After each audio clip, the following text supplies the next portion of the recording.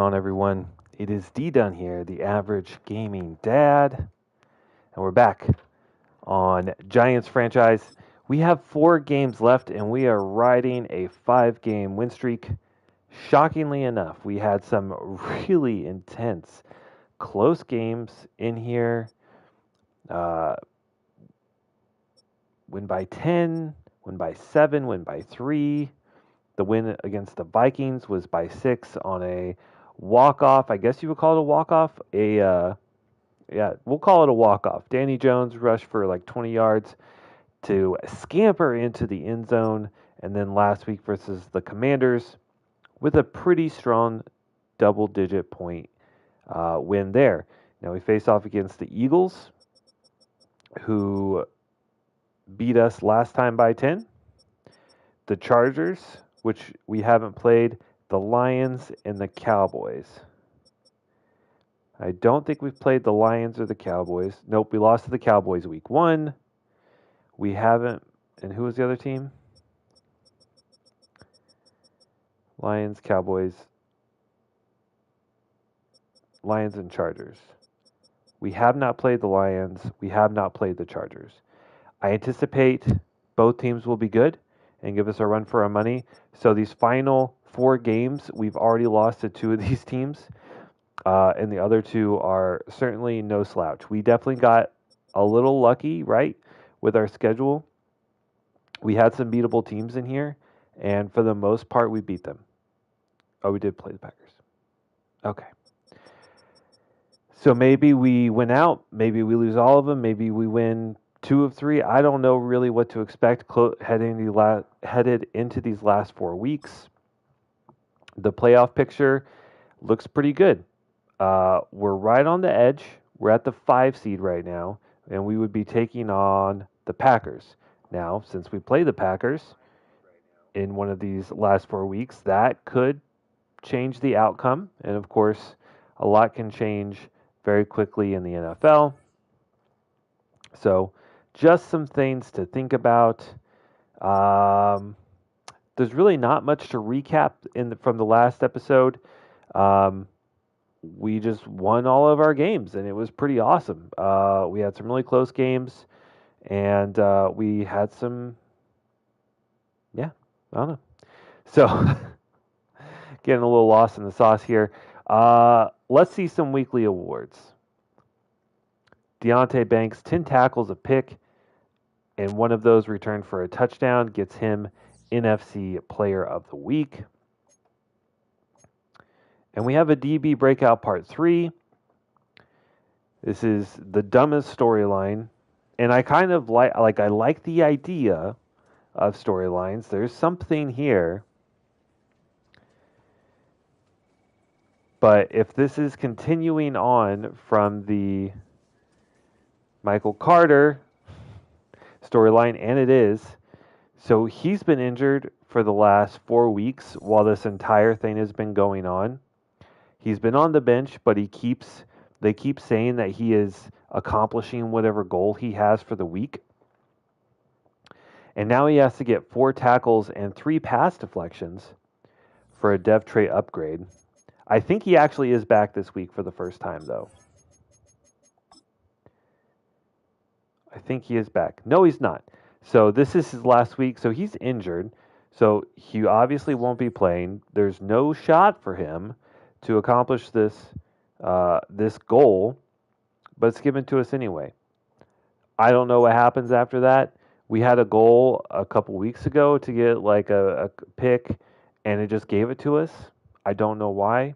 Maybe it was a team goal, but I don't think so. That doesn't make any sense. I would love to re-sign some players, but as we saw last time we went out here, we wanted to maybe go after Wan'Dale Robinson because he's been good in the return game, and he's made some big plays at times. But we're negative $37 million in the cap.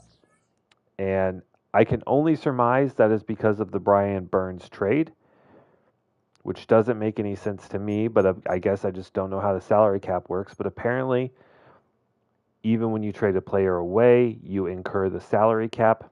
Hello, Brandon. I am doing really well today. Thank you for asking. How are you? How are you? All right, so we play the Eagles. They are second in offensive points per game, top 5 in both passing and rush yards. Defensively, they're down at the bottom. Very similar numbers to ours, and except for we are much better against the run. Astros is going to start here in a little bit. Yep. I don't think my A's play today. Let me check. But we've had a hell of a series versus Seattle. Okay, we play in a few hours. But yeah, we've had back-to-back walk-off wins, which is pretty exciting. All right, so let's do our strategy here. Oh, goodness. Jalen Hurts or Saquon Barkley. I don't know what to do here.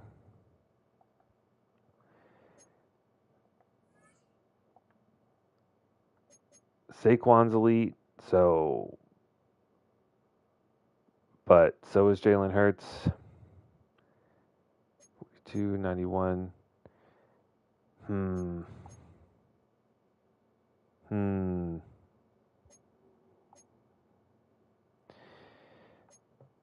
So looking at the stats here,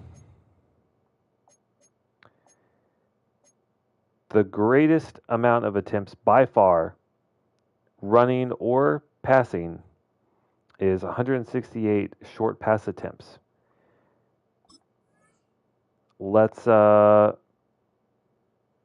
So we'll go with that. And then offensively, we have actually been pretty good in the short game. So we'll continue there. And let's do our drills, do our upgrades, and then start the game. Is Texans playing your game yet? Is Texans playing your game yet? Can you expand upon that, please, Brandon? Is Texans playing your game yet? Like, have I played the Texans yet? I'm not sure what you're asking there, bud.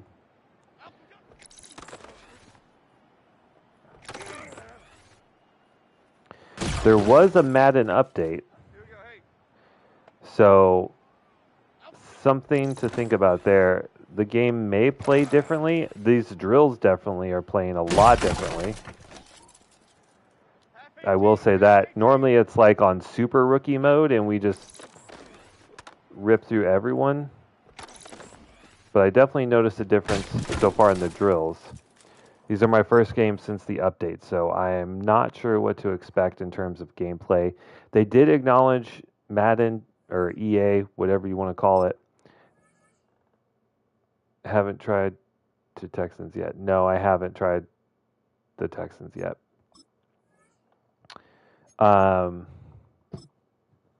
But they did say, recognize in the blog, that a lot of people are really unhappy with the way that pass coverage has worked in this game.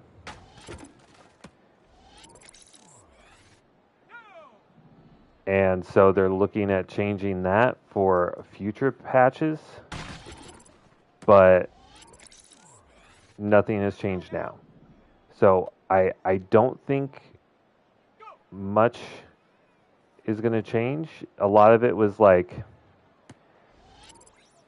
running back, or not running back, but wide receiver versus corners. Like their run blocking ability is going to be more ratings based. I don't know why it wasn't ratings based to begin with. Like that's what they make it sound like. I don't know. It's kind of weird. But there could be some level of change in the gameplay. I don't know because I haven't played since last stream, but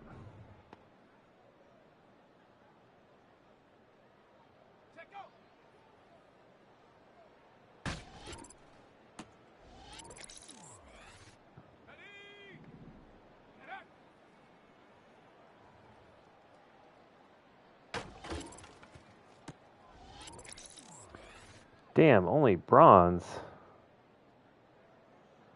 I mean, we only missed a target once. I feel like that's a little crazy.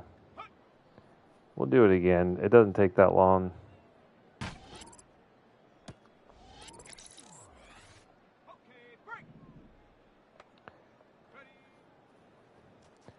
But I am excited for the actual NFL season to start here on Thursday. Got Thursday, Friday, and then, of course, Sunday and Monday. That's just a whole lot of football. Really tickles my pickle.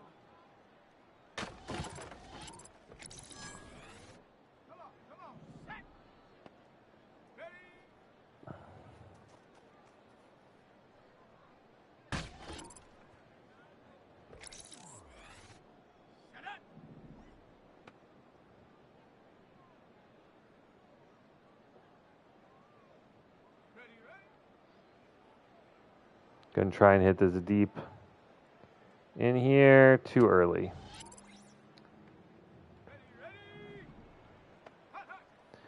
Maybe I am just destined to get bronze. Get there? No. I mean, now we're not even gonna get silver. I feel like they made this drill significantly harder this year. I don't know why. Maybe just don't get enough points for like the close-up bullseyes. Oh well. So we'll have bronze. That's fine. It's all RNG on, you know, where the targets end up lining up. And Kayvon Thibodeau. See what he can accomplish here.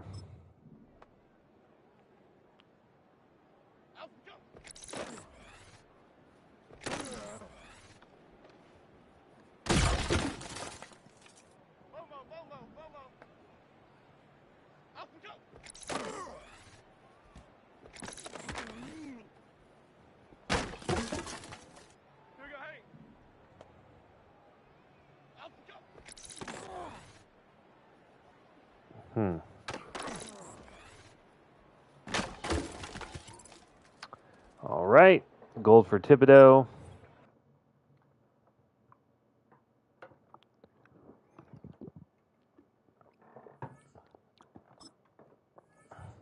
And then per usual, we'll stick with some of the easier goals. I think 2 touchdowns, certainly doable. We'll try to allow less than 30 points, but Eagles have a very potent offense, so not exactly sure how well that will go. And then let's try and get 15 first downs. Well, it seems like a reasonable goal. Fingers crossed for no injuries. I will say I think the injuries are in a pretty good spot. We've seen some significant injuries, or at least I'll say some injuries from some significant players. Warner's out.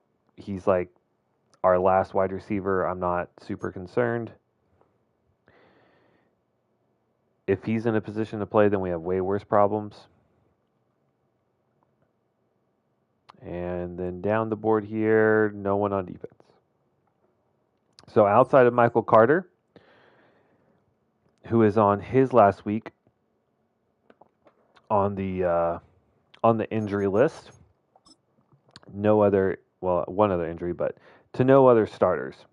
Michael Carter gets an upgrade because he keeps getting points for not playing.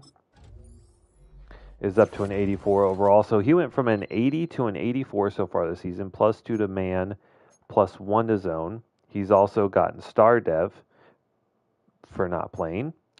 So he's up to a 90 man and 83 zone. So, I mean, that feels really good. I really like that.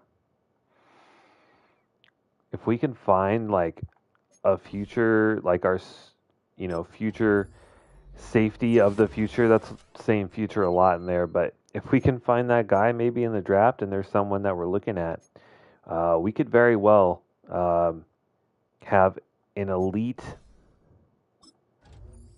but also young secondary here in New York. One that would be good for a very long period of time.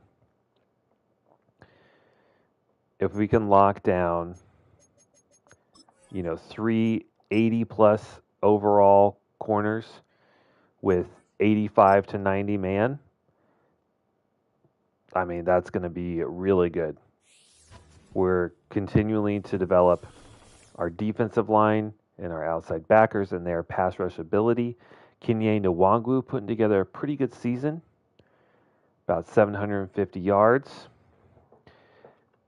I mean, running backs just aren't what they used to be in the NFL. Most teams are running back by committee, and probably 10 years ago, most of those guys would be backups. It's like teams, instead of trying to find their, elite cowbell running back, have all just decided, like, we'll just pick backup guys and run two of them. Doesn't seem like, I don't like it. But of course, like, one of my favorite players of all time is LaDainian Tomlinson. So maybe I'm a little biased in this situation, as we'll come out in a cover one blitz, come right at Jalen Hurts in this offense. It is play action. I was actually fooled on that. Thibodeau in coverage. Felt like he accidentally made a play there, but it works.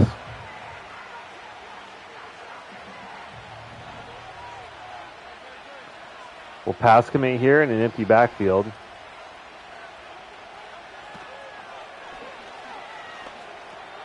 Oh my God, and Isaiah Simmons on his first game back gets a pick, picks up right where he left off, put pressure on Jalen Hurts. He rolls out and ends up throwing it right to Simmons.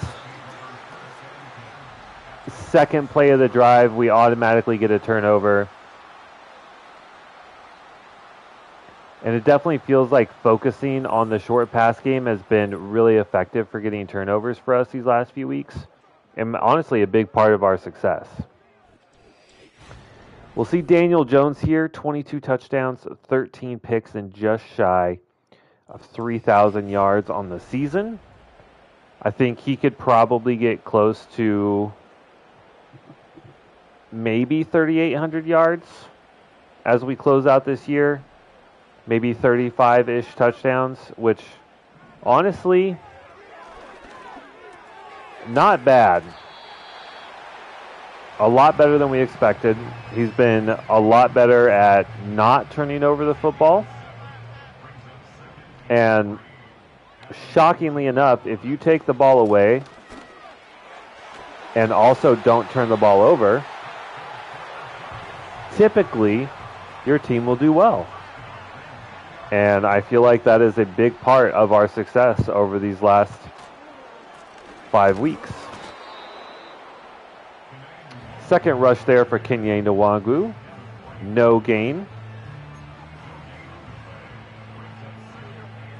Nice little levels concept could work well here. I don't like having Robinson and Neighbors like stacked on each other, but we'll go to Neighbors underneath. He has pretty good like run after the catch ability, but we just rarely see it because we just poach the slot fade so much. But I mean, if it works, you should use it, right? They have everything covered. Ooh, maybe Johnson there. I recognized it too late. I went through 3 or 4 guys on my progression, then panicked and started looking at the defensive line to see if we were getting pressured. So that was a little bit on me, a.k.a. Daniel Jones, held the ball too long. So we settle for a field goal off the pick. Obviously, we want a touchdown in that spot, but getting points off of a turnover is still a success. They're still coming out in these kind of heavy 2 tight end looks. We'll send an outside backer blitz. Let's see what we can do. It's another play action. Throw over the middle is caught. A.J. Brown on the reception, and that is a big gain of 26.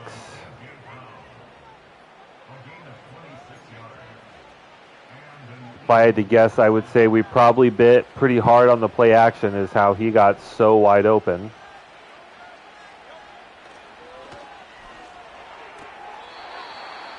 Short pass to, I think that's Goddard in the flat, but he ends up catching the ball out of bounds.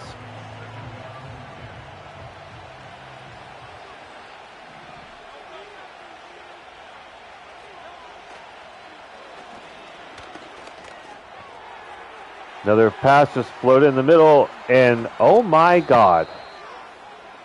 Desmond King takes the worst angle to the football, and this is something that was actually mentioned in the patch notes, was really using the pursuit rating on what angle these guys take, but also, why does he stop right here? He stops twice. He stops, and A.J. Brown just runs right by him. Like, kind of got maddened a little bit right there. You know, that is to say, we were in the right position to make a play, but Madden just decided that we would not, I guess. I don't know. That was weird. But we do a good enough job of stopping the run there. And in this spot, we're going to send a lot of heat. Big blitz at Jalen Hurts. And that turns into a run blitz as Kayvon Thibodeau flies in and makes a tackle in the backfield. Let's go to our adjustments here, and we're going to run our zones at 5 yards. And then we'll go cover 2. And pass commit. Hopefully we'll be sitting right in front of the line of scrimmage, or the end zone, I guess in this case. Uh-oh, but we're after Jalen Hurts, and Dexter Lawrence takes him down. Looks like that coaching adjustment paid off. Big brain. Dexter Lawrence takes down the very mobile Jalen Hurts. And it's good to see him getting pressure, as he's in the backfield a lot on run plays, but is not much of a presence in the passing game.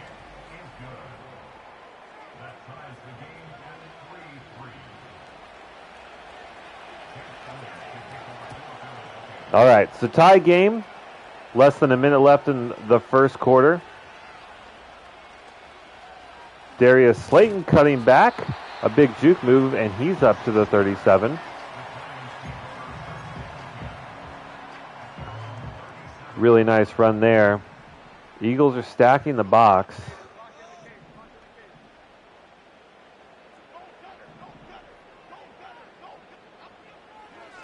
Could be Bellinger.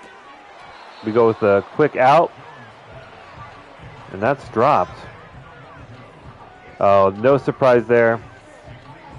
Kanye, not particularly skilled at catching the football, unfortunately. Just kind of heartbreaking because he is so fast. If we could get him involved in that capacity, that would add a whole nother dimension to his game, as he drops another one there.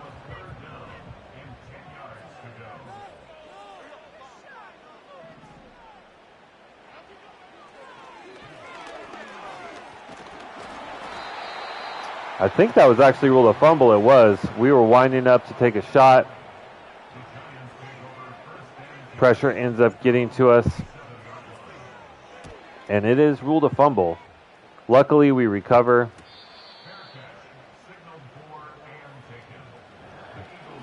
And not much of a possession there.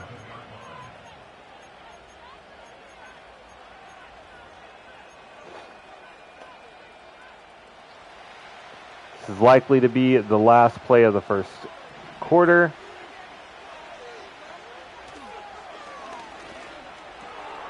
And it is a pass completion over the middle.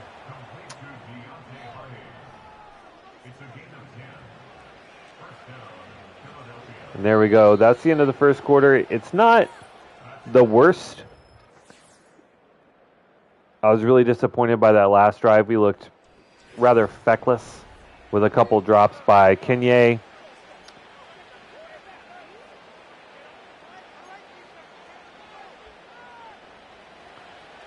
So let's see what our defense can do. We got a quick turnover in the Eagles' first drive. Obviously would love to see that again, but it is a short pass. I believe to Goddard. Only a gain of 1. 3 tight end look. I like a blitz in this spot. I like to blitz against heavy packages. But corner on a tight end, I mean, we're all over it. We make the tackle quickly, but we don't really challenge him at the point of the ball. Allow him to catch it without incident. And they just love this underneath game.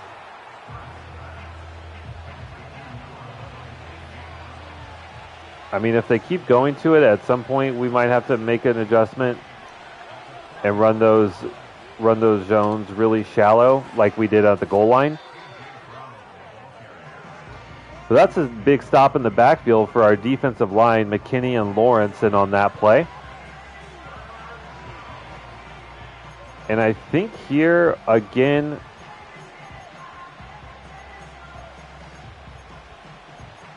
at 3rd down and 5, we're going to go cover 2 and hopefully sit right at the 1st down line. We'll pass commit. And we'll see what we can do here. I mean, that is a perfect route against cover 2. Little corner route. Or I guess it looked like that was actually an out route. It was just deeper and over the top of our linebackers. And that, of course, is a little bit of the danger of running such shallow zones, is you give up a lot in the middle.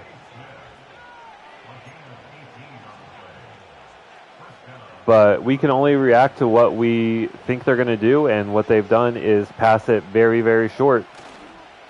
So we can only assume they will continue to do that. And this one might be coming back. I think we're going to see a hold. There it is. Devonta Smith. We will accept that. 1st and 14.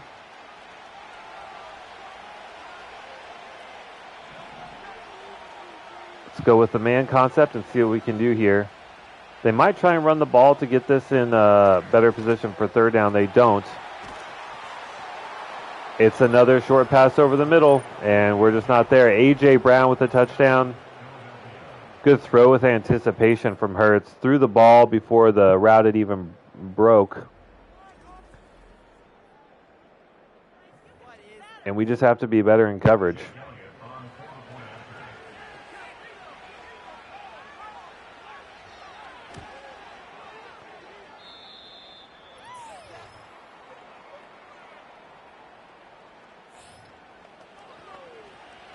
So we've had 2 possessions with 1 score, and the Eagles have had 3 possessions with 2 scores. Let's see what we can do to we can match that.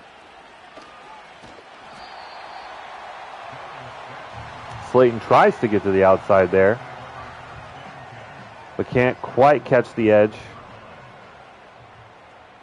I mean, it's a single high safety.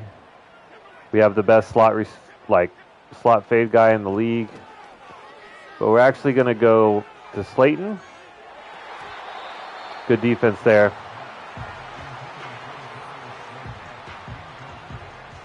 Didn't really give him a shot there.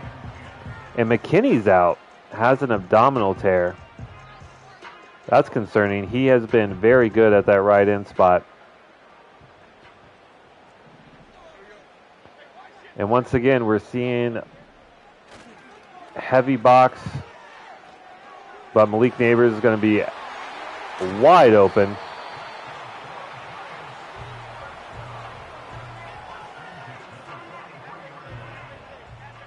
That's about as easy as a pitch and a catch as you can get. And I think, yep, and then we'll get Johnson.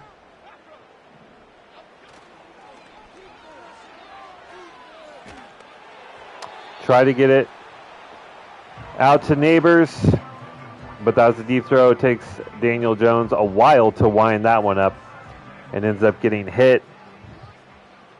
Safety's finally back up. We might have a chance to run the ball here. And Kenya gets the outside, a little juke back in. Good gain of 11 and a first down. I like that Daniel Jones is being able to recognize whenever they're stacking the box, making the necessary adjustments, getting us in a play action look. Malik Neighbors. Oh, underthrown. It bounces off the defensive back's hands, and I think if Malik had turned around a little bit quicker, we might have actually had an opportunity at a touchdown there. But I see the middle wide open. I have no problems running on second and long if we have a good look. Right guard can't quite hold his block long enough, but we gained 3. Makes this third down a little bit more manageable.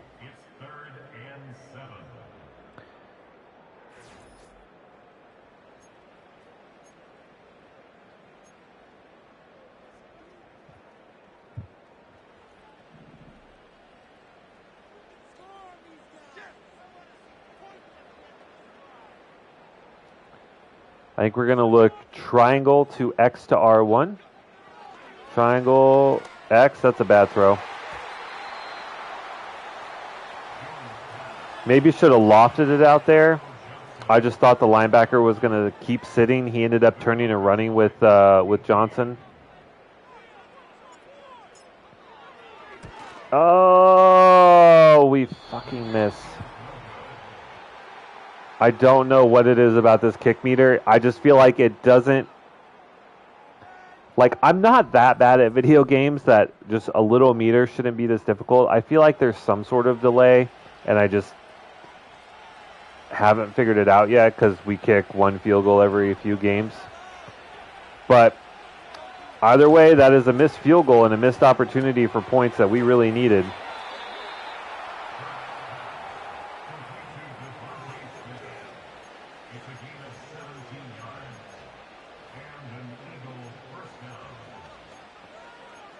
Gonna need the defense to step up here.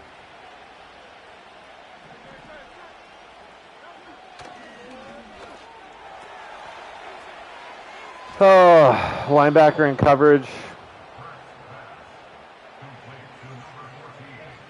Stanton.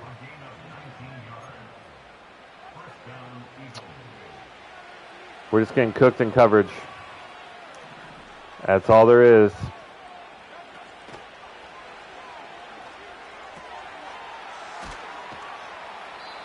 My God. You got just absolutely tossed on that one.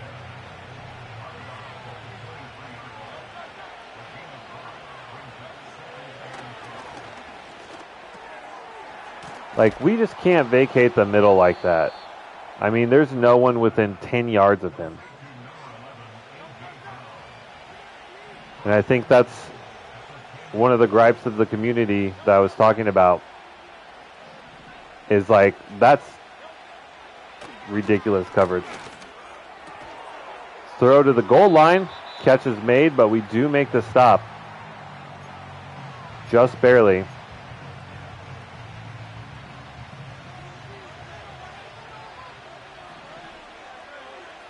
Get up on these guys. What are we doing? It's a run. Absolutely no one should have blocked. Eagles are going to go up by 2 touchdowns.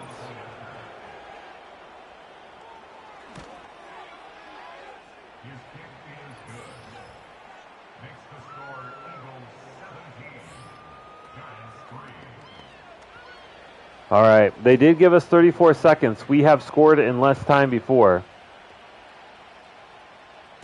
And obviously not super confident in our kick game after missing a very makeable field goal in our last attempt, but a really good return there.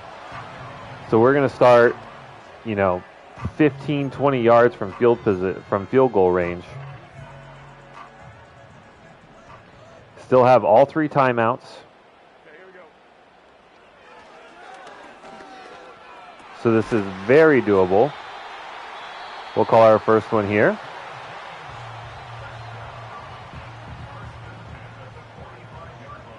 And we're truly already in field goal range.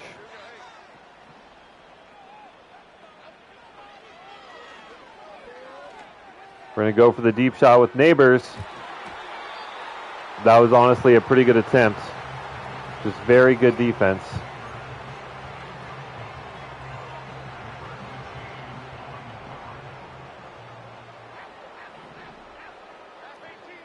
Pretty similar look, just different routes on the backside of the play.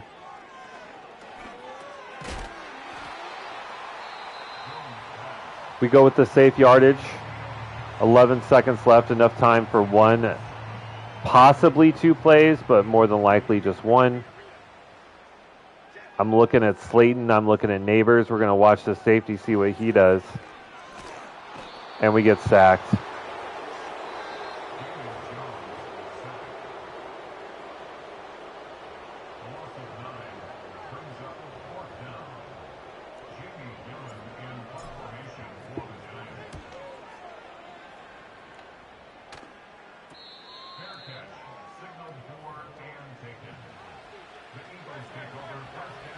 And the Eagles are going to kneel it down to end the first half in the second quarter. Pretty frustrating. I mean, we did, of course, have a missed field goal, but that would still only make it 6-17. So we'd still be down by two scores. All right. I'm going to grab my dinner real quick off the stove. I'll be right back.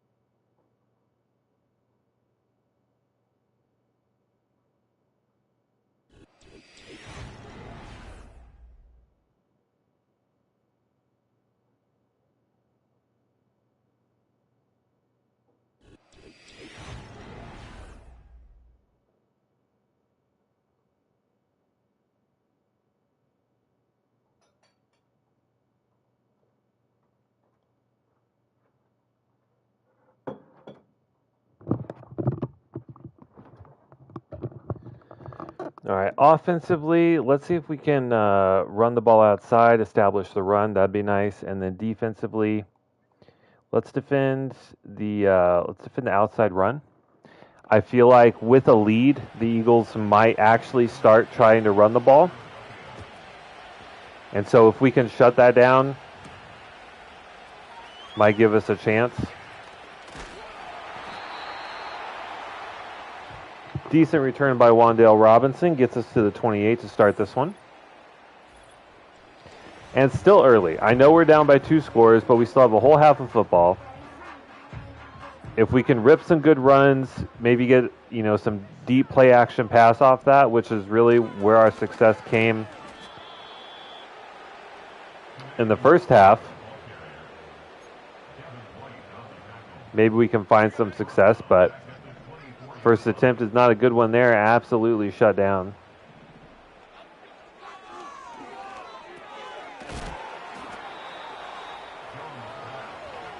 Darius Slayton on the quick drag route picks us up a couple at least. My God, Darius Slayton completely uncovered in the slot. Luckily, we recognized that quickly, but it looks like he's actually injured on the play, which is less than ideal. We got everyone creeping up.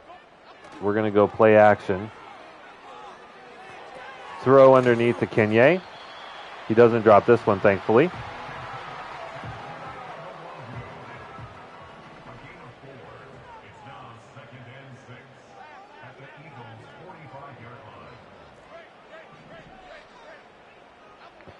What's his safety going to do? Oh, we got Theo Johnson wide open. They just back up and leave a huge hole. That was probably cover 3. Darius Slayton is injured. Bruce quad. We'll substitute Wandale. You know, we're looking at a playoff opportunity. I want my guys to come in healthy. We're going to try a toss. I don't think we've tried one all season. That's probably why. They're just all over it. They're just completely stacked against the run.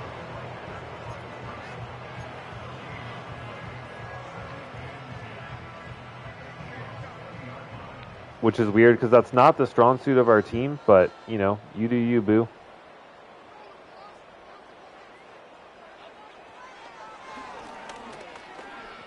Go over the top. He was open. We had an opportunity there.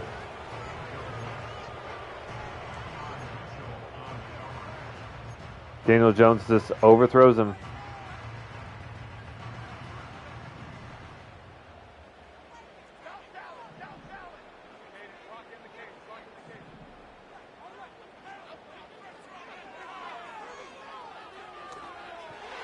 Trying to get that to Johnson. It's just everything was covered. We're just trying to fit something in.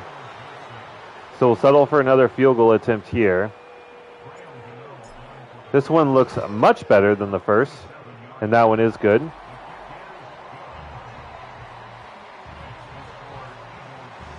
I'm pretty confident we could have the best kicker in the league, and I would still mess some of those up.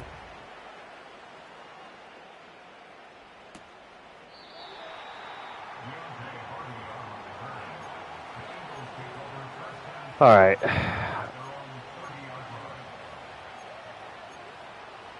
And I'm not sure exactly what to do here, honestly. The Eagles' offense has just pretty much had their way with us. And there is the run, as we were expecting. It's going to be hard, though. We are very good against the run. They're going to come out empty.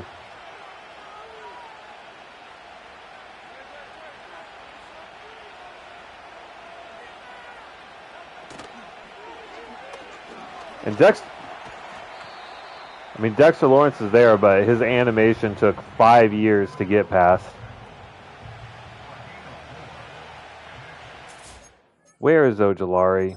Is he injured?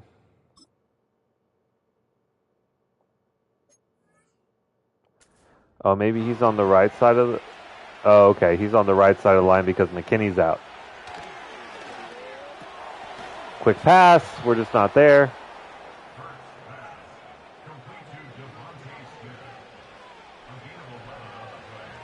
I mean, to be fair,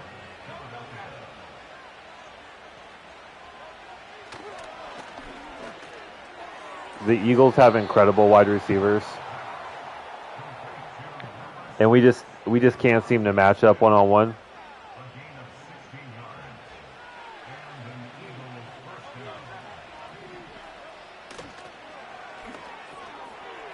But if we go zone, we're playing too soft and right there. 2 broken tackles, and A.J. Brown just cuts up field. So I think it's just one of those games where we're just outmatched by personnel.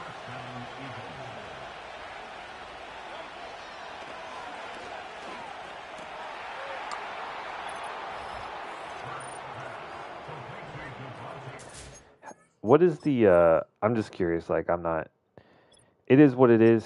Their wide receivers are just better than our corners.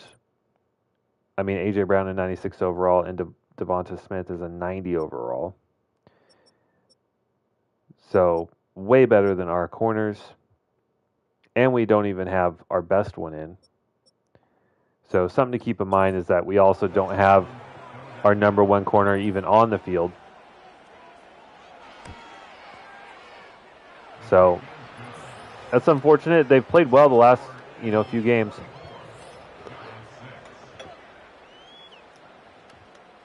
Ooh. Made myself some like Thai red curry soup. It's got a pretty nice kick to it.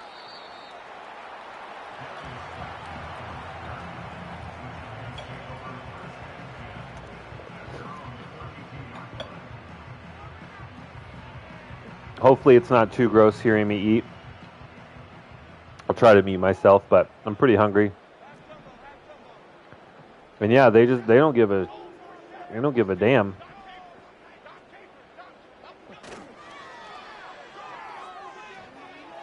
Come on, Danny Jones. How is that wide? What is this cornerback speed rating? He literally outran Malik Neighbors to the football. He has 92 speed.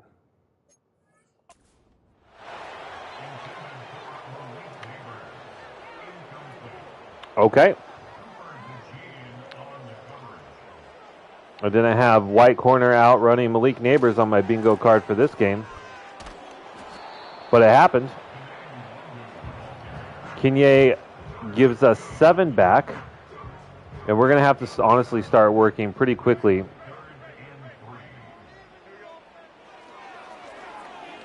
Got a hole shot? No, it's picked.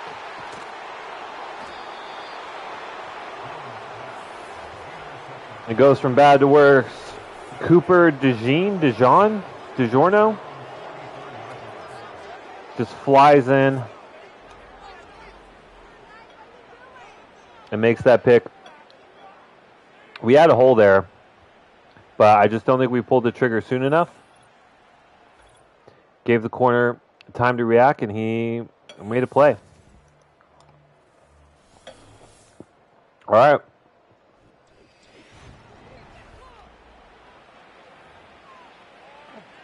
Down 18.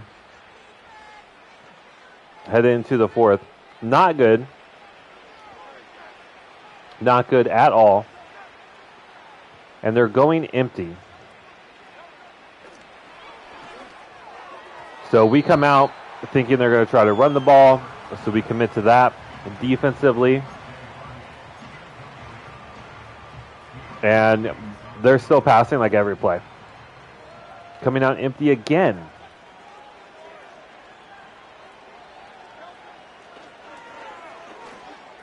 Quick throw over the middle. We're there, but we can't even make a tackle on these guys. A.J. Brown has broken a number of tackles. Devonta Smith breaking a tackle there.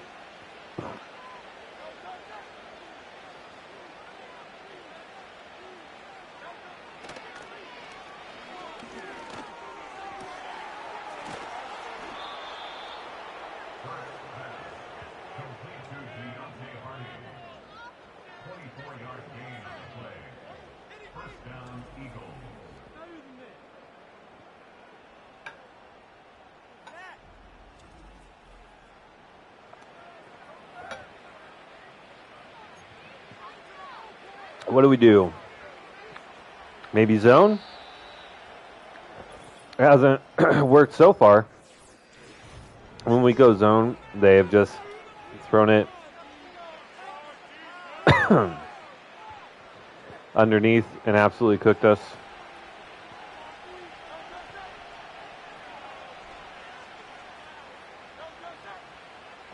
They're going to go empty again.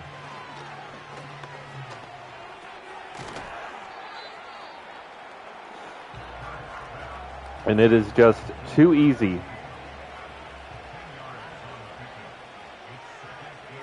for this Eagles offense.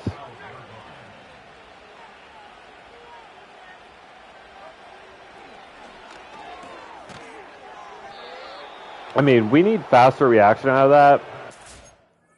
I understand we haven't quite developed these corners like to their full potential, but who is this? Banks?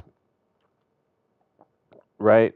Okay, Newman. So a safety maybe not as adept at coverage, but this wide receiver is just going to run a quick curl. He's going to sit, and he doesn't even break for the ball until he breaks here. The ball is in his hands. So he's staring at the quarterback the entire time that he throws the ball and doesn't even attempt to make a break.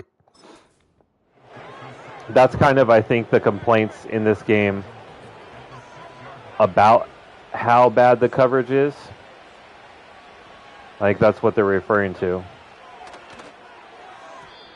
Quick pass to the outside. We elect to just knock the receiver out. That works.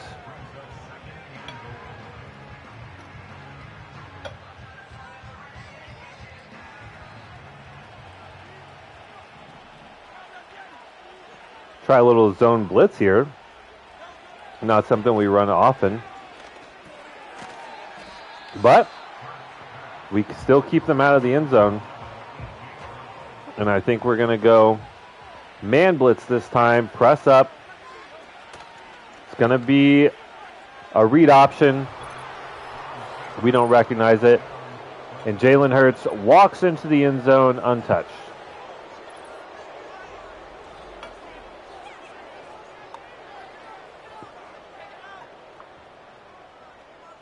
I mean, we blitzed and we were all over it.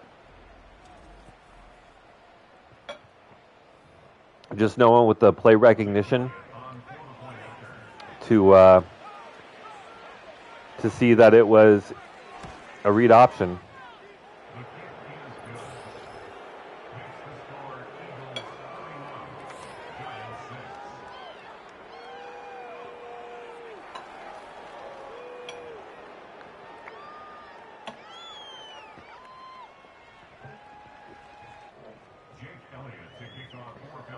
So, not going to lie here. It's not looking good. We have yet to score a touchdown.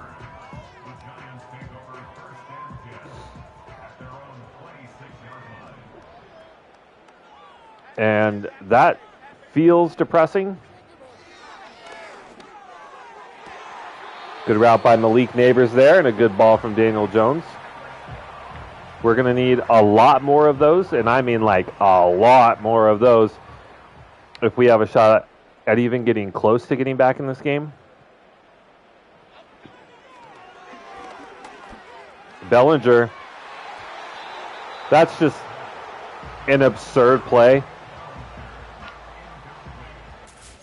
I don't even think he was actually looking at the quarterback. Flies back.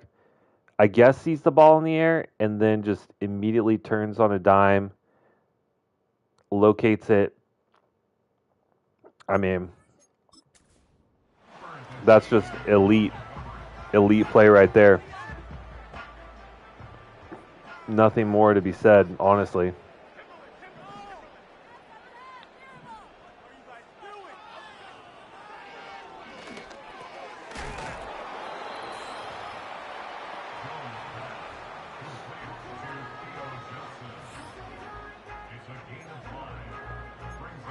And really, this Eagles defense was supposed to be the weak point, but they have absolutely shut us down.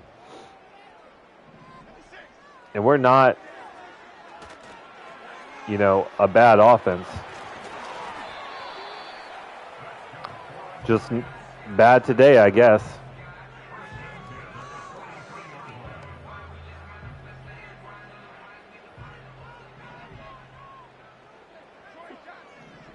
I'm sure there are going to be calls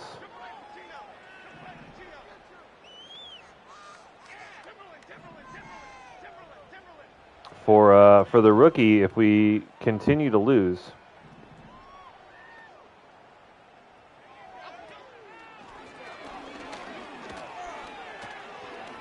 Oh, Daniel Jones breaks the tackle, but we can't protect against the second or third guy to come after him.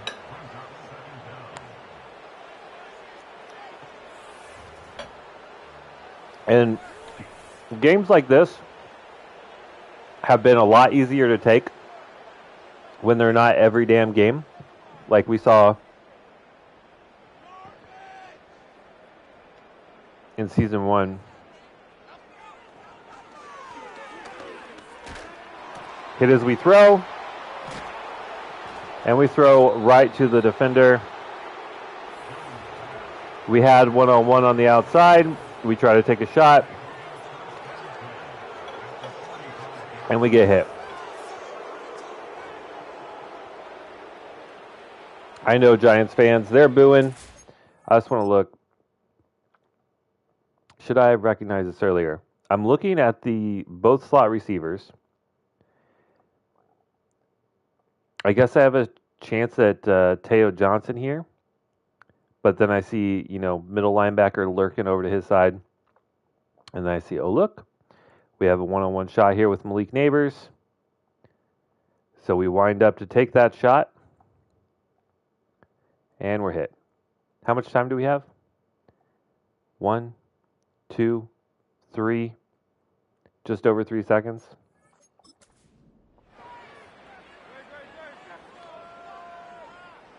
I don't know. It's tough.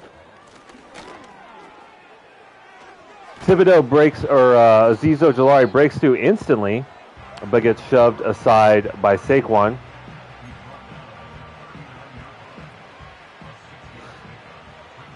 And Philadelphia is going with the chew clock.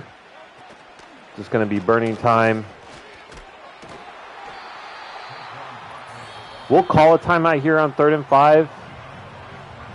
And they're on the edge or just out of field goal range. So if we can stop them, we're not just going to roll over. And we actually do force the incompletion. Good hit on the wide receiver from behind there.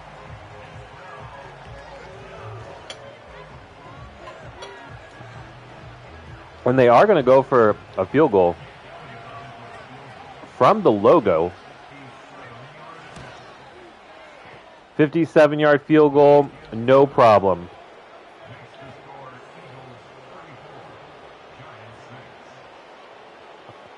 That sucks. So the lead is extended to 28.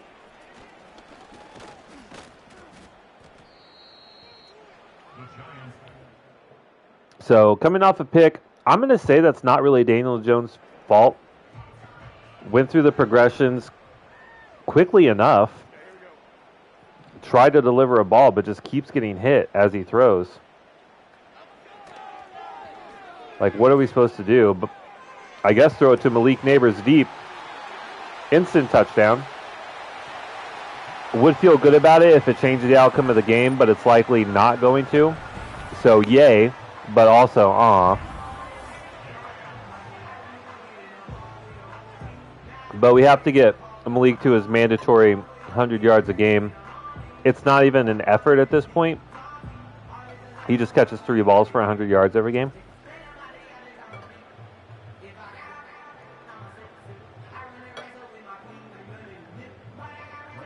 And just right down the seam versus cover 3. Good way to exploit it. I mean, one play, 69 yards. Nice. It doesn't get better than that. Like I said, we're not going to roll over. We're not going to roll over. That's not who this team is.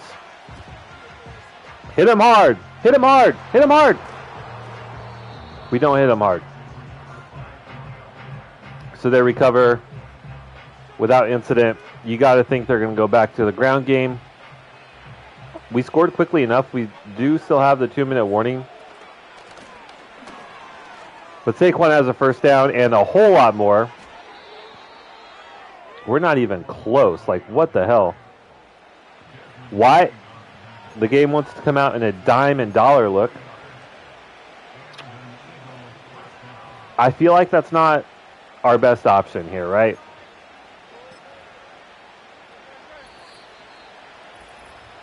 Like, sure, maybe they do pass, but I'm willing to bet they won't.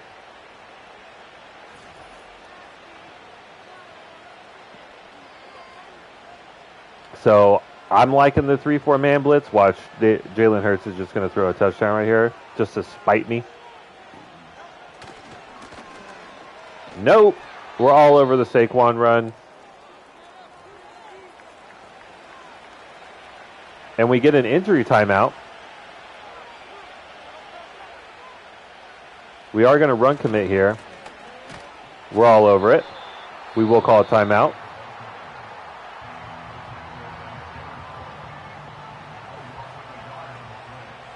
I mean, we're just going to run commit because screw it. We're there. We don't have... Oh, wait, we do have a timeout. Okay. So we'll let them kick a field goal.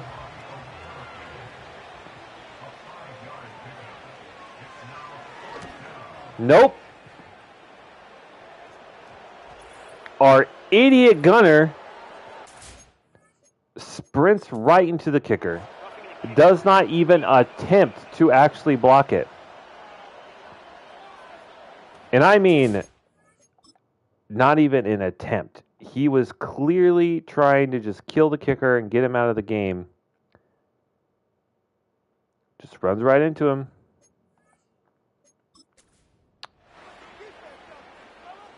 Okay. Well, that's going to be game then.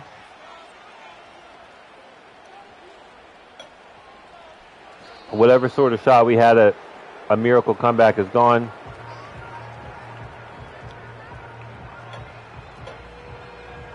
I'm going to go get some seconds while the clock runs out.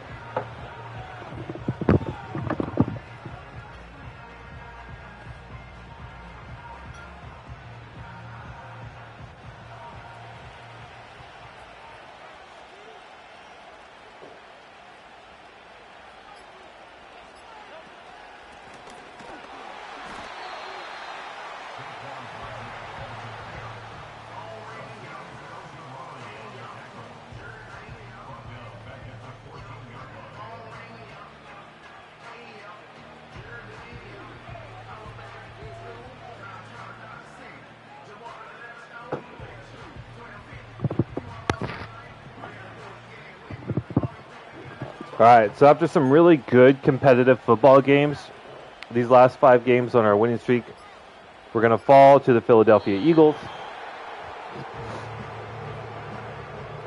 We will go to 8-6 as well as Philadelphia, and we'll see, depending on how the Packers did, we'll see how this affects our playoff standings.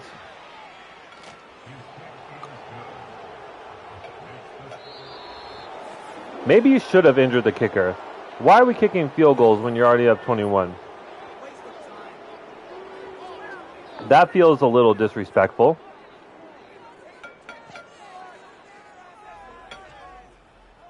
I'll remember that the next time we're up against Philly. So statistically, not a good game. Daniel Jones with one of his worst games of the season, 13 of 26, only 218 yards and 2 picks. One of those was not his fault, just got hit as he was throwing. Saquon doesn't really do much, but he does seal it. What little hope we had on one long 23-yard run. Kenya, 7 of 26, we were definitely shut down on the ground. And the receiving, A.J. Brown lit us up, 9 for 142. It doesn't show it here, but like many broken tackles. Devonta Smith, 6 for 80. And for the New York Football Giants, Malik Neighbors, of course, goes over 100 yards and a touchdown. Kenya has 2 drops on the day, so that sucks. We couldn't block to save our lives. Allowed a number of sacks and pressures, 4 sacks. And then defensively, BJ Stump led the way with 7 tackles. You don't want your corners and your safeties leading the team in tackles. It's not a good sign. 2 TFLs for Lawrence and Thibodeau. 1 for Hall, Ojulari, Davidson, Stump, and Simmons. 1 sack from Dexter Lawrence and 1 pick from Isaiah Simmons. We need to make some adjustments on the depth chart, I think, and get Micah McFadden back on the field. He was really good in Isaiah Simmons' absence. And I think he definitely earned a spot. Kayvon Thibodeau with an upgrade here. I mean, I think just to get him a speed fit, scheme fit, since finesse moves and power moves are honestly like really close, we'll just try to bring up speed rusher.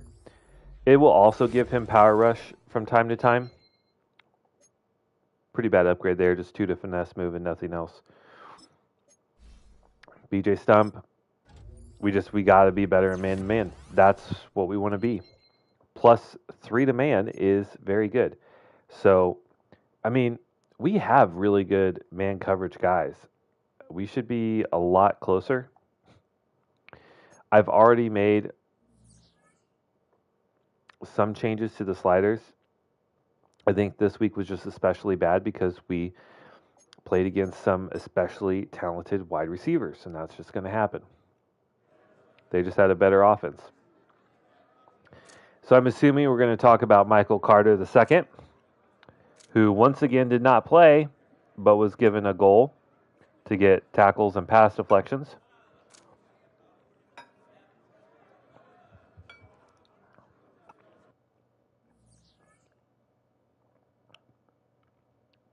And I didn't read the screen, so I don't really know what happened, but I can only assume that we were really disappointed in his performance. We also have a new injury. It's Braxton McKinney, of course, yes. Our starting right end is out for 4 weeks with an abdominal tear. Okay. I think we can actually work around that. With Dexter McKinney out, let's go to that depth chart here.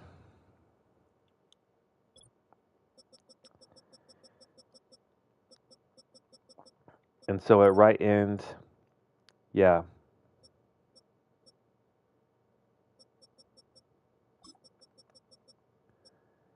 I think what we do is put Derek Hall there, who we got via trade.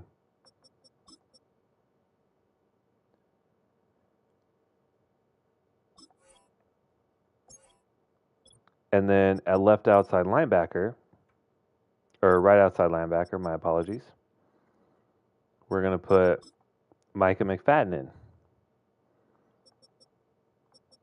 Now, he is not much of a pass rusher at all.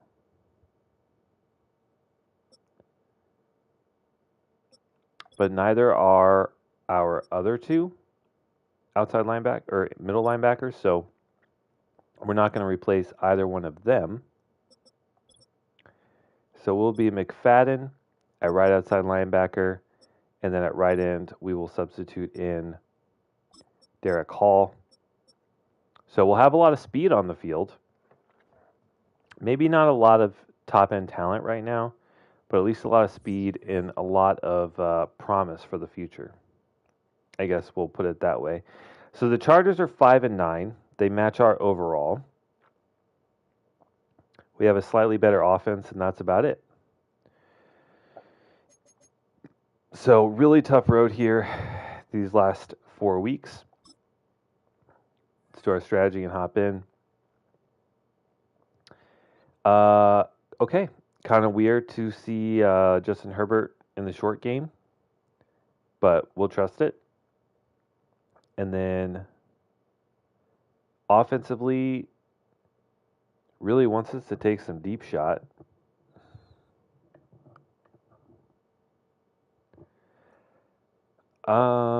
Goodness gracious. Sure, let's give it a shot. Why not? And with Dexter McKinney out, we need a new player to focus on. I would love to make it a DB, but the drills are just there are difficult to even get bronze, let alone silver or gold. I just don't think it's worth it.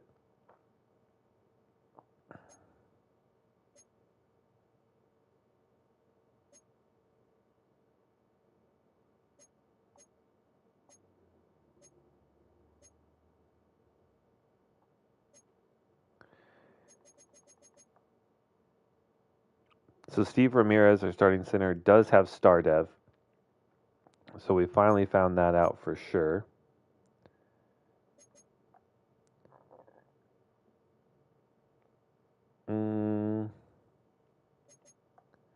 Let's continue to work on Evan Neal. He was a focus player, at the beginning. So let's continue to focus on him. Here we go.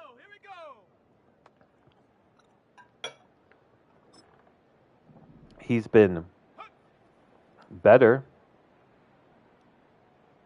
in protection, but still not to the level that you would expect, I think, out of a early first round pick, which I believe he was.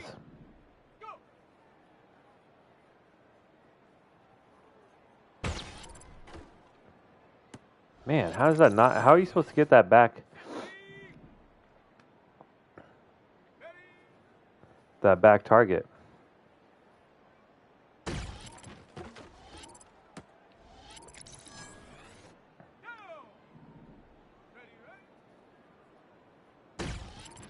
Looks like we're going to get silver here at least, thank goodness. Let's go now.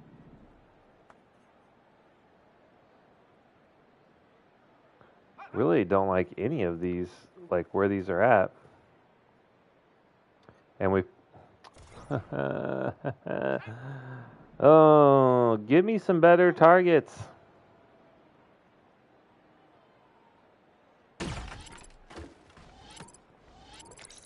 Get back on the board with a couple inner ring circles there.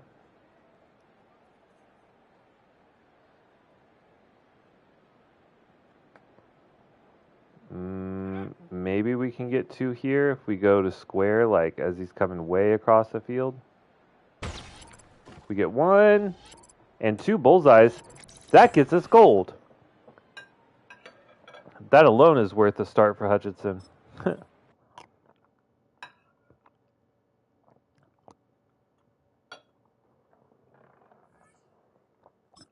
Made it look easy. Thanks, man.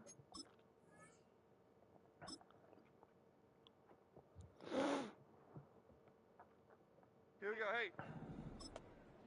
Hey. All right. Haven't done this drill in a few weeks. Let's hope we didn't forget how to do it.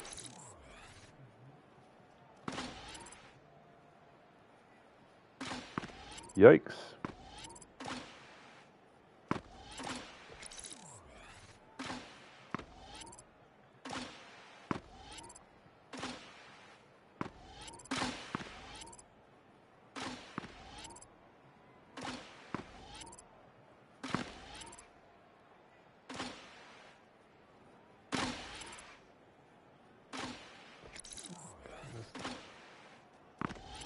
All right, so we missed one.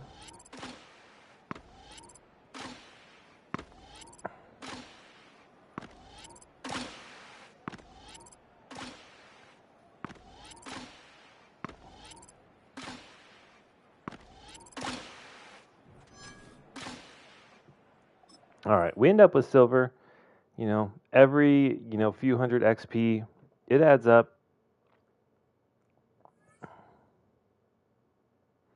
So we'll take that. What are we going to do as a team? How about we get... We've been pretty good at getting turnovers. So we'll try and sign us up for one pick. And then let's try and 15 first downs, I guess.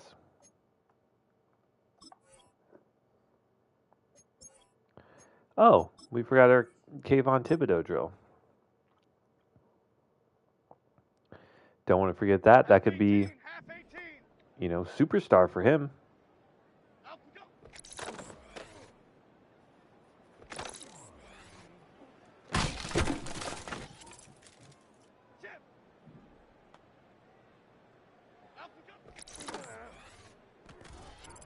We get pancaked. That's amazing.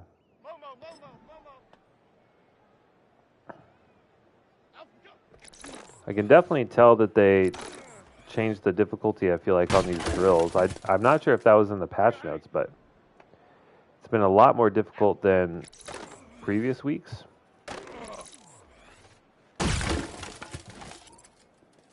Half jumbo, half jumbo. Up we go.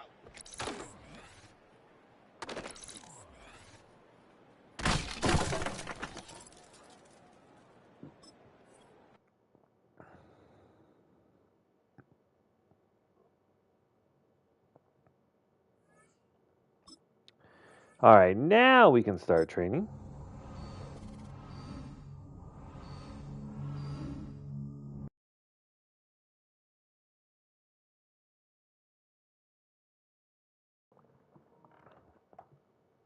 Check for injuries.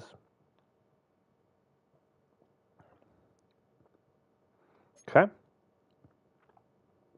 No injuries offensively. Defensively, none. So, and we also finally have Michael Carter back. So now we have our full secondary back and healthy. Evan Neal does get an upgrade. Almost up to an 80 overall, which is nice.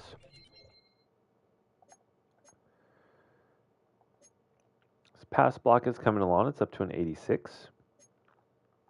Daniel Jones with an upgrade. Kind of rare. Okay, he does have normal dev. That's what I figured. I would love to get some throw power. Okay. And the rookie tight end with an upgrade.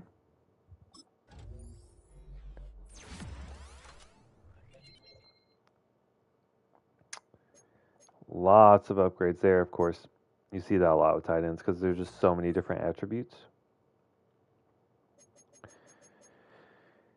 All right, let's hop in against the Chargers.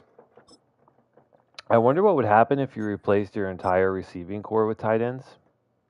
I bet you could run the ball outside like crazy. Once you got them developed and they all had, 75, 80 run block against corners and safeties, then you could have a monster run game. And screen game, too.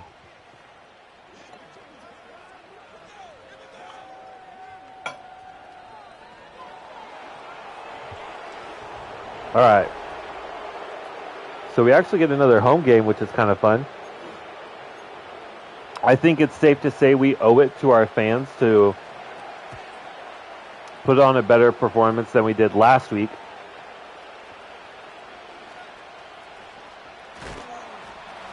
And Darius Slayton and Wan'Dale Robinson have proven to be consistent, dangerous threats in the return game.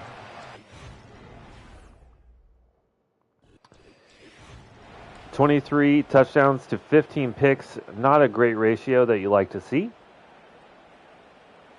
All right, so based off of our weekly game plan that we committed to, we should be able to throw the ball deep with no repercussions to the short game, but a slightly better reaction to the medium pass game.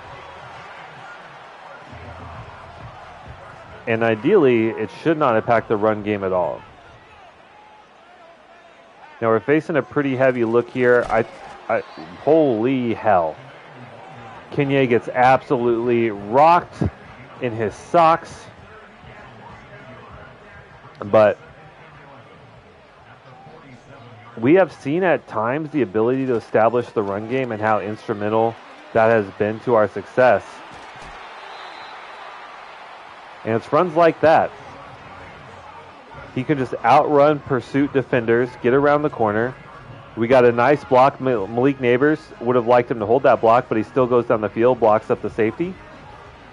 And he's not caught till he's almost 20 yards downfield.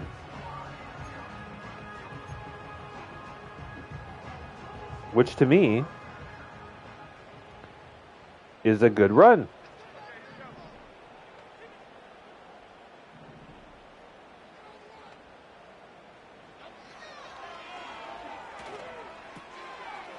Little Wan'Dale Robinson Just cuts straight across the field, gains about 11.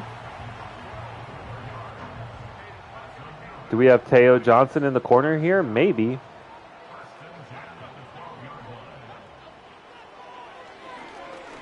Oh, the corner sat on it. That was just a bad read.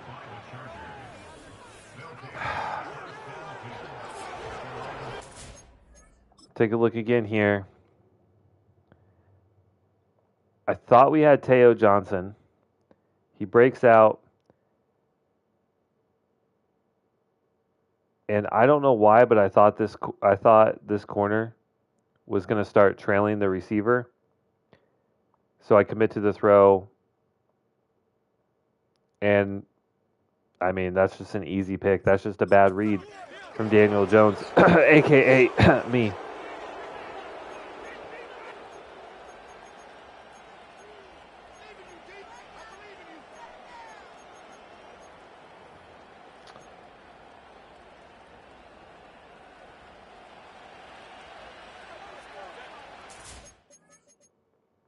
That's not.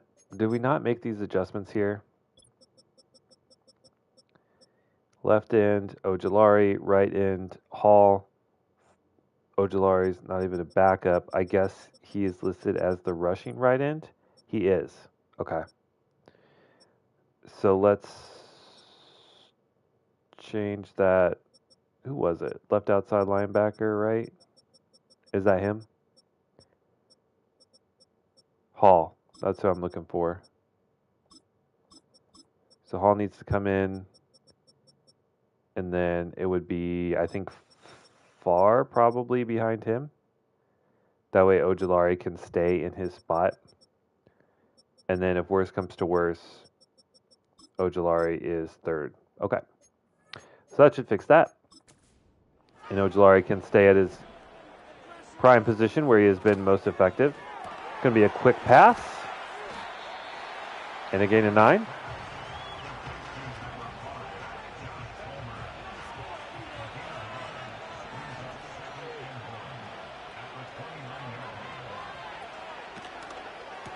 Another quick pass, which is, I mean, it's what we committed to defending, and no one even ran with them. Again, don't want to make hasty slider changes, but it is frustrating to see, like, how abnormally bad your coverage is with pretty good corners, to be fair. Like, who the hell is McConkey? And why is he beating our very good young cornerbacks? That's what I want to know.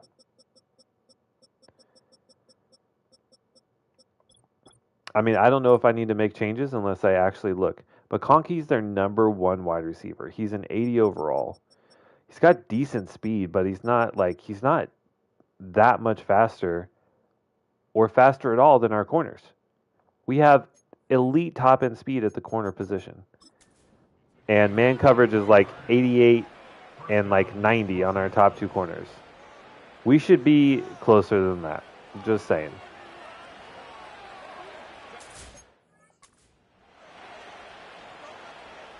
But I digress.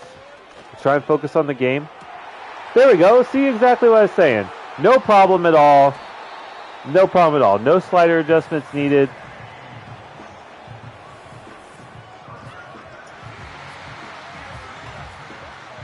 Banks is just standing there.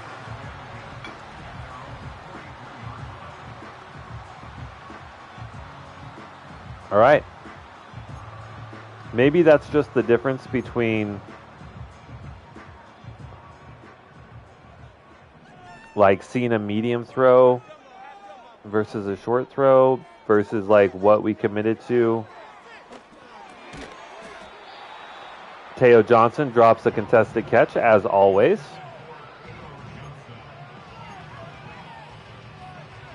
That has to be like, to me, that's like a tradable offense.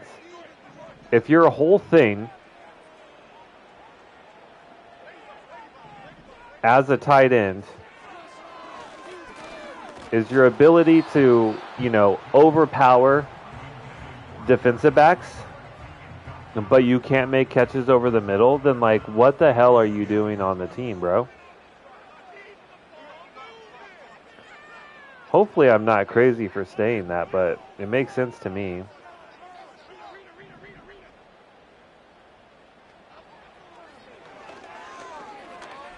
We got a one-on-one shot. We throw it 5 yards, 10 yards out of bounds. Sick. Okay. So our offense is looking very stagnant these last 2 weeks. We haven't been able to run the ball very well. We've turned over the ball a number of times. Drops.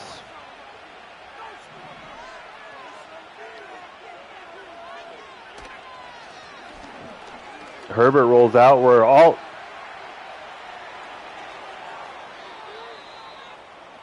Okay. I don't know what changes they made, but that has to be the dumbest shit I've ever seen. How fast is Justin Herbert? Okay, he at least has 86 speed. Who was pursuing him on this play?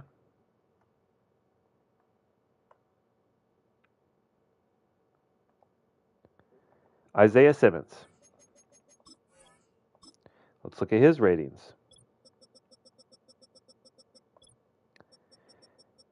Isaiah Simmons has 92 speed, 90 agility, and 92 acceleration.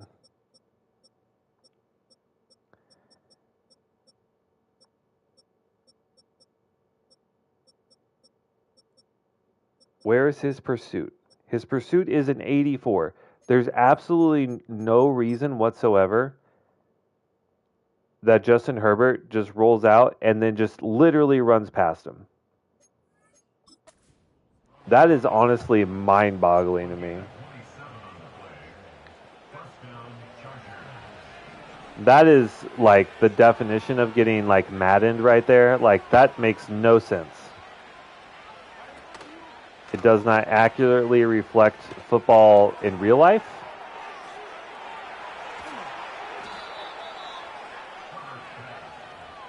And it doesn't even look natural in the game. I understand, like, say you have a safety or corner, like, you see it all the time. Someone's flying at the ball, and they just overrun coverage or the ball carrier. That just looked like Isaiah Simmons was walking and just decided, like, I'm not going to tackle Justin Herbert today. So some frustration starting to mount. It's tough as a head coach slash GM slash starting quarterback slash defensive end to see your team struggle like that.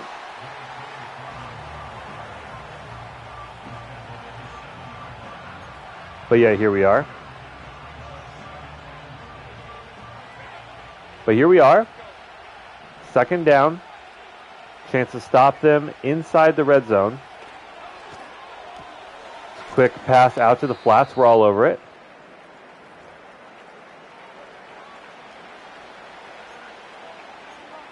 Do we have a cover two? We do. Let's give it a shot. We don't run 4-4 very much. We will pass commit here also. Okay.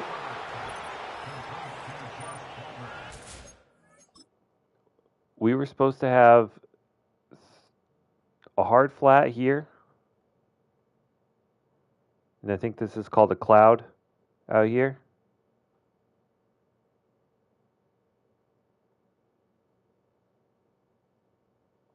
Where is the corner supposed to be on that play?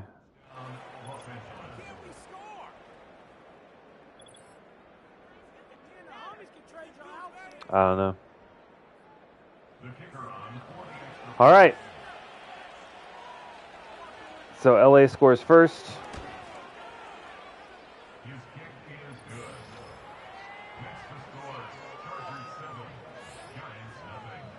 I mean, 6 plays, 2.5 minutes.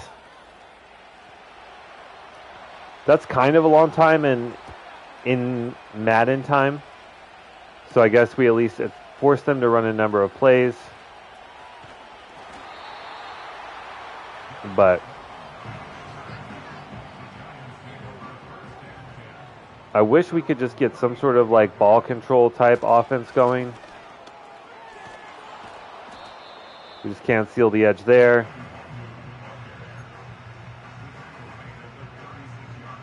Can we run the ball inside? I mean, they have it stacked up. It's not really a good run look right there, to be honest. I don't mind a flood concept in the spot. Good throw over the middle to Malik Neighbors. Cuts it upfield for a huge gain. Almost took it to the house. That's like literally the only thing missing from Malik Neighbors' game is like that true elite top 0.01% speed. He only has 92, 93 speed. Something like that. And I say only, but you know, we're not looking at like 90. There's a difference between 92, 93 and like 97, 98, 99 speed. I think most people would agree with that. Theo Johnson with a nice catch over the middle. His fragile baby hands were able to make that, even though I think someone accidentally touched him. He manages to hang on. It's a nice big gain. And we're driving Kenye. Big juke move back inside. We're looking at second and inches here. I don't mind a little play action on second and short. Never mind. We're going to run right at this gap. Get off your block. Our superstar left guard just cannot double team and chip. But Kenye gets us a new set of downs. I'm looking at Theo Johnson all the way. Sit down, deliver the ball. He makes the catch in traffic. And I'm going to celebrate with a beer. We tie up the Chargers. I'll be right back with a cold one.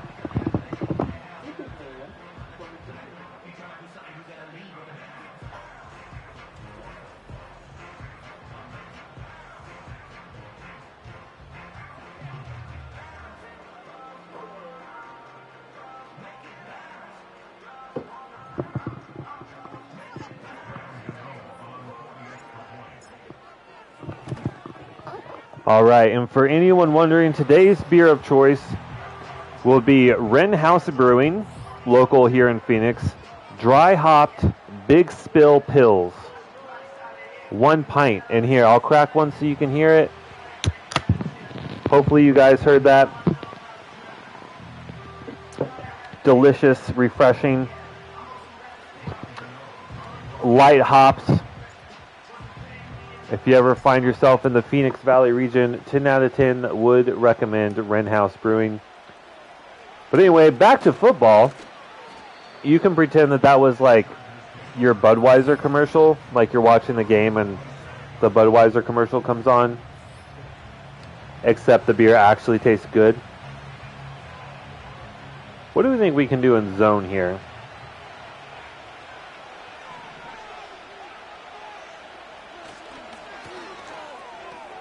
No one's out there because we're man aligned. I really don't like that. Like, if you line up a man, but you're in, like, I shouldn't have to sit here and make a coach adjustments every time I want to run man or zone. I think that's pretty stupid. Maybe there's a way around it. Maybe that's base align. I don't know. Run up the middle. We're not there.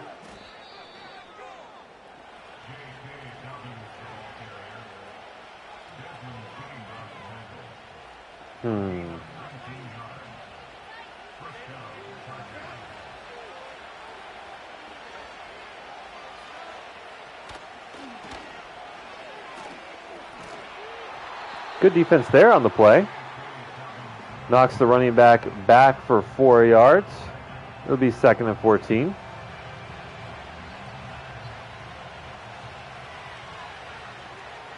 Now would be an ideal time to get some pressure.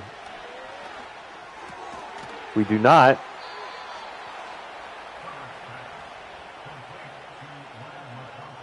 Herbert throws a perfect ball into super tight coverage. But he's actually a quarterback that can do that. So I don't mind that too much.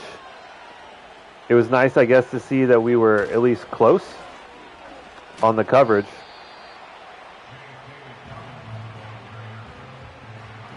Let's try a little safety blitz action, see what that looks like.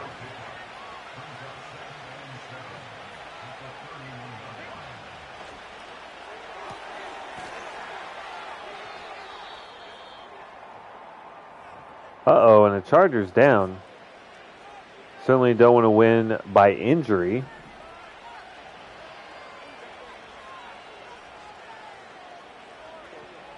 Hopefully it's not too severe.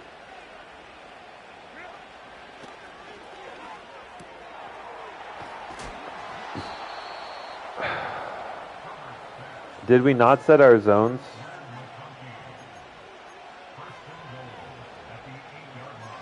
Okay.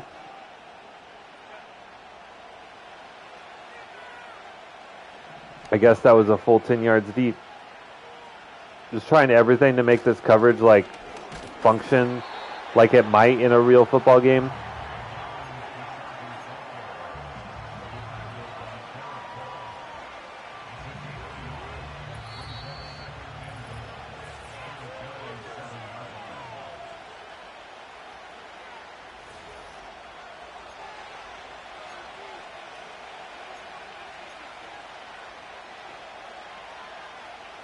All right, 2nd and goal on the 7. We're at the 2-minute warning.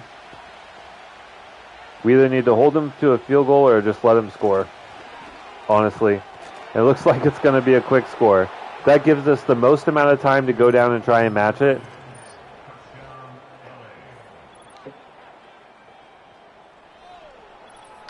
Devin Duvernay on the reception there. Okay.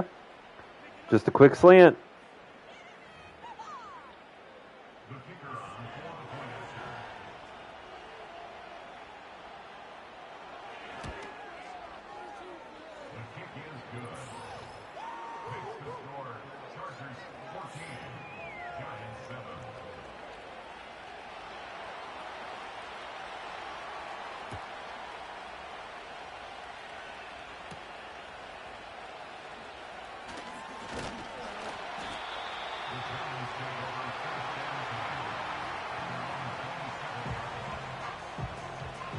Malik Neighbors leading the league in receiving yards, 1,438, with 3 games remaining, including this one.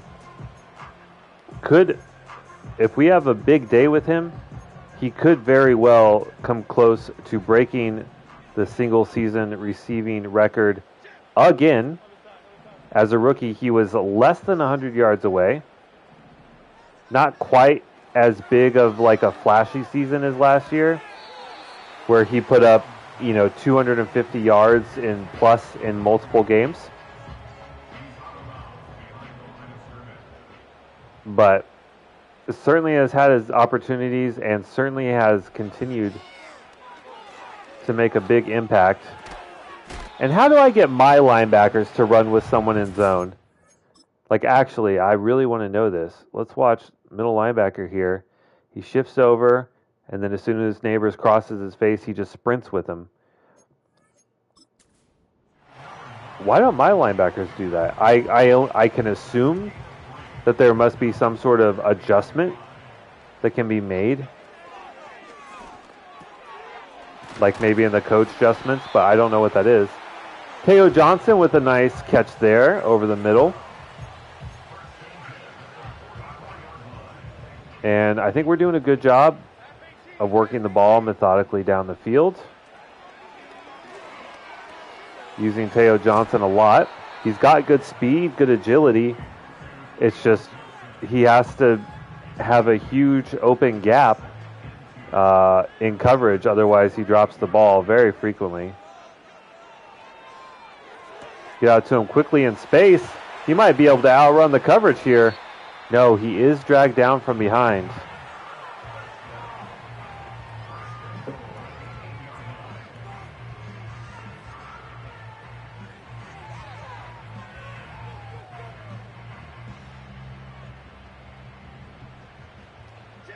I mean, Malik Neighbors uncovered in the slot seems kind of risky. But I also know we don't have the arm strength. So I'm going to do here is make this like a short little dig route. Okay, they actually come out and cover it.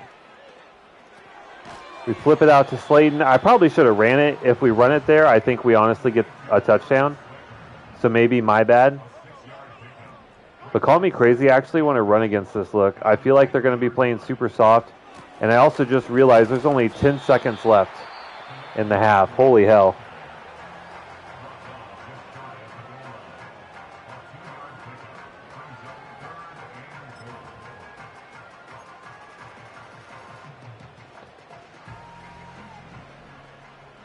I think we can get a touchdown here. Theo Johnson drops it.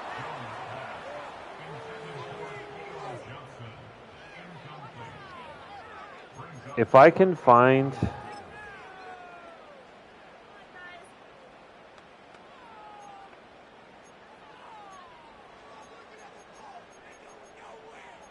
like...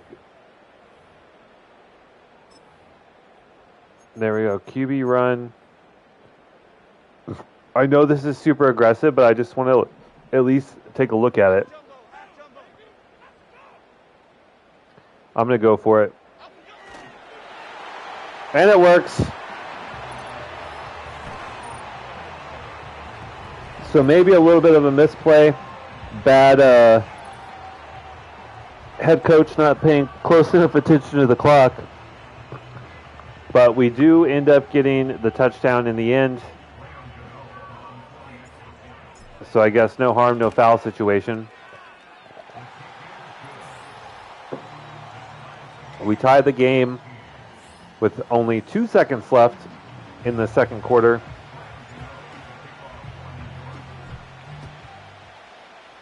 And I'm pretty sure we get the ball back at half.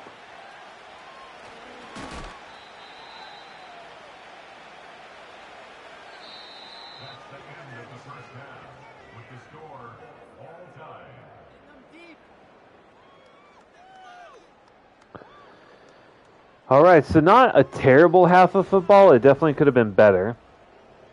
Offensively, throw it deep didn't really work out too well for us. How about we try and run it inside? And defensively, defending the short pass.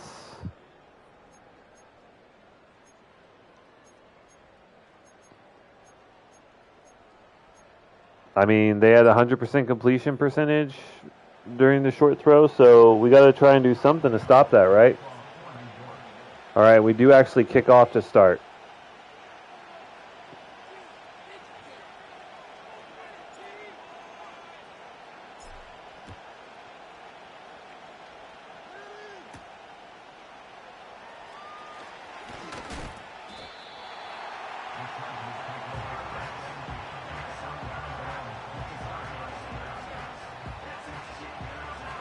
Pretty good stop.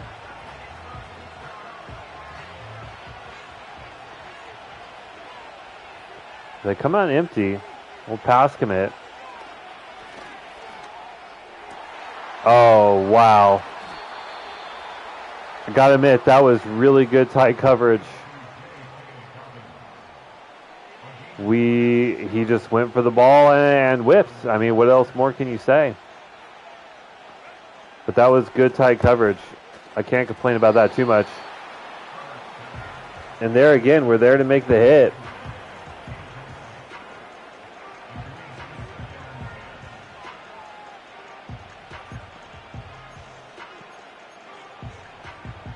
Can we do it again?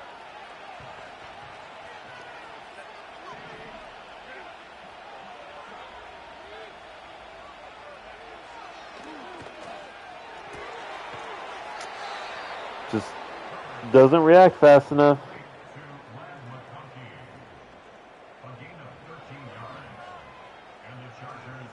I know we got a pick on a similar play earlier on the game, but I feel like that was more of just an accident more than a good play. But send a heavy blitz. Short pass to the tight ends.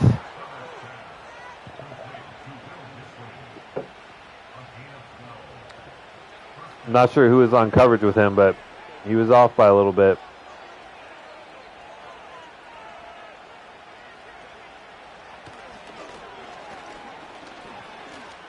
Herbert. Great play by Okereke there. Leaps up and swats that one down. That is encouraging to see.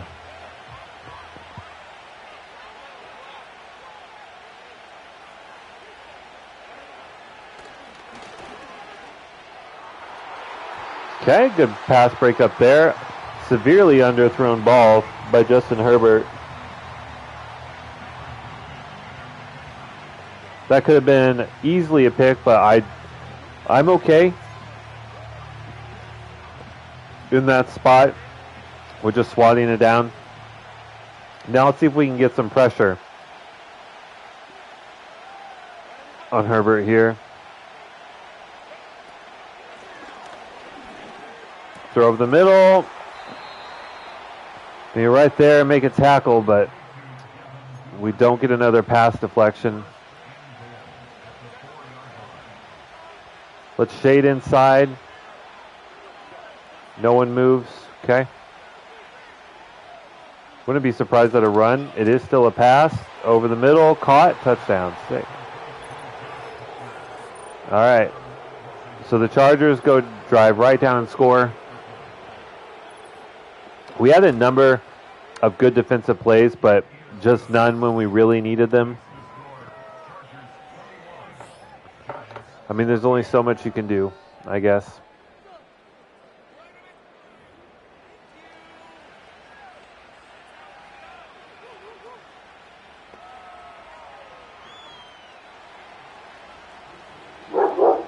Oh, dog's unhappy with our play. Says, get it together, boys.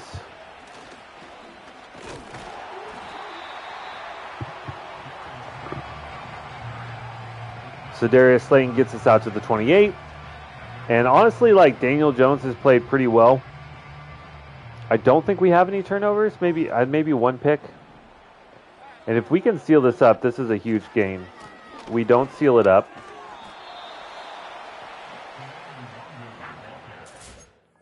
Who is this block? Is this really at...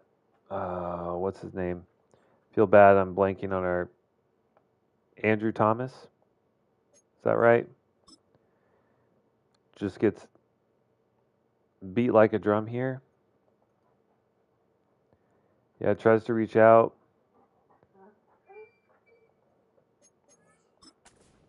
I mean, I guess that's kind of a tough ask, to be fair.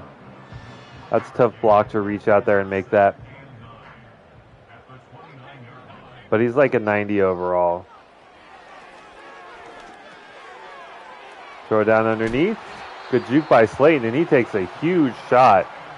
Unaffected, gets up. Feeling good, feeling fine, I guess. That's a big shot. CTE incoming. Nice, we're hit as we throw. Just a simple out route. Still pretty heavy box. Go play action here. I mean, we have him beat. Is the throw good?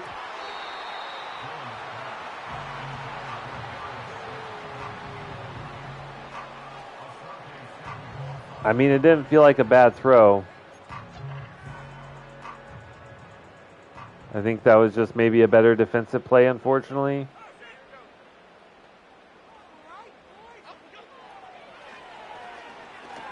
We got to check it down underneath. Nothing else is open.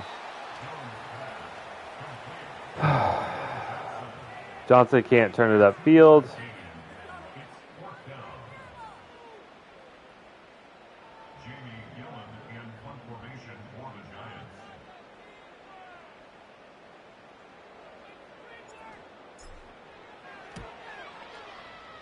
I'm not sure what the right play was there, but I felt like we had pressure coming. Surely,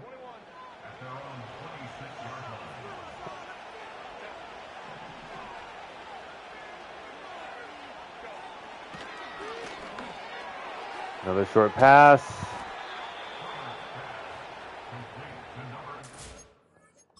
I just like these are 2 yard passes that are going for 10 yards every time, and I don't necessarily understand why.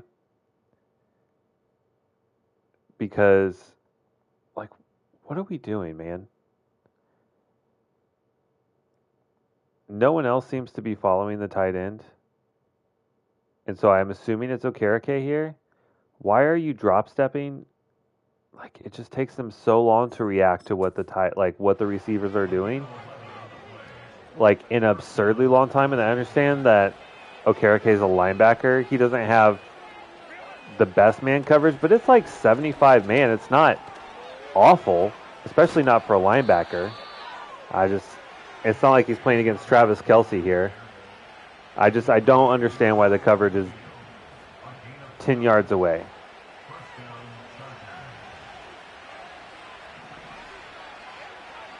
It's just frustrating. Trying not to like get too annoyed about it, but it is what it is. Kayvon Thibodeau in with a sack on Herbert.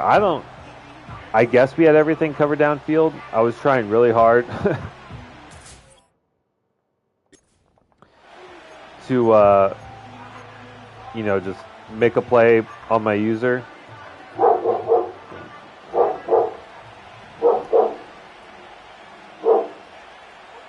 And on 2nd and long, let's try and send some heat. Could be an opportunity for a turnover or something. I'm not sure. We do force the ball out quickly. Okereke is there to make the tackle.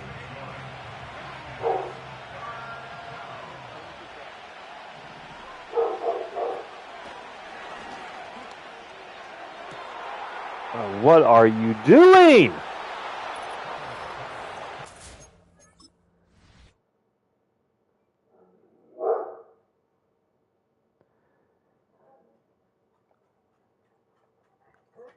This is Banks.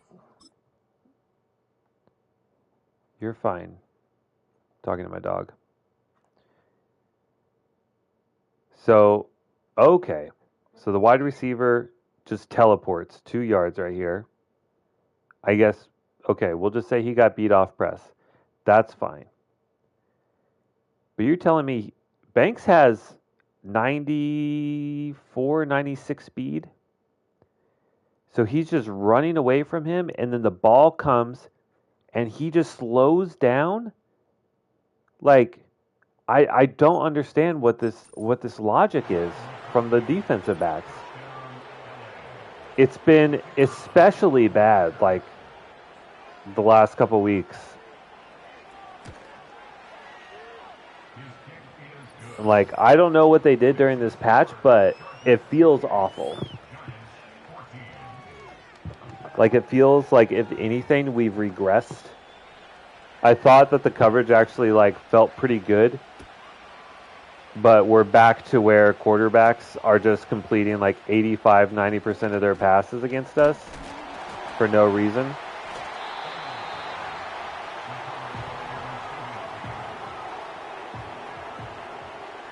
And I know we've gotten a pick. But again, like, that was more of an accident, like accidentally a player being in position, more so than it was like the player actually making a play. I don't know. I'm trying not, like, I don't like to just sit and complain, but in the moment, like, it's just so frustrating because this is supposed to be reflective of real NFL football, and it's like, it's not even close right now. Like, running the ball feels good, passing the ball feels relatively good. It's just like defensive, like, user defensive coverage is absolutely abysmal, like, unbelievably bad. All right, now I'm gonna chill. Like, can we rip a run here? Block the edge. No, we just continue to get beat on the edge. I know it says 10 for 76, but that has to be like a 70-yard run in there or something, because... Ugh.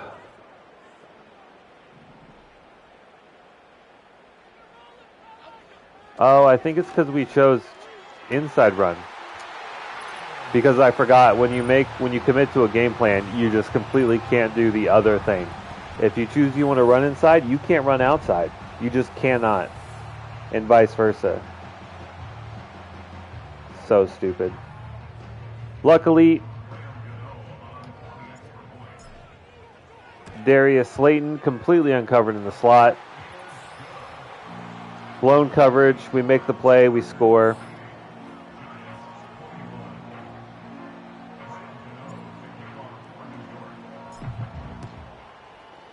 So we keep it within one, and now we really need our defense to come out and make a stop.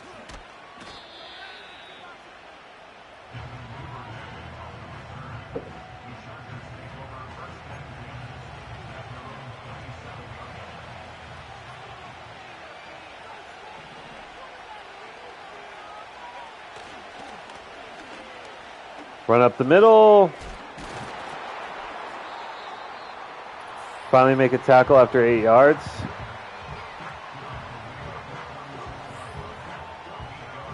So bottom third of the league in offense for the year, but they've managed to put up 435 yards against our defense today. Feels good.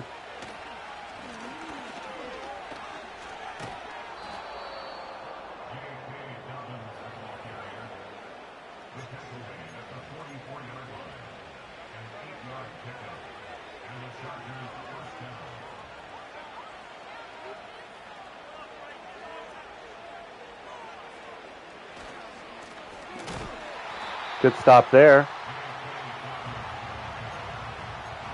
Good to see.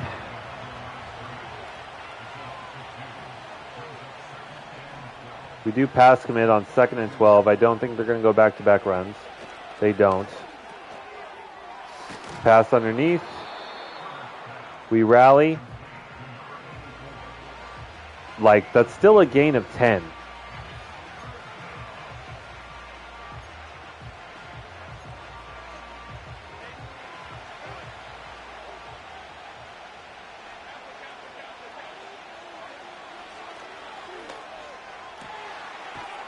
Quick pass. Oh my God, dude.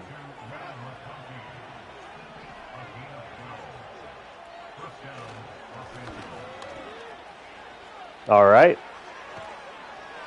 We're just not even going to try to stop the run today, huh? All right.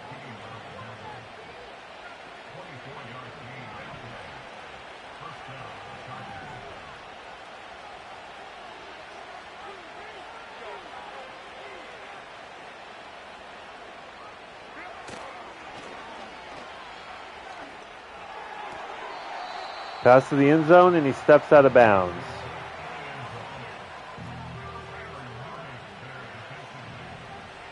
Oh, they're empty. What if we back up here? Not that deep. Holy hell.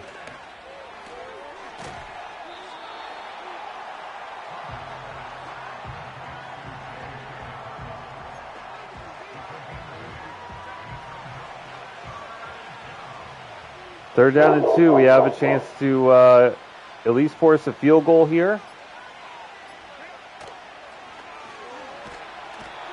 And we do get a sack. Big play. Isaiah Simmons in. So good to have him back. And there's the 2-minute warning.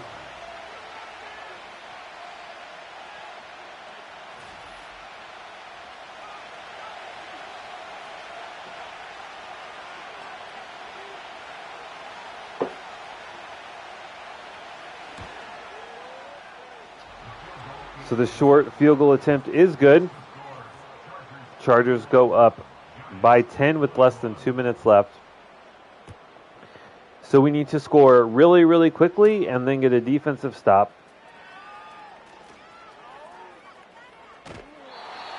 Or if our drive does take a while, we will have to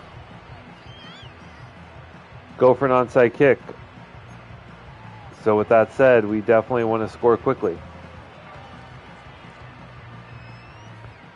Because getting an onside kick is obviously especially difficult.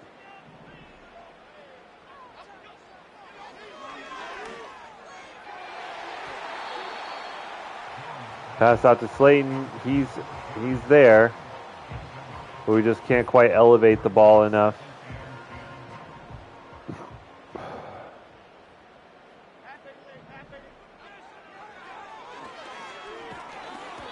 We're sacked.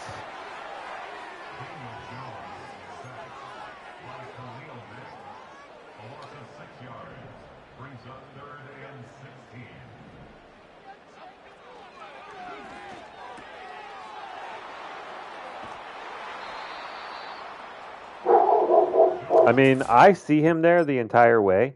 I just think that the pass is going to go over his head because of how deep the wide receiver is.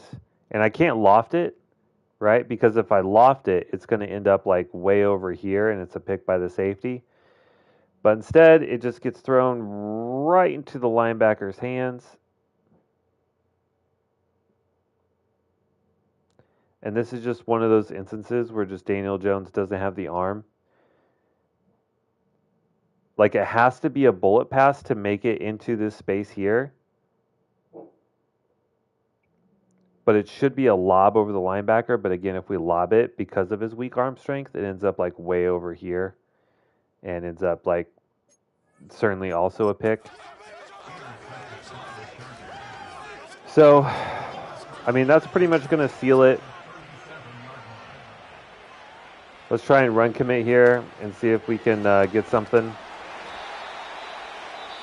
We'll call a timeout. We'll run commit again. Like if they're up by 10 with a minute 27 left and they do anything other than run the football, then they're an idiot. But you can call me an idiot for run committing in this spot. But we're gonna do it again.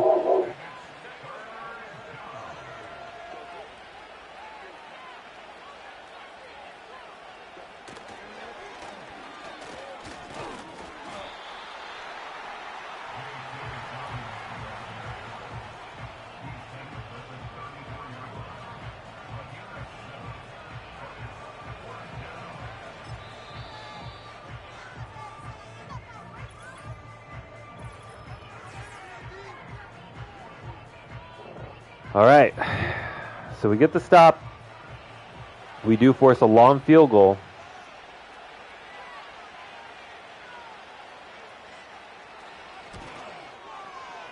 Kick is up and good.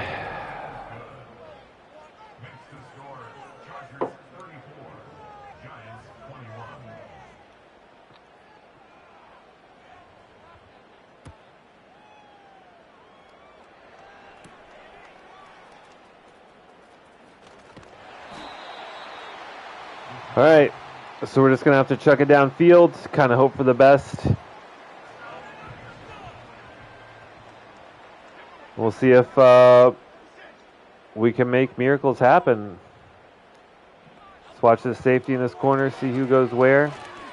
We got one-on-one with Slayton.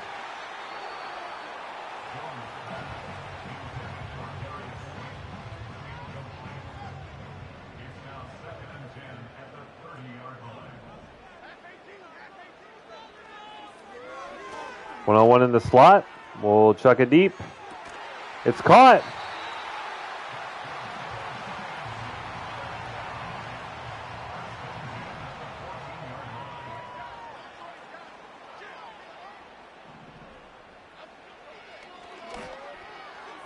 Oh my God, what a ridiculous play by the corner. Like, how do you even get to this ball? He drops back. He's not even looking at the ball. Okay, come on, game. You got to do better than that. He's running, looking at the receiver. We go to throw the ball. And he just... that's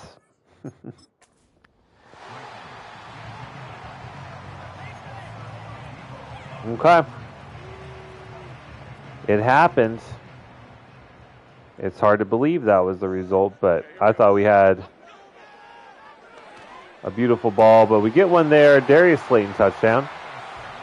Second of the game.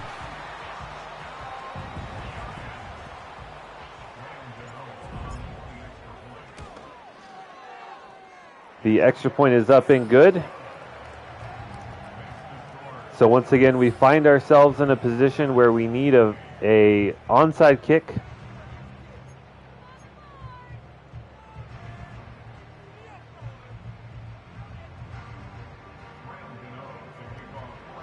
I do like the high kick.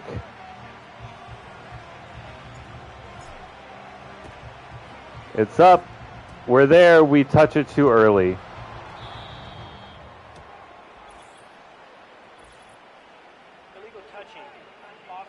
So we actually are there and pretty close to making a play, but we touch it too early, and that's going to be back-to-back losses.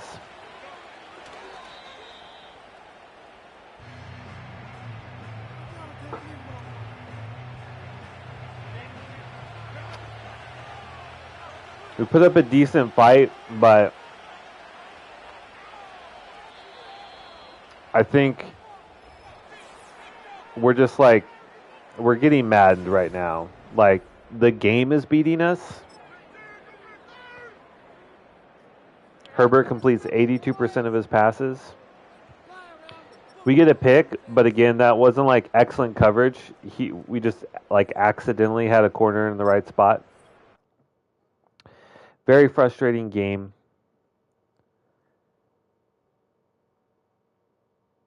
And it's funny, I saw some stats today that were comparing Patrick Mahomes to Tom Brady. And like their career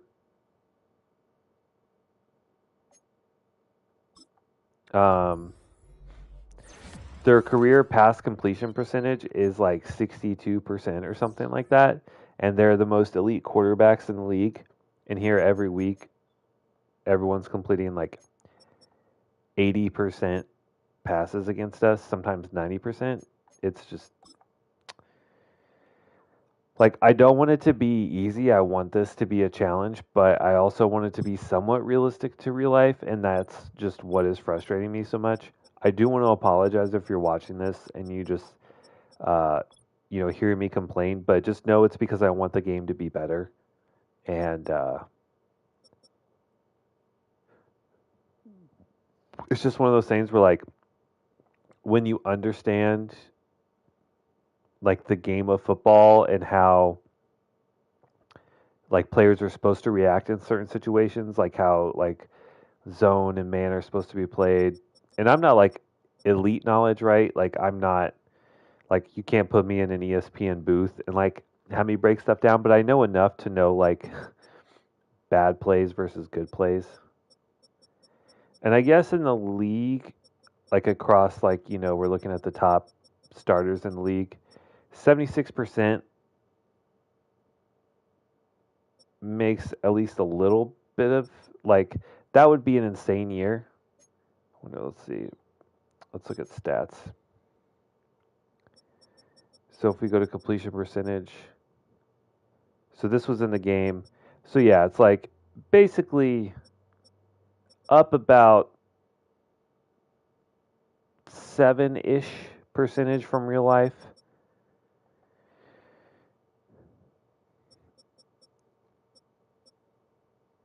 And so Herbert, if we go to his stats,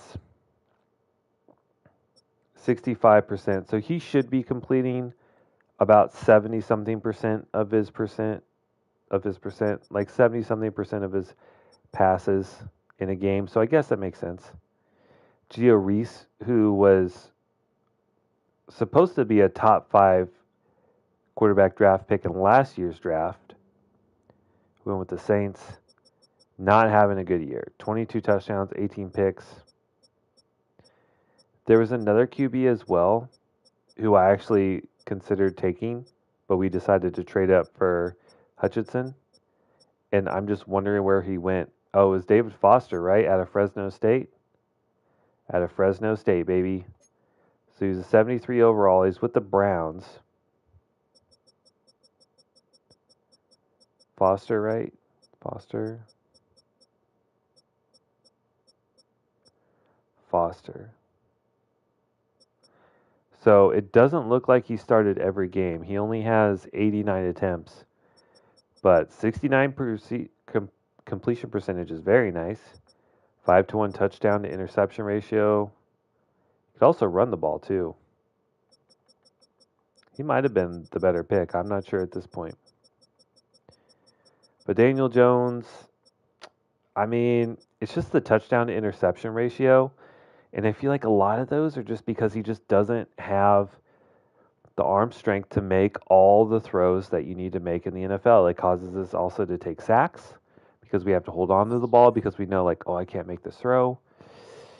I don't know, but back-to-back losses is really tough. I'm really tempted right now to make some slider changes because I can just feel the coverage is terrible. But I want to wait. I want to give it a chance. I'm not going to make any changes for the rest of the year. But just know that, like, I apologize. I'm complaining a lot, but I'm just really frustrated in the moment because it's just not playing well. But anyway, here we are. Let's take a look. So after 2 losses, we are down to the 7th seed. So we are really, really close to not being in the playoffs at all, which wouldn't necessarily be surprising coming off of a 2-win season, but it still would be disappointing knowing that at one point we were the 5 seed. I think maybe we were the beneficiaries of a really easy, like, mid-portion season, and now we're facing the Lions and the Cowboys to end out the year. It's going to be really difficult. But of course, we're going to try and win. We don't throw games. I'm also curious, just really quick, because we did trade for the Seahawks' #1 overall pick, which at the time was projected to be the #1 overall pick. Can I go to the standings, please? Oh, that's weekly strategy. Okay, there we go, standings. And so if we go to wins, the Seahawks are bottom 4. So it looks like we could very well have a top 5 pick again. Now we lose out on Brian Burns, but Brian Burns was making little to no impact, like, if we're realistic about it. We weren't winning a bunch of games with him. In fact, we've won more games without him than we have with him. So do with that information what you will. All right, Jahmyr Gibbs. Really, we want to stop the inside run against Jahmyr Gibbs, who is a very elusive.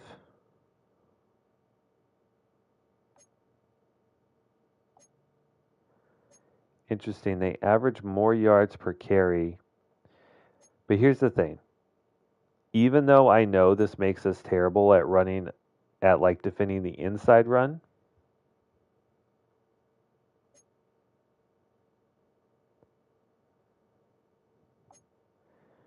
we have Dexter Lawrence in the middle.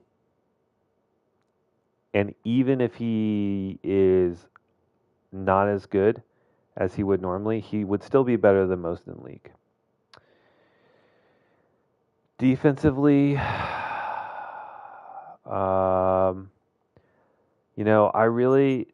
the only thing that we have honestly found success at. Oh, wait, this is offensively. Okay.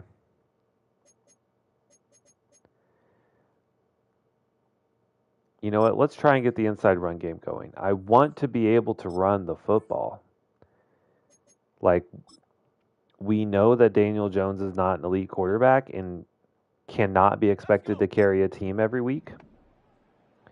That's a position we were in last year, and it worked out terribly for us.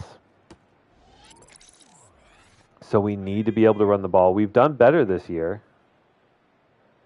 We've certainly done better.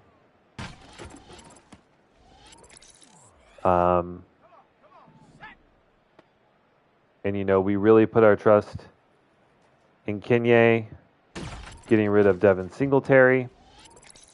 And he has been productive. I don't want to negate that. But we still need to be better.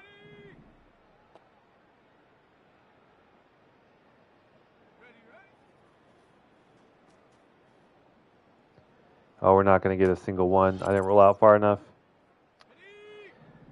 Dude, the targets on this drill just don't make sense sometimes. Like, how are you even meant to get to that back one?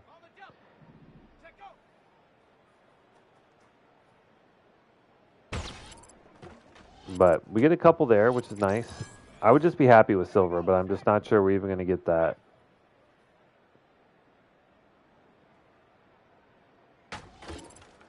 Only get one. I'm going to restart it.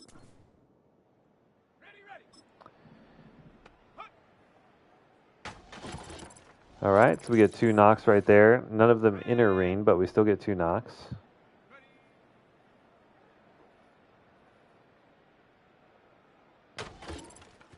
Only one there, unfortunately. Maybe we're like just a little bit too close.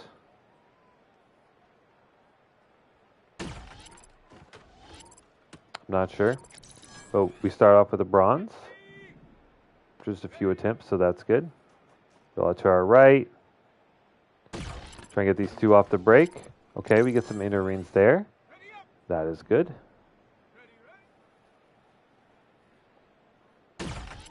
Get one. Do we get that second one? Not quite.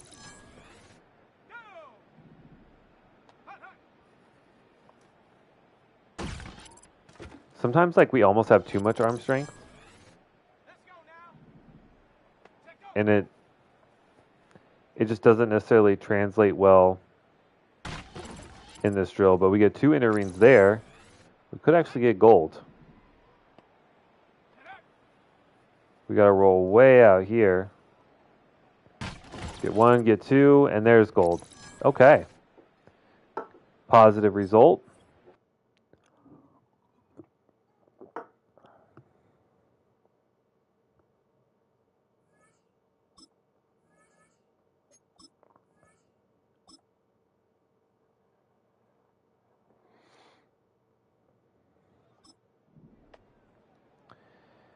See what Kayvon Thibodeau can do.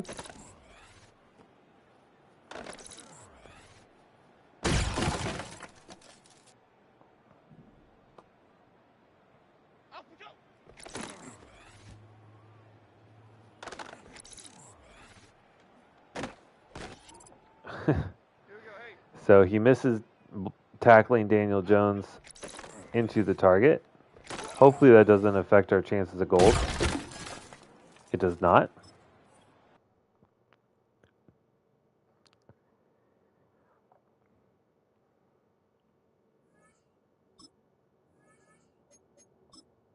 And then Evan Neal. Half 18, half 18. Oh.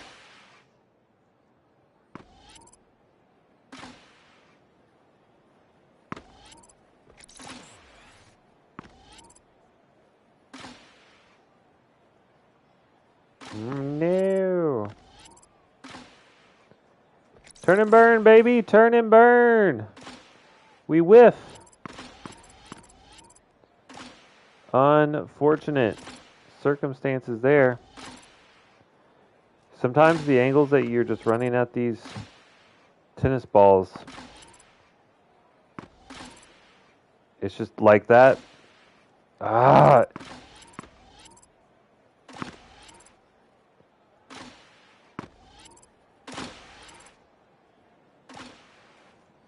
My God, we whiff again.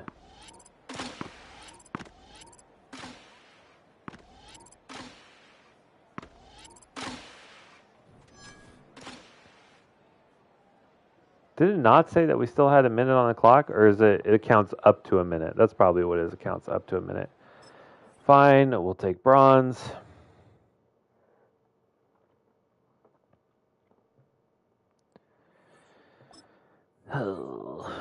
All right, what can we do? Rush for 200 yards? Very unlikely. Let's try and get a pick. Let's try to allow 30 or less points, and let's win the turnover battle. Sounds like a good idea.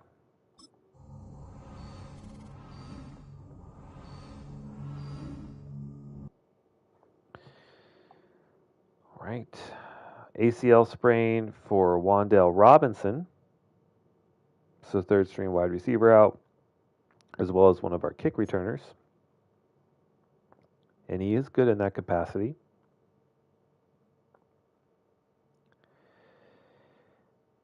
Defensively, shoulder strain for Desmond King. So I think we have Cordell Flott as our backup safety.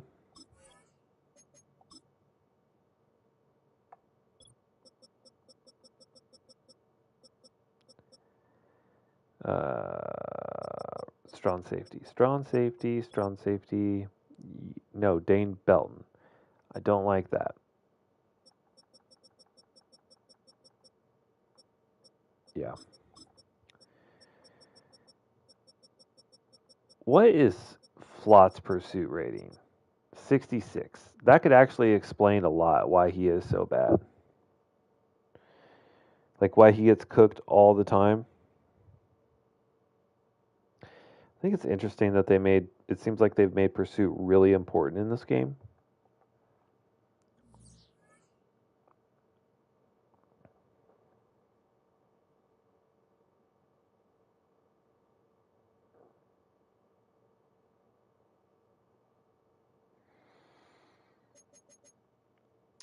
All right, let's do our player upgrades. Who do we got? The Rook, Pat Hutchinson. Continue upgrading his strong arm ability. Some throw accuracy is good. That is something he does need to improve on. Okay.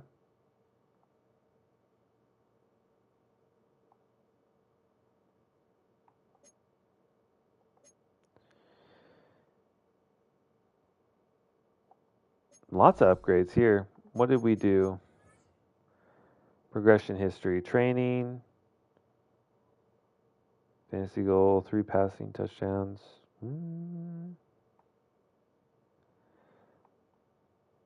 I don't really know what we did.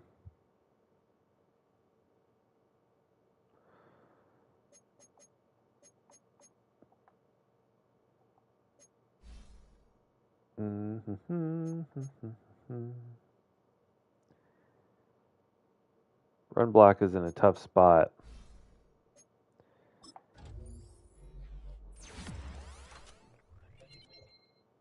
Lead block by 2, run block and impact block up by 1.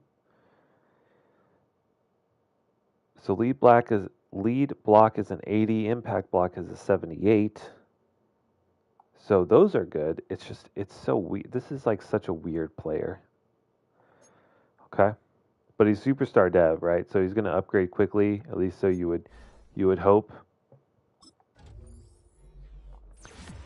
And once we get our scheme fit up to like high 80s, 90s, then maybe we start working on power.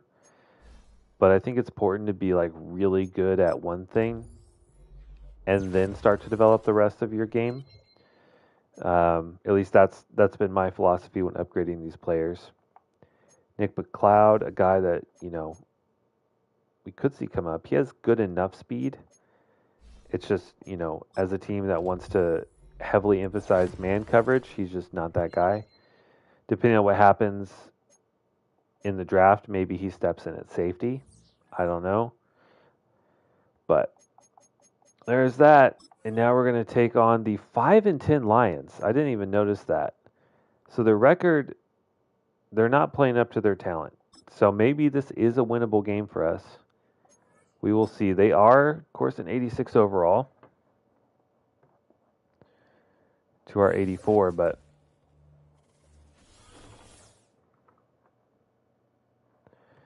all right, while this does load up, I'm going to grab myself another beverage.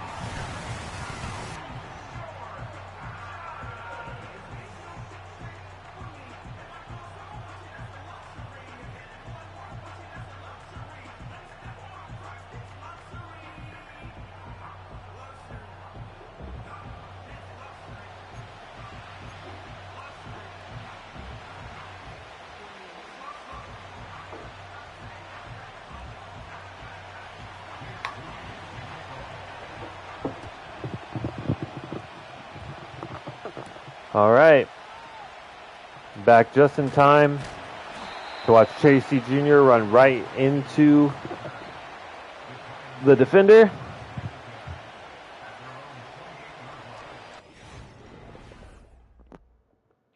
All right. So we're on pace, for about 3,800 yards and about 30 touchdowns, which, to be fair, is not a bad season. All right, so the game plan is inside run. How about a screen? I don't think we've ever tried this play.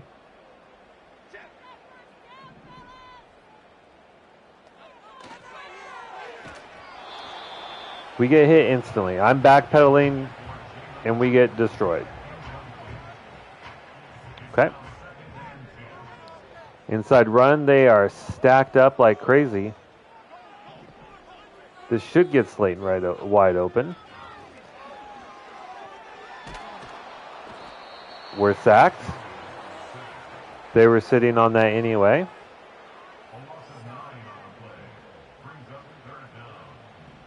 Maybe we should have just ran at it.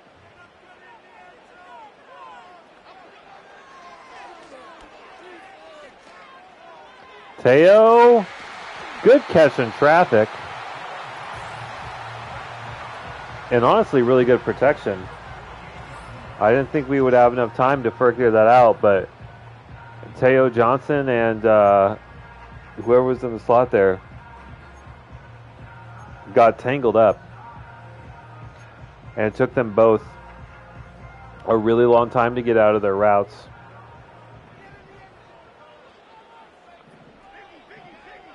It looks like the Lions are just going to sit in zone. Good blocking. Good gain. Maybe just the inside run is the play.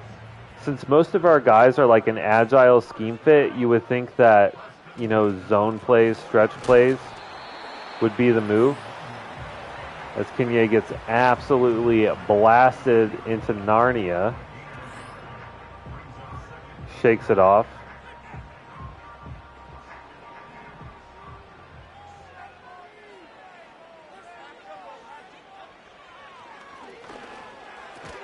Got the quick out. Good catch in traffic again.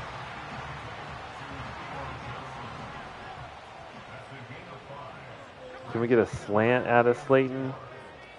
And then a drag out of Neighbors. I like that a lot better. Gonna try. Nope. I mean,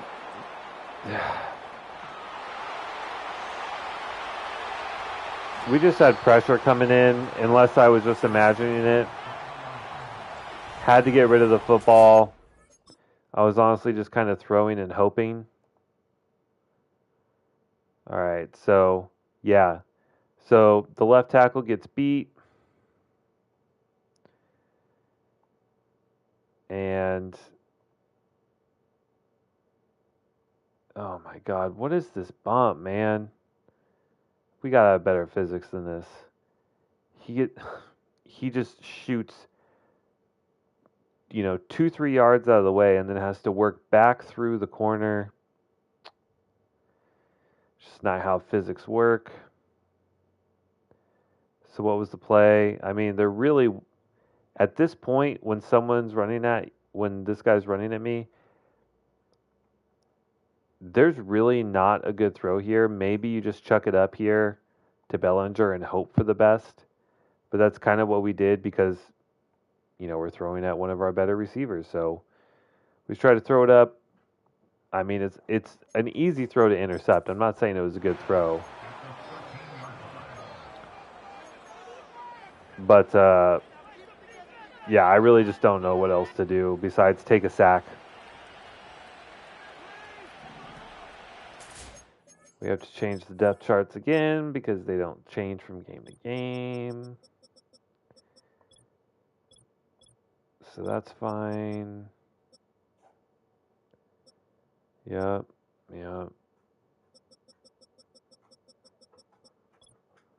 So is it just rush right in, I guess, that doesn't get changed? All right. There we go.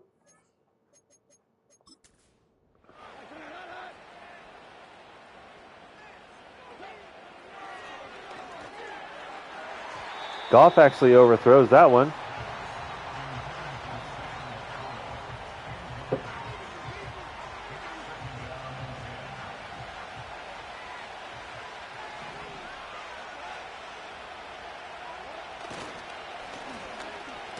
Come on, get there. Attaboy.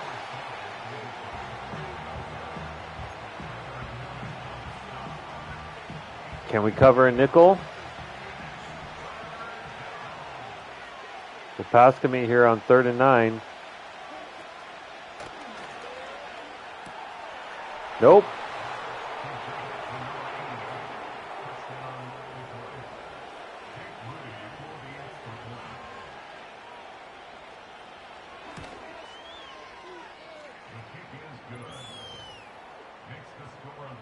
Let's see what the Lions receiving squad looks like this year. Obviously, Amon-Ra St. Brown. They have Rashard Posey, the rookie. It was an 80 overall. And then Jamison Williams. They pick up Kadarius Toney, Tyler Riddick, another rookie. I mean, that's a solid squad of wide receivers. 4 guys that are 80 plus overall, including Amon-Ra St. Brown at 98 overall. I mean, that's a good group of wide receivers, to be fair.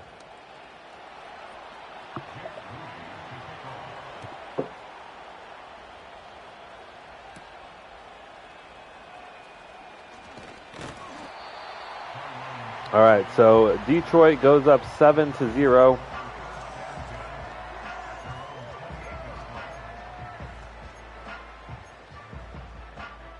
Love an inside run play. They got 8 men in the box. What's our play action? Not bad. We'll get Slayton.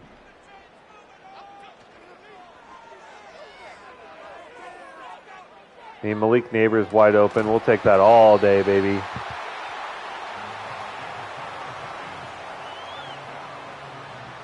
The nice thing about choosing inside or outside run plays is that you get a bonus to play action. So it's like, even if you just call inside runs knowing that you're just going to play action pass, like, why would you not do that, knowing that you get a bonus to your play action abilities? And I'm getting really frustrated at our left guard, who is not double teaming and then chipping up to the second level like he should be. But we're powering through it. Like, I'll call an inside run every time.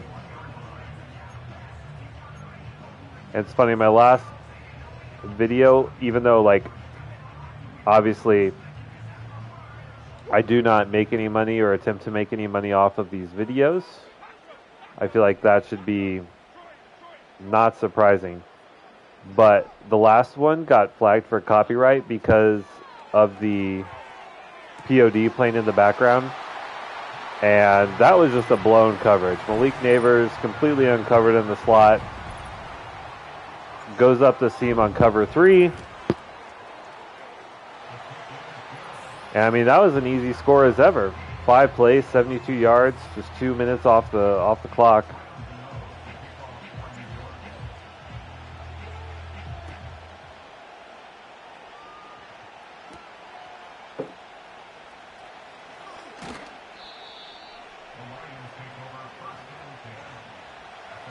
And let's see what we can do here.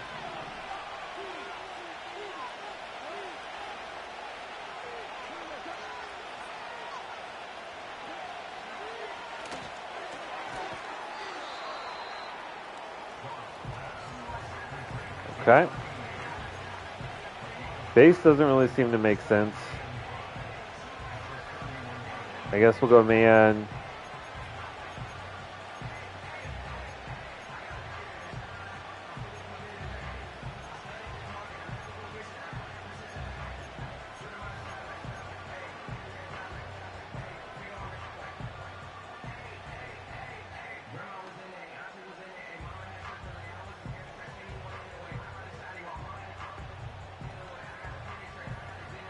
Okay. Interesting. I don't think I've seen this play all year, but we're going to call it.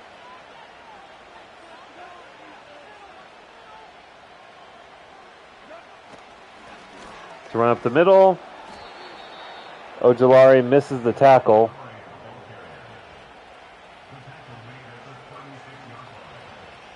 How do we feel about a little cover 2 here? Man hasn't been particularly effective.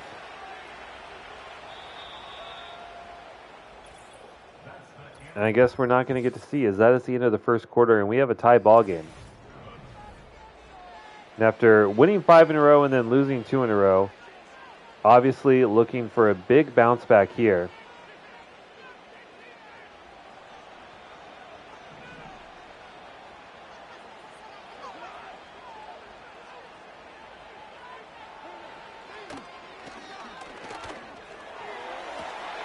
Wow, great play from the safety there. If that's Cordell Flott, I might actually lose my mind.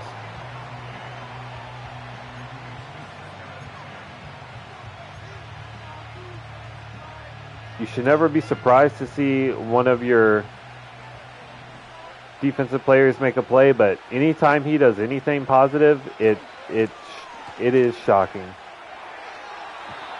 We get a throwaway with some pressure. Something we probably should see more of, considering how good our defensive line is. I know we only have, rush 3, but even still. I mean, there's no way that this works, but we're going to run it anyway. Because by God, I do love me some blitzes.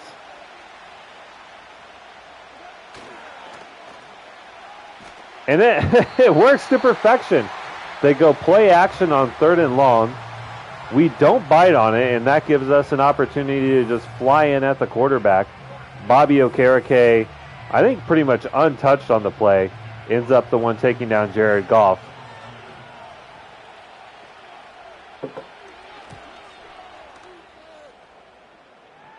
And that really tickles my pickle. All right, Kenye, how about you get me like 30 yards on this drive? Or at least set us up for play action. They're coming up.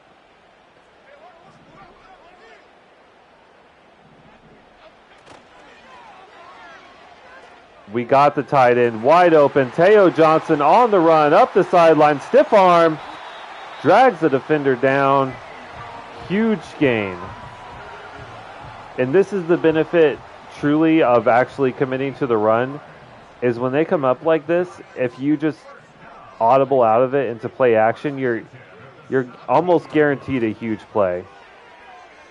And there's a touchdown to Teo. Wide open on the play action. You're better off. I think you could probably run an entire offense just by committing to the run, calling run plays every time, and then automatically audibling out of them into play action pass. That's how effective it is. That was 3 plays, I think, and 80 yards just by calling runs, seeing that they're stacking the box against us. And the right play call is to call an audible into a play action. Like, that's not cheesing it. That's what a good quarterback should do. But because of how broken the game plan engine is, it says, oh, if you commit to inside run, that gives you a big bonus when you play action pass. And so if you just do that, it makes the defense like dumb as hell.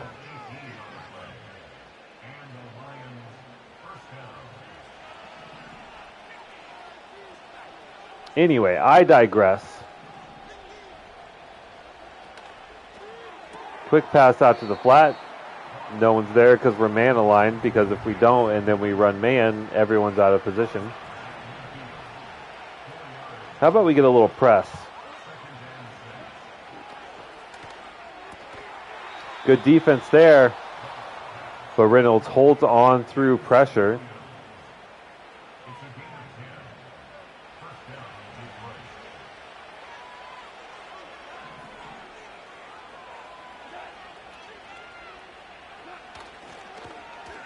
It's play action for them. Sam Laporta.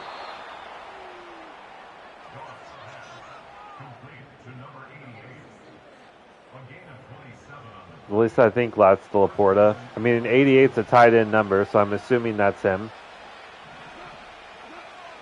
Come on, boys. Someone step up and make a play on defense, please.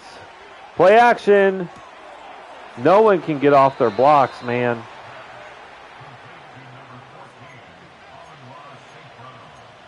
Amon-Ra takes it down to the 1. Give me, like, a nasty blitz here.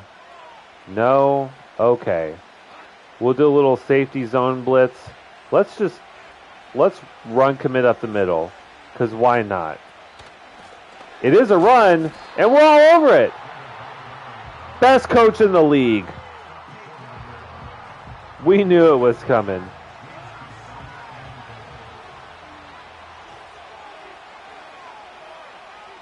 We're going to run commit again. Why not? Send it, Dan Campbell. It's a pass. We're all over it. Great play by BJ Stump there. Diving in at the last minute and taking away that pass. We'll run commit again. No one's around.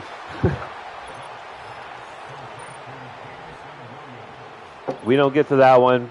I was hoping at the very least if it wasn't a run, maybe we have a shot at, at least getting a sack because our guys just get through. It doesn't work that way, I guess.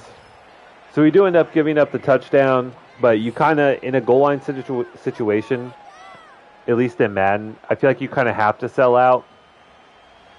And Dexter Lawrence, our best defensive player, is out with a dislocated shoulder. So, next man up, we go from like a 95 overall to a 68 overall defensive tackle.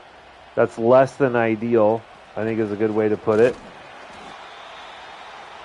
But we'll try and make the best of it. We have 2 minutes and 10 seconds on the clock.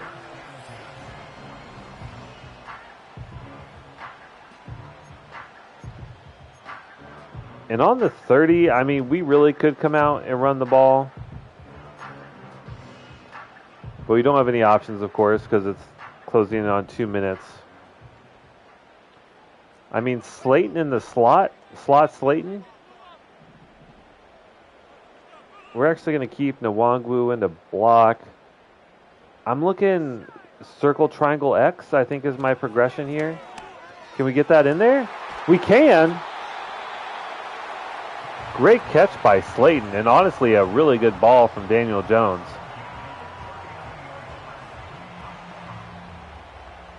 Give credit where credit is due. Good audible to send him on a streak, and a good hard pass in, which we don't see too often for Mr. Dimes. But a good one there. Going to give credit where credit is due, absolutely.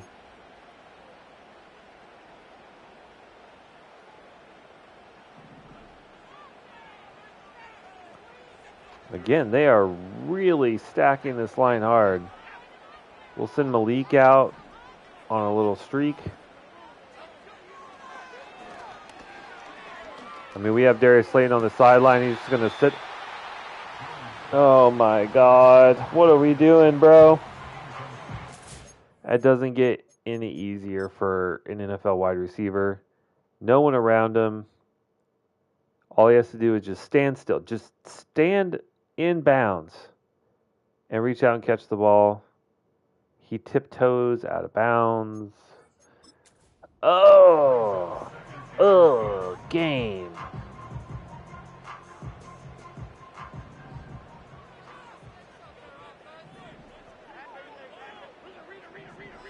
Frustrating. Nice hole there by Daniel Jones. I think that's Hyatt's probably first reception of the year, maybe second. But with the injury to Wandale, he's now in. We're going to watch the middle. Oh my God, dude. Why are you there?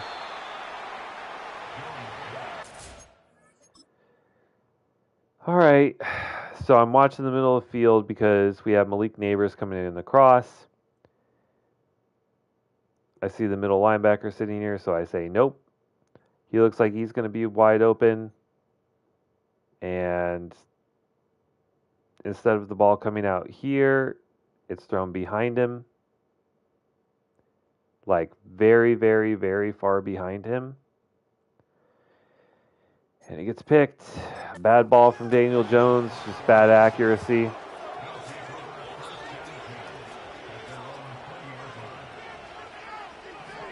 And a pick. Quick pass. Broken tackle. And that is a 8-yard pass that goes for like 25 yards.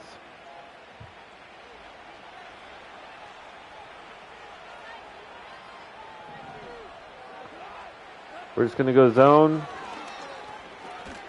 All right. Wheelie stopped them short of a first down. That's something. Big hit there. He holds on through traffic because, of course, he does.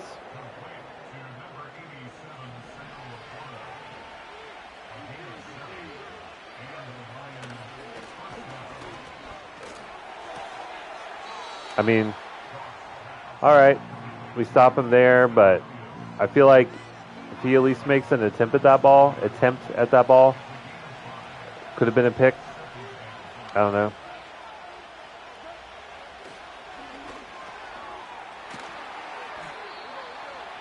Good hit. Knocks the tight end backwards. We got 3rd and inches.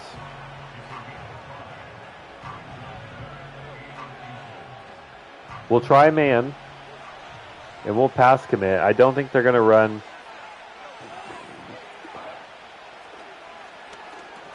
Over the middle, caught.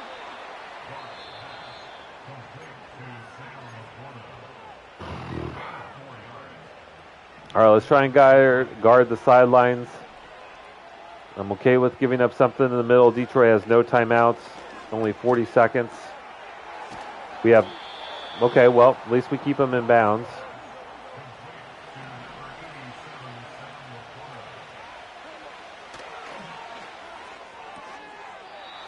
Jesus Christ. You just...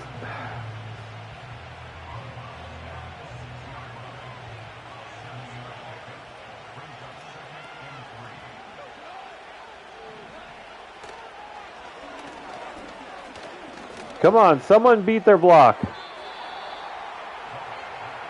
Ends up thrown out of bounds. We take that. They should go for a field goal here, and they do. So, not the worst result. We at least limit them to a field goal.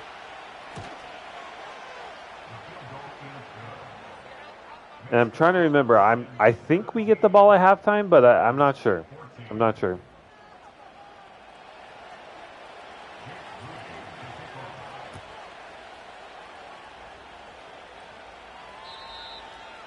That one goes out of the back of the end zone. They want us to Hail Mary this thing. All right.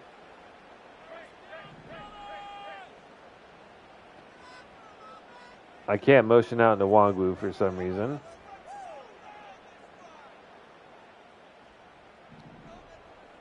All right, here we go.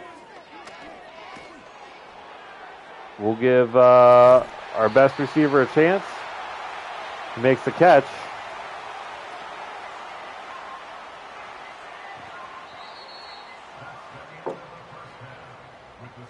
There it is. I don't really know how to feel about this half. Honestly.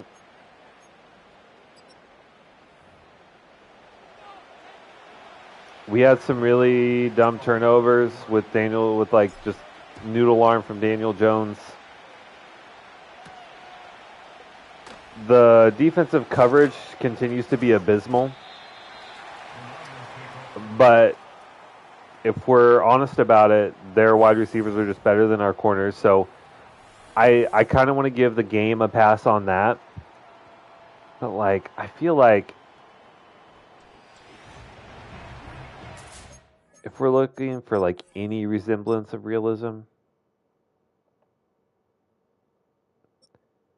okay. I mean, 76% completion percentage is not crazy. I mean, we want to talk about realism. Daniel Jones throwing for 261 yards and a half is incredibly unrealistic. So, it is a game after all. I just feel like after the update, it's playing so much differently.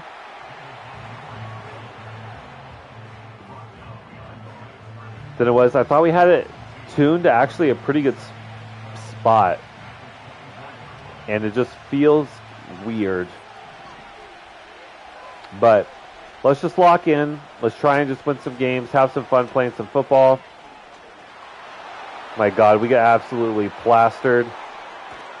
Jahmyr Gibbs with a huge gain. That better be Jahmyr Gibbs? It's not. Who was that?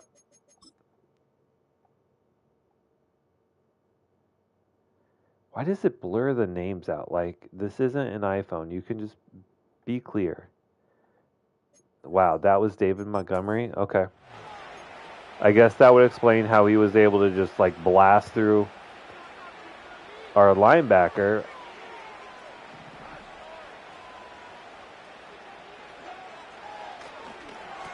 Oh, my God, dude.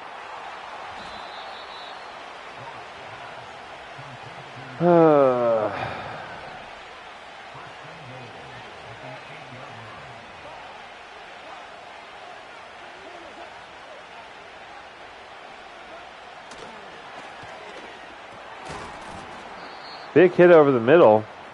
Wide receivers unable to hold on. Let's press up. Let's shade inside and guard against those slants.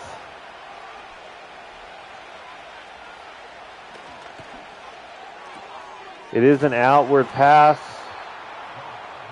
but we do manage to stop them at the 1 yard line. Give me a heavy ass blitz. We don't get one. Man blitz. Just throw everything at him.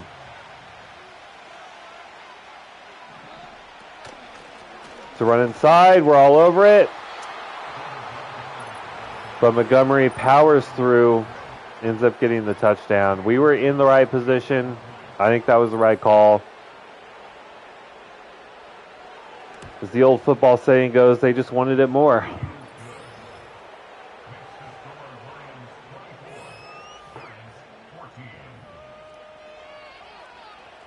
We got a game. We're going to have to fight. Our defense is just abysmal. Like, oh my God. We get plastered there. But we're just so incapable of making either a pass deflection or causing enough of an impact to cause a drop. And I think that's the thing that annoys me the most is like we see our players drop the ball all the time.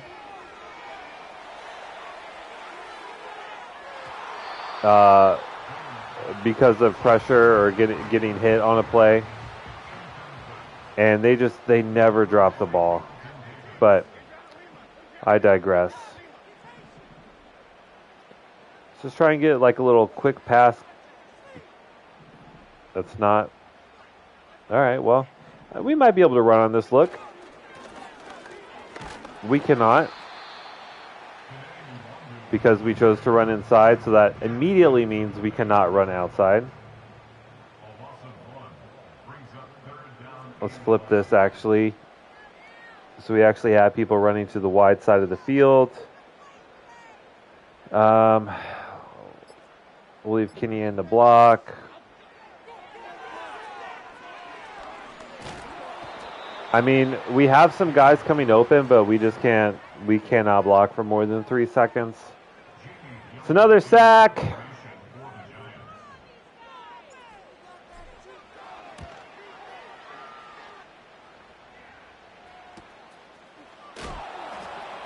Big hit. Running back manages to stay upright.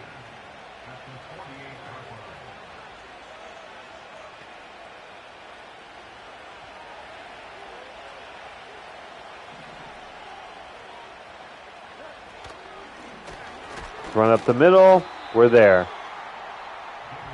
It is heartbreaking to see Dexter Lawrence injured for the second time this year.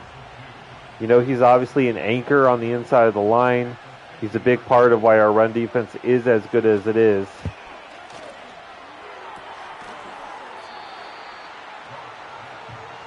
All right, so they complete the pass behind the line of scrimmage, and then we push them out of bounds. That is a way to make a stop, and I'll take it. We're going to go cover 3. Just please make a play. It's going to be a screen.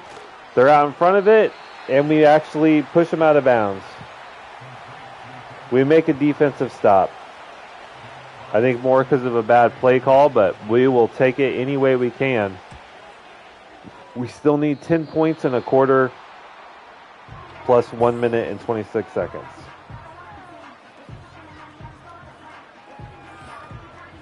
All right. Come on. You can do it, boys. You can do it. I think we could probably run on this front. We're going to try it. God, our left guard, man. I know he's young. I know he's not super talented, right? He's only like a 70-something overall, but he has superstar development. He's not bad. We've had success running inside. I wish this camera, for the love of God, would just, there we go. Okay. So what he should do is double team and then chip. Get up to the second level, which he does, but he just cannot hold his block. And I'm trying to cut it outside. We just kind of get sucked into the tackle animation there.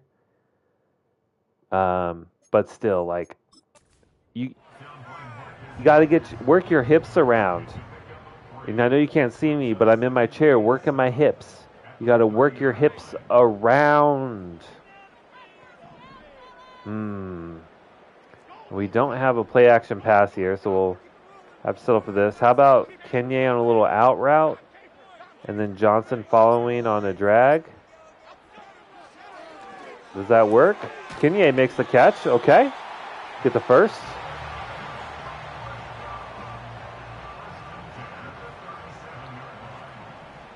Again, they just really don't want us to run, so we're going to play action pass. Best wide receiver in the game, and we underthrow the pass by 10 yards. No, Daniel Jones, that's your fault. Don't yell at Malik. He was wide open. You underthrew the ball by 10 damn yards, brother. You got to at least give him a shot. Run up the middle.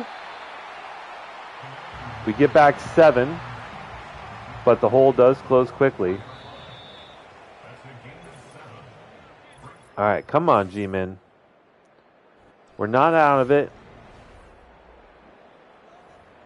We know we can score quickly. That's never been a problem for us.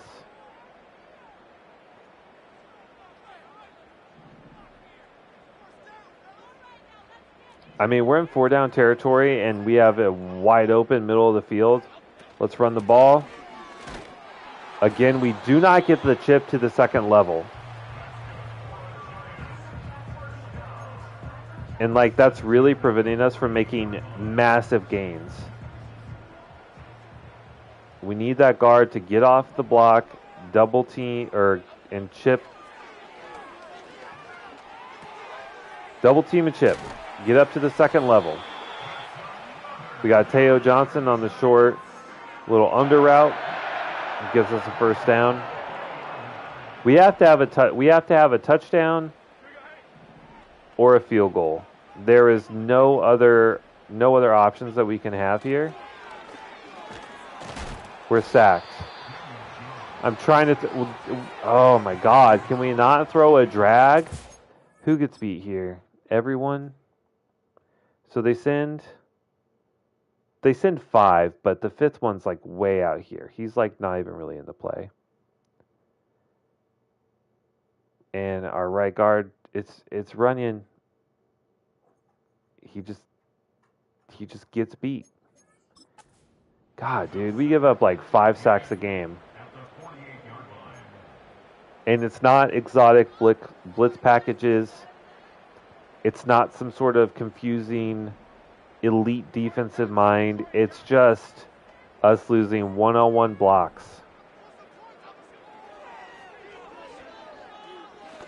And it's very frustrating, I can't lie.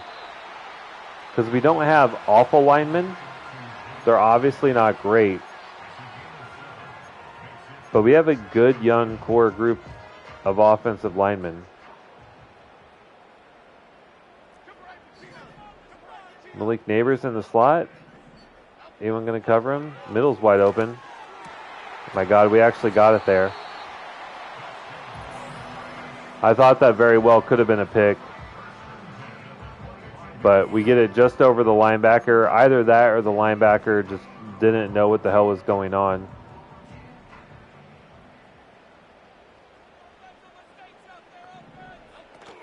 All right, they bite on the play action. They don't. Can we get this out to Neighbors? We do.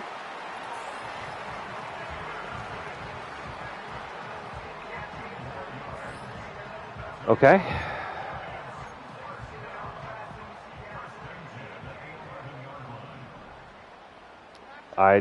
That's not the play I wanted to call.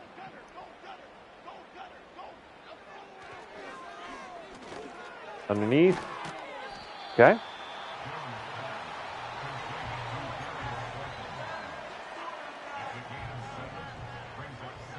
Run the ball. This has got to be a touchdown. No. Oh my God. Block!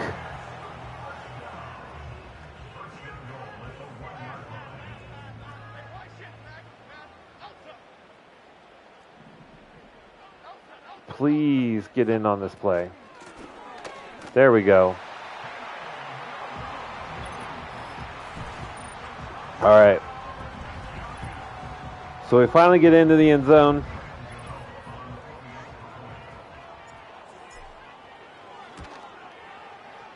It's going to be a 3-point game with 2:52. We have 3 timeouts, plus the 2-minute warning.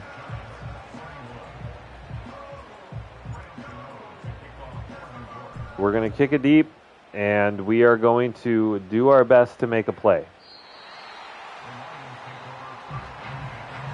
And Lord have mercy on our souls. We're going to send a blitz. We're going to press, and we're going to come at him. We're going to see what happens. It's a pass. There's no pressure. Jesus Christ.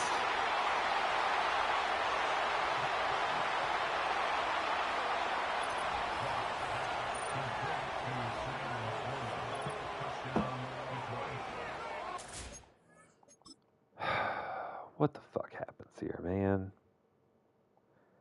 This is Laporta, right?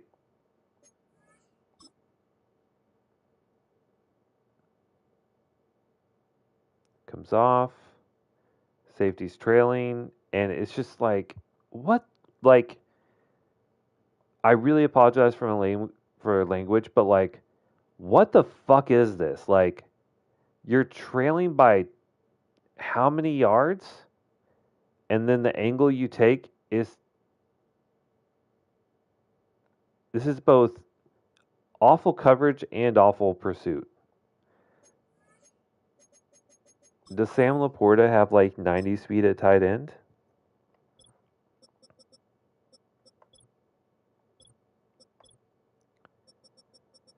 .86 speed. And I already know who that is. That's Cordell Flott.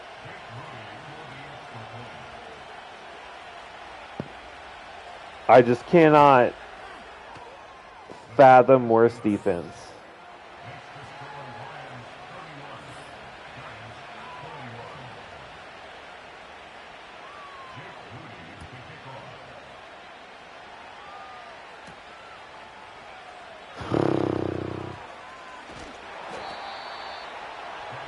I mean, technically we still have a shot. We just have to score, like, instantly.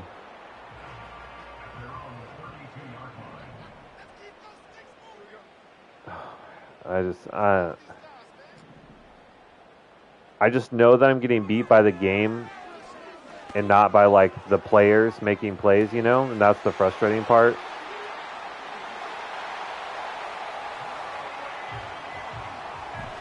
Like even that play is broken. Like I don't feel good. I just look and I'm like, okay, it's one-on-one. We just throw it to him, and I know it's a win. And this is all Madden. Like, it's just bad.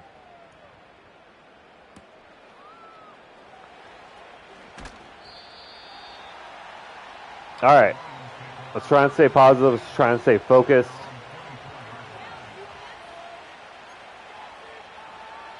All right. We thought they were gonna come out run the ball. They did not. I think we're gonna go with 5-yard zones.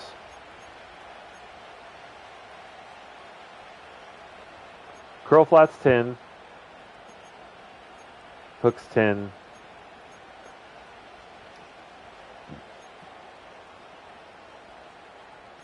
Okay. We're going to give this a shot. We're going to try and come out in zone.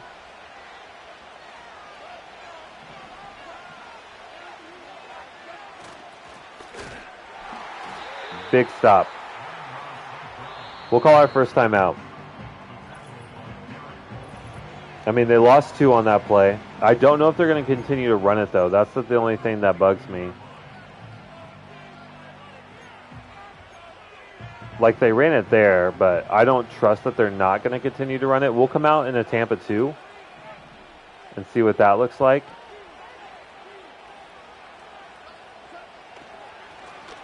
They do run. Ojolari's there. We'll call our second timeout. We won't call a third, assuming that we stop him here, because we want to save our timeouts. At least one timeout. All right, we're going to pass commit and back him up. It's a screen. We're there. All right, we're not going to call a timeout because we're going to let it tick down to the 2-minute warning. That's basically a free timeout.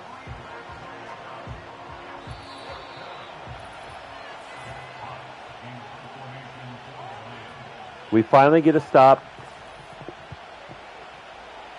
Now we need to hopefully have a decent return.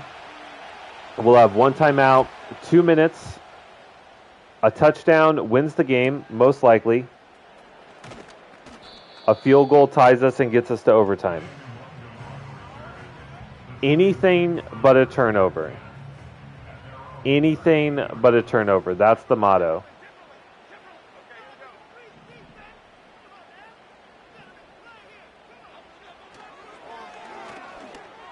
Malik Neighbors, catch and run, solid gain. Danny Dimes goes over 400. Only because we tried to run the ball and they stacked against us and we just play actioned all the time. Let's just be real. Seems like they're going to give up the underneath, so we're just going to run. We're just going to run drags underneath.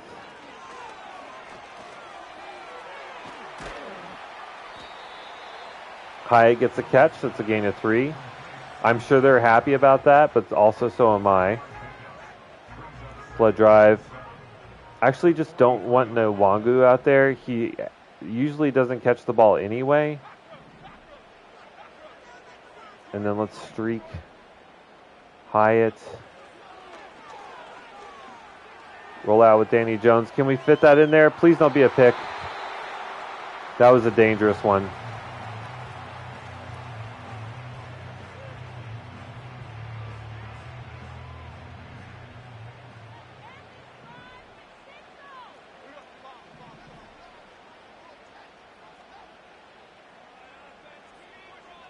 Let's get Neighbors on a streak. I don't think I'm going to throw it to him, but I just need him to pull that safety. He doesn't. We're going to go back underneath. It's Hyatt again. First down, 45 seconds. I know we have to stretch the field.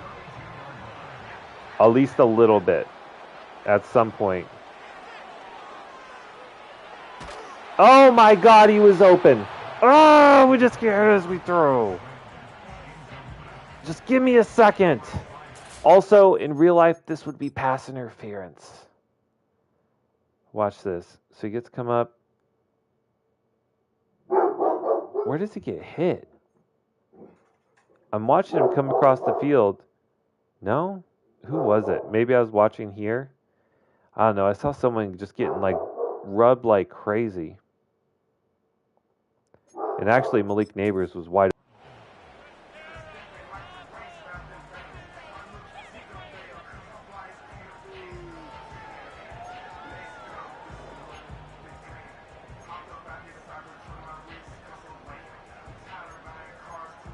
Slot fade.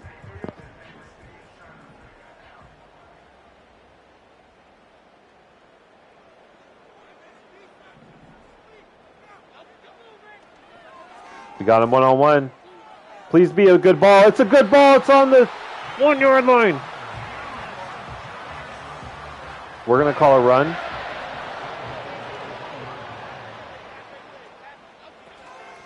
Get in the end zone. Touchdown. No, get down. My dog just started jumping on me because he got so hyped for the Kenye Nwangwu touchdown.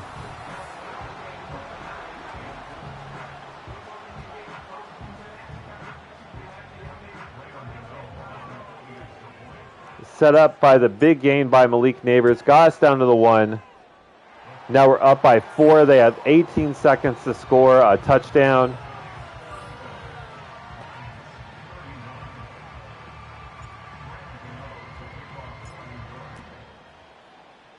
Could be massive. Obviously, we got to stop this return, and we do.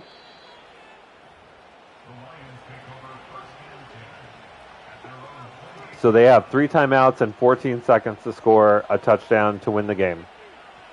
We go cover 4. We pass commit, and we back everyone else off.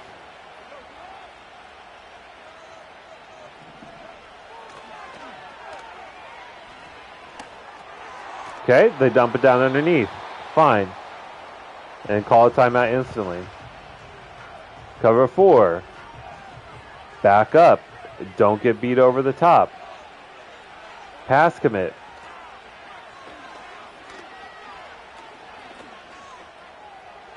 They're going to loft it up. 0's on the clock. We just have to make a tackle, and we do. We're going to come out of MetLife Stadium with the win. Somehow, some way, we made the plays when we absolutely had to. It was an incredibly frustrating ride to get here. But we pull out a squeaker against a very good Detroit Lions ball club.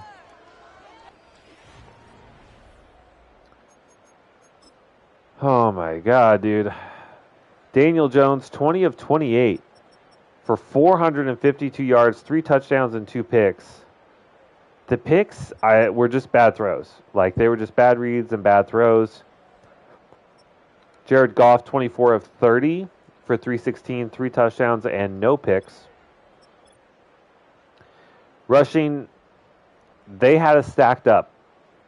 They put 8 men in the box, which contributed to Daniel Jones' big day because we play action pass over the top, including a Malik Neighbors 7 receptions, 238-yard performance, 2 touchdowns, and including the 1 big play that got us down to the 1 yard line where Kenye Nwangwu ran it in. Jamison Williams had an okay day. Didn't really stretch the field. Rashard Posey, the rookie, 6 for 107. Sam Laporta, 5 for 119.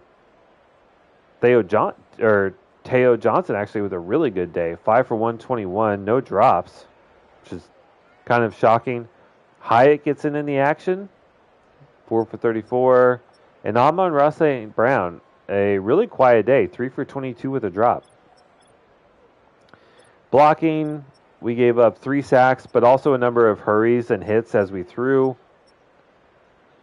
Isaiah Simmons led the way in tackles, TFLs, 3 TFLs for Ojulari, 2 for Thibodeau, 2 for Okereke, 1 for Good and Hall. Only 1 sack by Bobby Okereke on the blitz. No picks, and a few pass deflections by Derek Hall. 1 from the defensive tackle, DJ Davidson, and then 1 from Stump. Okay, so, what a game. Absolute roller coaster ride of emotions there. Just so much frustration leading to so much elation at the end.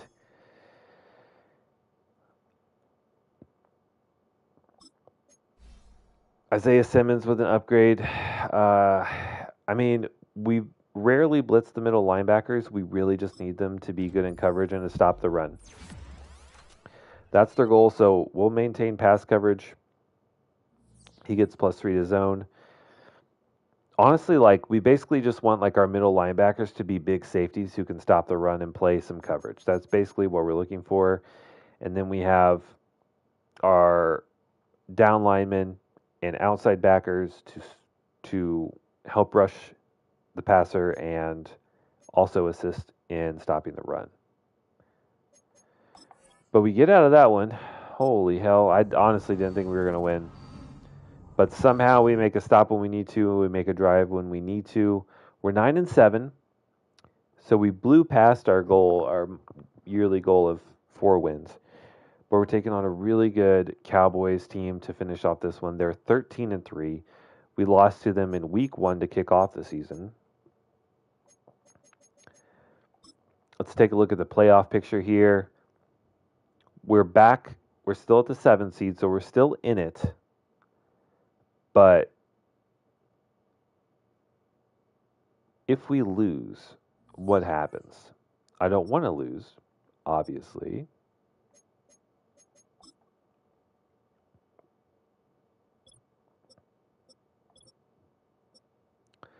Falcons and Cowboys have clinched.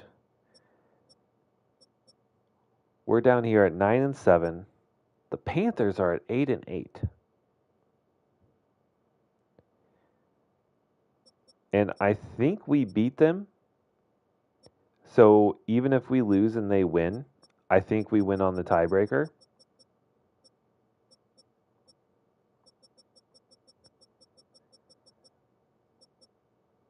Weird to see the 49ers down here.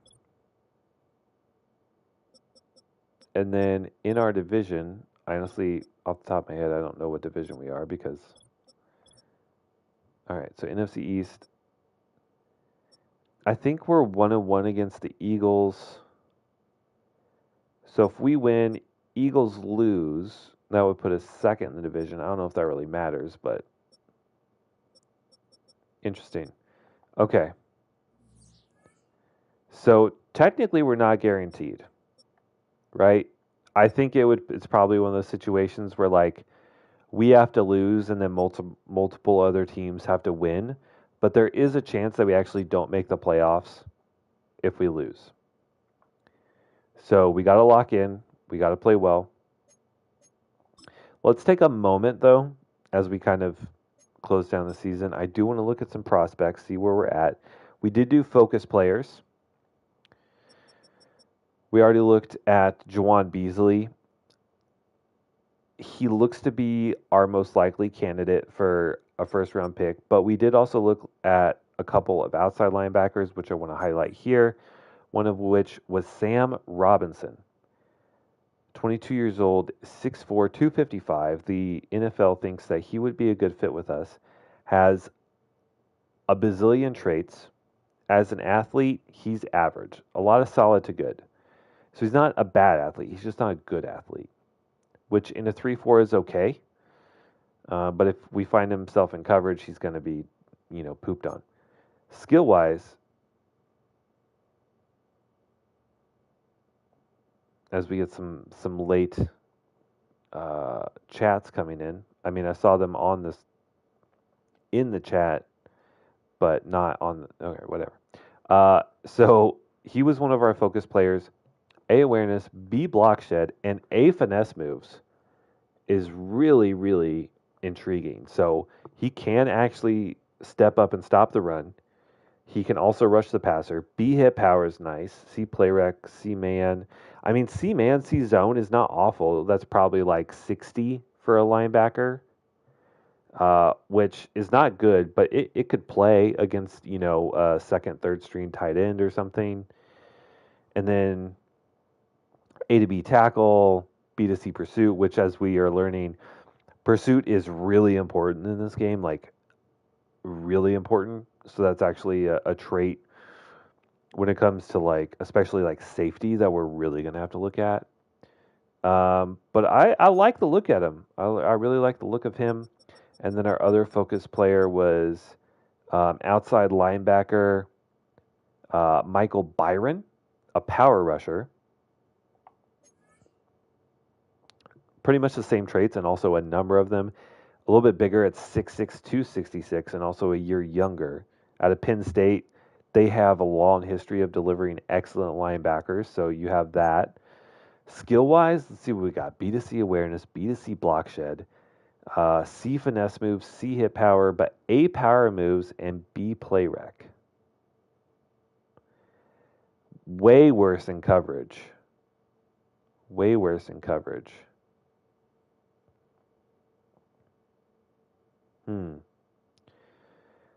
So I definitely think that the other outside backer is better, right? He has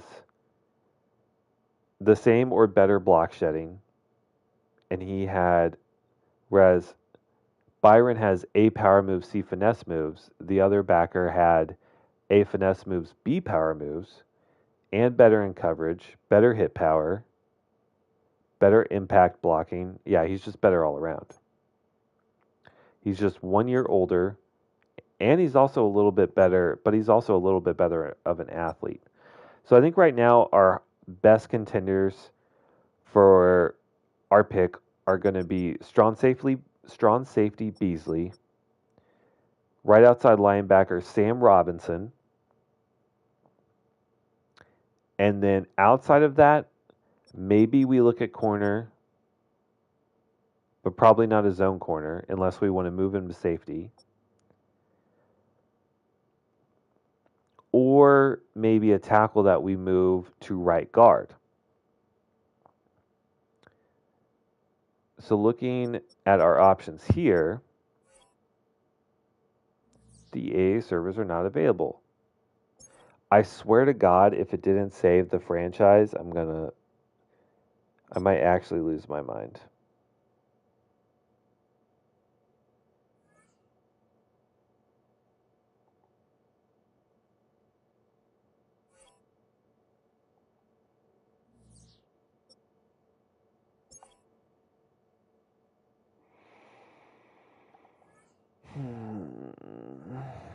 Okay.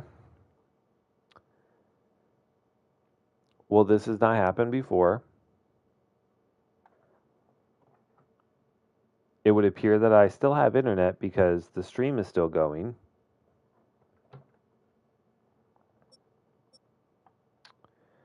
Oh, sign into EA. Okay. Please wait. Okay, so we're signed in. Maybe.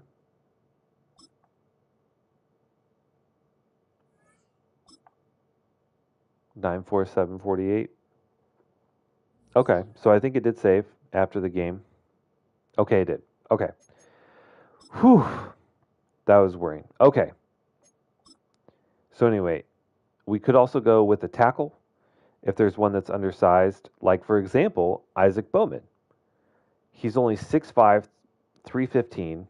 If he's athletic, he could definitely profile as a guard, which we've already done once and it worked out phenomenally. Isaac Bowman has a good motor and good discipline. Okay.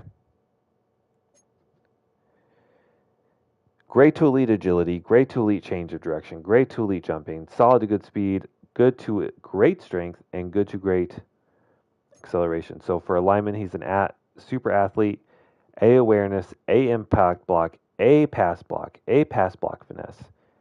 A or B run block is still amazing. A or B run block finesse.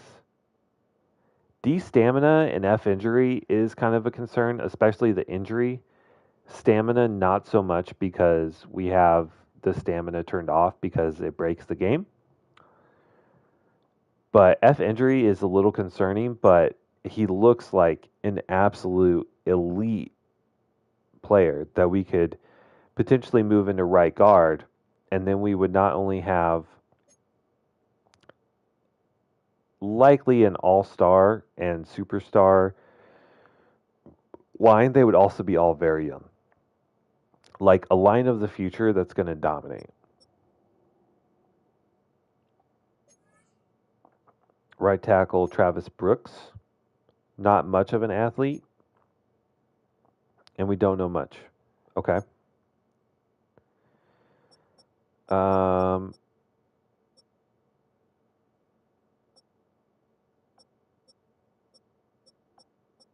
we have an agile right tackle down here, Charles Frazier. He's more sized like a tackle, though. 6'6, 320. Great to elite acceleration. Good to great agility. Good to great change of direction. A awareness impact block. A run block finesse. B run block. B pass block. Like he could be someone down the board. And we can make arrangements. We can make some movements. So right now our top picks are going to be Juwan Beasley,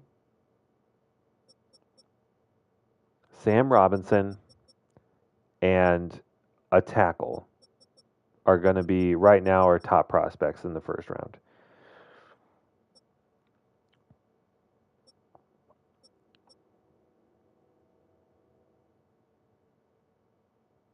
We could look at quarterback, but we would likely be drafting a backup unless we found someone that was just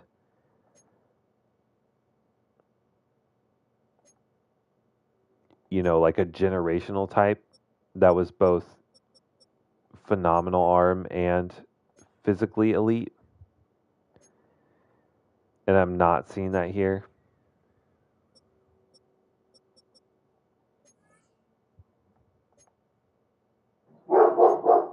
Yeah, I'm just not seeing anyone that's like elite athlete, elite arm kind of thing. So, safety, outside backer, and a tackle that maybe we convert to right guard, I think are right now our top prospects. But our main priority right now is going to be taking on the Cowboys. If we lose, there is a chance that we don't make the wild card. So let's hop into our weekly strategy. Let's talk about how we're going to beat the Cowboys. And the thing that has worked best for us all year has been defending the short pass. Because when you look, okay, so he has an 84 pass rating, but over the course of the year, he's only attempted 65 deep passes, 135 medium, and 259 short attempts. If we can take away the thing that he does the most, which is throw it short, then we have our best chance at success, I think. So we will commit to defending the short pass. Offensively, they have some great corners. Number 4 against the run, really? That's kind of surprising. I guess Micah Parsons is listed at right end. But you know what? I think we can do it. I want to run inside. I want to try to establish the run. I think we can do it. I have faith. Let's go. All right, let's try and get gold here with Hutchinson.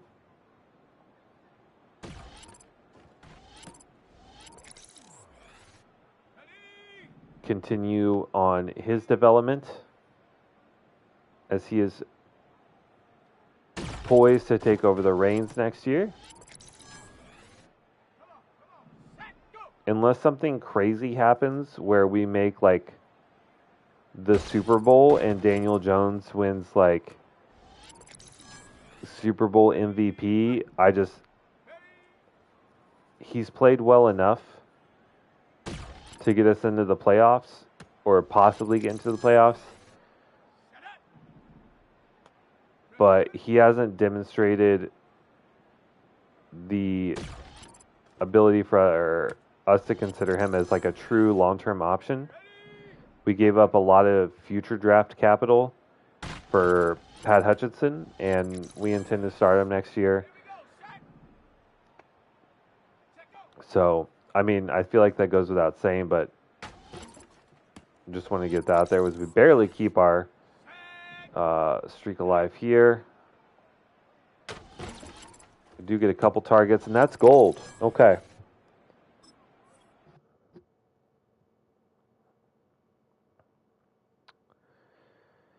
We also have a lot of coach points to invest, which we might, I don't know.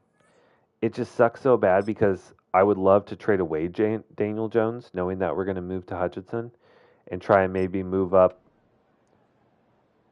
for, a future pick next year or moving up in the draft this year.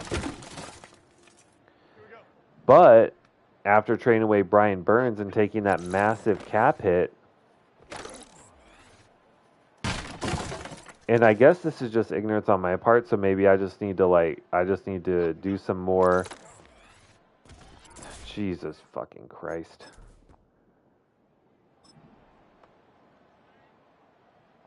And just do some more research. This is why I don't like power rushers, because they're just get folded so easily. But anyway, I need to better understand how the salary cap works. And because I had no idea if you traded a player, you would still take the cap penalty. And if that were the case, like I wouldn't have traded him. Like it also, when I was in the trade menu, it didn't say that I was going to be $43 million in cap space, like negative 43 million. It said that I was going to be positive like 3 million. And then afterwards, after I make the trade, I'd go to re-sign players. We're $43 million in the hole because of the cap hit we took. And I guess I just don't understand the salary cap as well as I thought. But needless to say, very frustrating. I'm not saying like it's Madden's fault. It's definitely a me fault as the general manager of the New York Football Giants. I need to understand how the salary cap works. But I didn't think it worked like that. And I feel like that's understandable because you're not given, I guess, like a warning or some sort of indication that your cap hit's going to be that bad. I don't know. I would just like, I feel like there's got to be something in the game to let you know, like, hey, you're about to take a $45 million cap hit. But anyway, I digress. I feel like this episode's been kind of complaining, and I apologize because I don't like those episodes, like, as a viewer of myself. But I feel like I'm also making relatively good points. Right? Like, we have good defensive backs who act like idiots when the ball's in the air. That's frustrating. Hit pointer for Good, who's our like second/third string defensive tackle. And then when you're in the trade menu, and I made that trade with Brian Burns, it said we would have about $2 or $3 million in positive cap space. That's the entire reason why we took on their backup left outside linebacker, was to save salary space for them. And yet we take the cap hit for that, and I just didn't know. And like I said, that's my bad for not understanding how it works, but it's also really frustrating. Because there's nothing in the game to prompt you to let you know that. As we have upgrades to Azeez Ojulari. 91 finesse moves. I think we still just keep progressing that way. I think eventually the game will just slow down on that and start giving us block shed, which it does.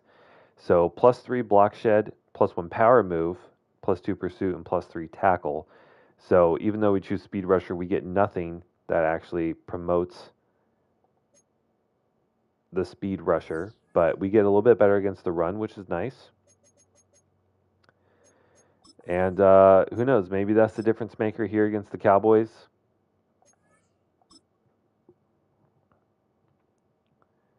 Let's see if we can get some pressure.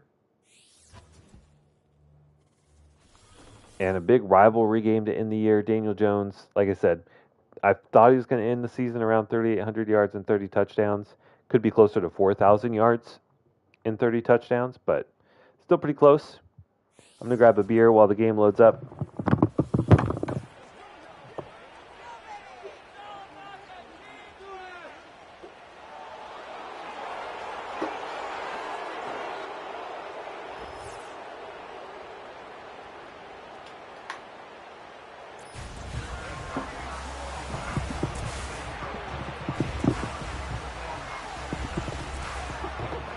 All right, here come the Dallas Cowboys, 13-3, so good in simulation. Maybe I should try their playbooks. I don't know. I don't know how they play manually, but I know in simulation playbooks are pretty much everything. All right, we get the ball first, and we're playing at AT&T Stadium.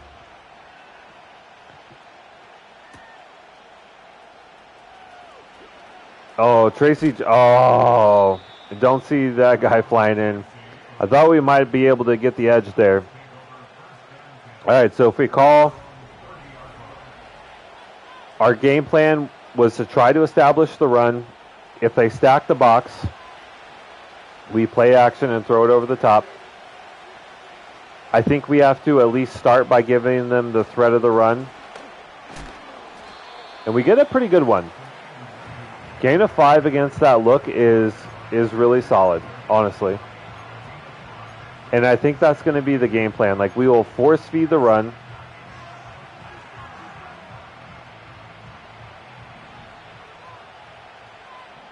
And then when they bring in the box, we play action over the top. Good blocks there. Maybe run that to the other side away from Micah Parsons.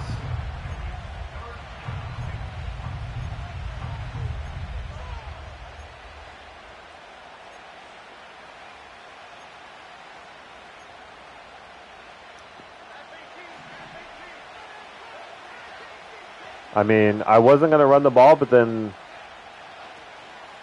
I mean, this look would really allow us to get the yards, and we do.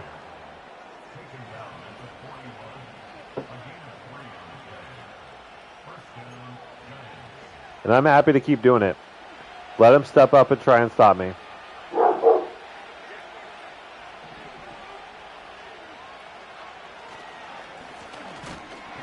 Micah Parsons.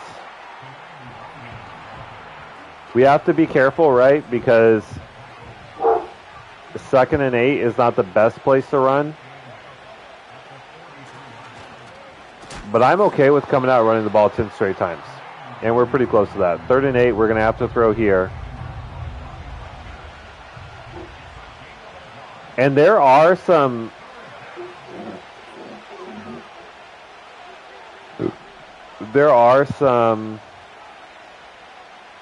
like little slits there.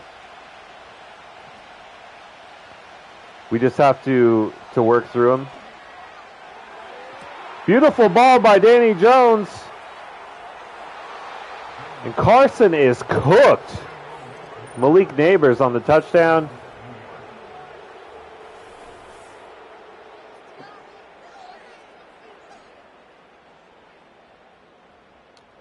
Damn, Cowboys got Madden so hard right there. It's so infuriating when it happens to me, and it happened really bad to them. Watch Carson here. He's going to turn and burn. He gets cooked, but then the ball comes in, and if he has any shot of making a diving tackle, he loses it because he just stops. He stutter steps, and that just gives neighbors a chance to take it to the house. So, got to recognize it's frustrating when it happens to me, but it also happens to the AI as well.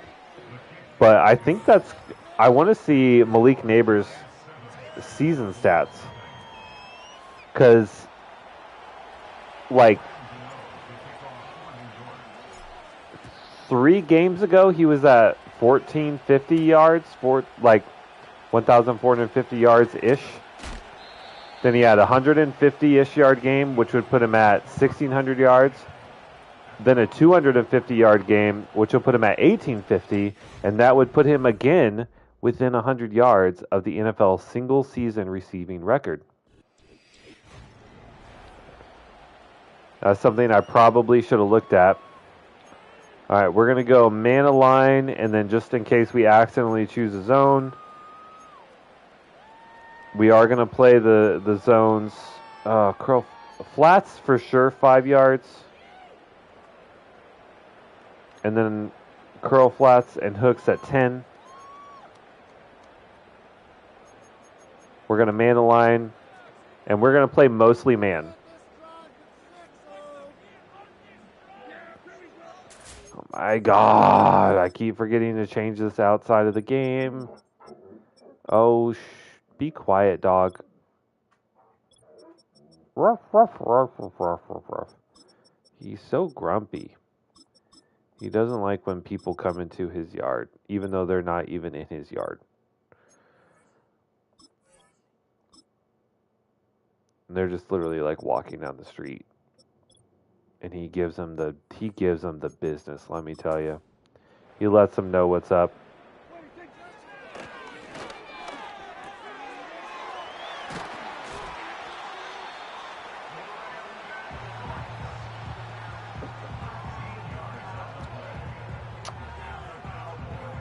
Okay. It's okay. I mean, we got beat like a drum all game versus the Lions, and then we made a play when it counted. Maybe that way here. Good rally to the football there. Maybe we just need to press every play, like really get up in their grill. Oh, good defense there. Deontay Banks on the play. Could have been a pick, but doesn't quite make the play. Maybe it's just man press.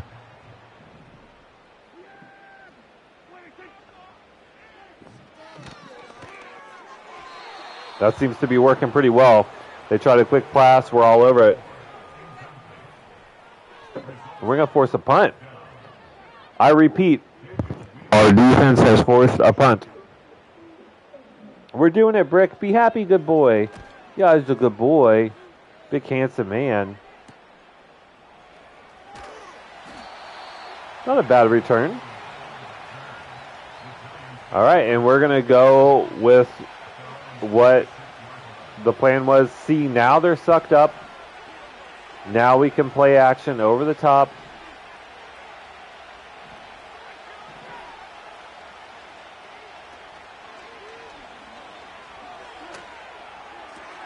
Okay, we don't get much, right? Because he falls out of bounds. Kind of made himself look like a dummy there. But that's a solid gain of 3. Oh man, they are really pressing. They really want the Malik Neighbors touchdown number 2. Let's give it to him. Underthrown ball, it's picked. Oh, Daniel Jones, just please have arm strength. I think Malik Neighbors probably could have played that better. But like, why? Like, how is that ball there? Like, that's like a 15-yard underthrown ball right there. If we're okay. Make play. We get a hit. He bounces off, and he's off to the races. He's going to score.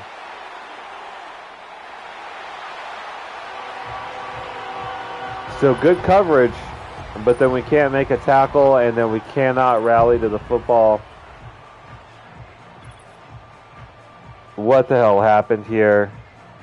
Two Giants are right next to him. Now they can make a play. That's frustrating.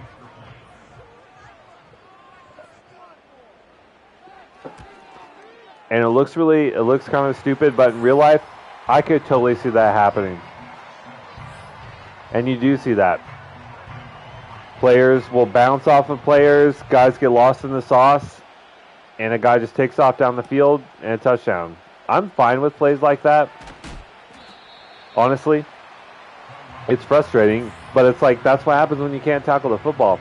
All right, so there we go. 1,769 yards. Okay, no, he's like 200 yards away. I thought he was closer than that.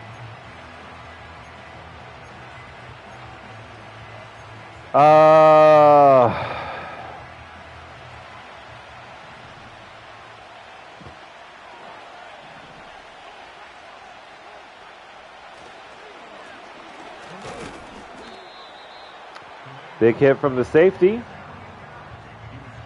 but we still managed to gain 3. I think we're still going to run this one. Oh, Ramirez! Come on, man! He gets shed instantly. We have the blocks. Look at this. Look at this hole right. I can't show you because this camera sucks so bad. Because it just sucks to whoever's even remotely close. But I'm trying to show you. Okay. Around here, right? Just imagine a line from Nwangwu up there. There's a big seam there. Center just cannot hold his block. 3rd down and 8. But it's 3rd down, says the announcer on the PA system.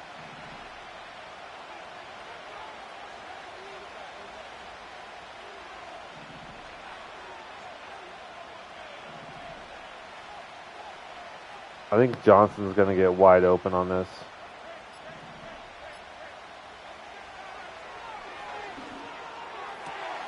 Oh, what a beautiful diving grab. Not a great ball, but a good effort. Instantly shed. Holy hell, man. I know it's Micah Parsons against a rookie, but like...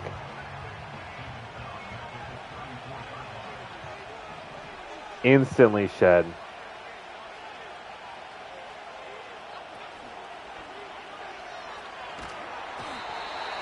Hit as we throw. At least it's not a fumble, but it is a Micah Parsons sack. That play takes so long to develop. It's usually a good one when we have the time to throw, but we do get sacked on it a lot. 3rd and 22. Not ideal.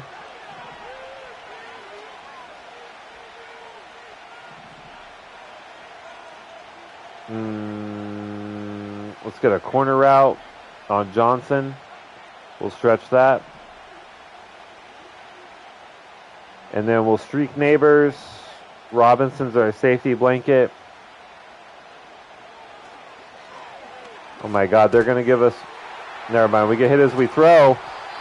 And Johnson, hold on to the football. You are a giant of a man. And you get whispered on. And you drop the ball every time. You're about to get traded away. Jesus Christ, man. That is the entire point of a giant tight end, is to box out corners and safeties and make plays like that. And he drops them all the time. Meanwhile, back on defense. So run up the middle, cut back. We didn't really get off our blocks, but Stump's there. He's shockingly good against the run. We see him making a number of plays around the line of scrimmage.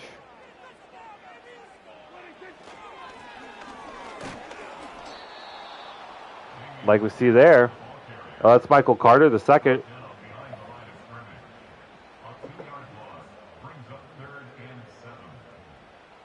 Good to see him on the field. We'll pass him in here on 3rd and 7. Press man, no blitz. CeeDee Lamb, Cooks Banks.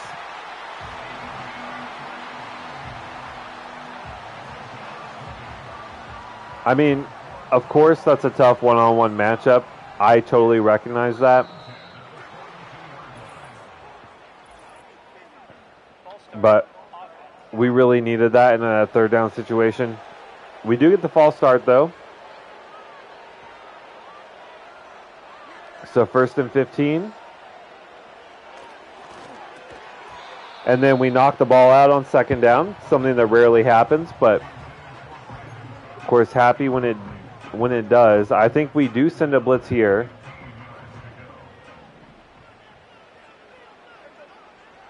If we can do a sack, they'll have pretty much no shot on 3rd down. And it's not a sack, but it ends up being a run blitz. Okereke.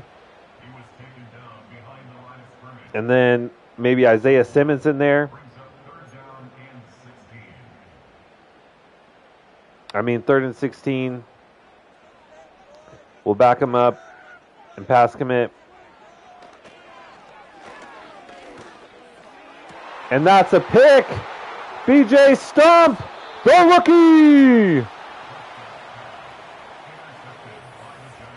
Flies in, undercuts the route, makes the interception. Against Brandon Cooks, no less, an older receiver, but still a savvy vet.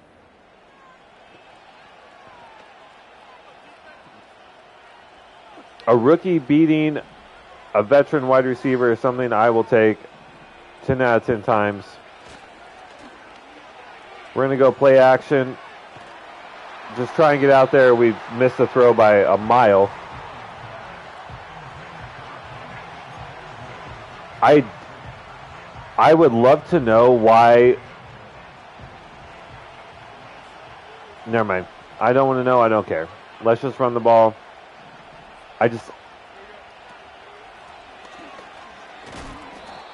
didn't have the icons of my receivers. Don't know why, but we find ourselves in another 3rd and long.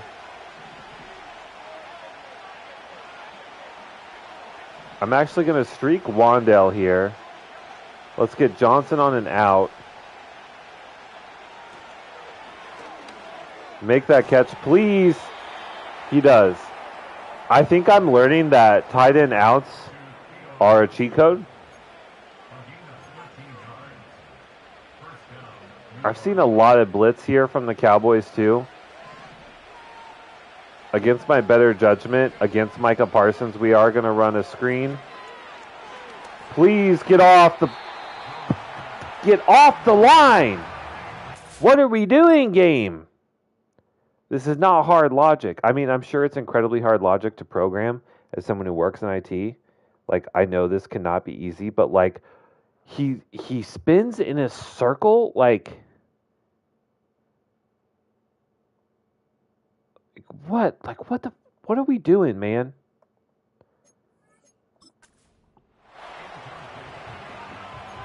Just abysmal. 2nd and 10. I don't care. We're running the ball. Never mind. They are stacking this up. I don't mind spacing. Darius Slayton is an intriguing option right here.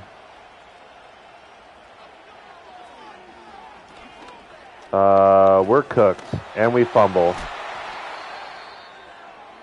Try to step up with Daniel Jones. He gets blasted and fumbles.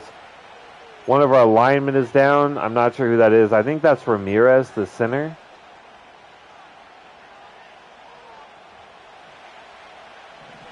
Yeah, everything was covered there.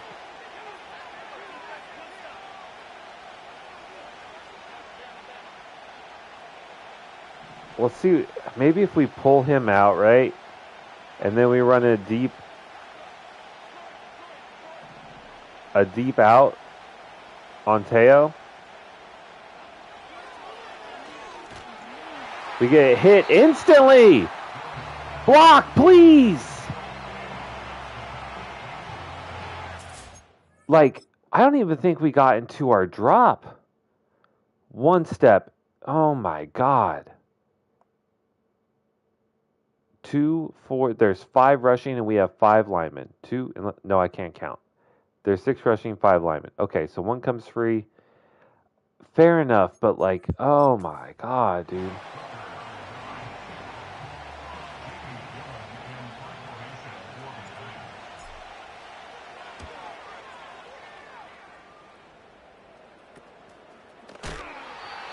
Big hit.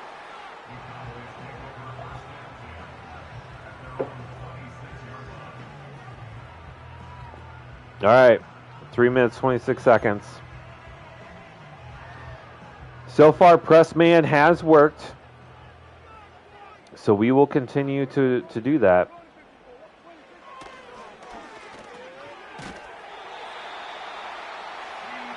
The only play that's worked for them has been kind of a fluke play where a receiver just happened to like bounce off of multiple tackles.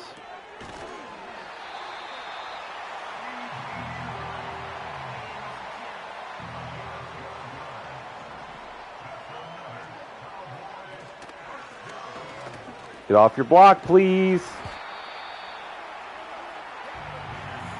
Do they just have the best right tackle right now?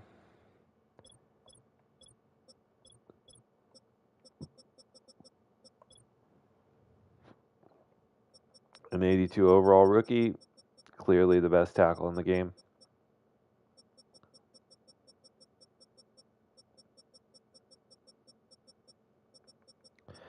Pass block is 79. And his pass block finesse is a 71.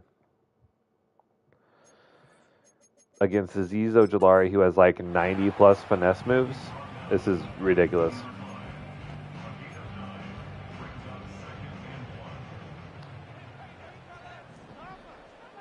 But anyway,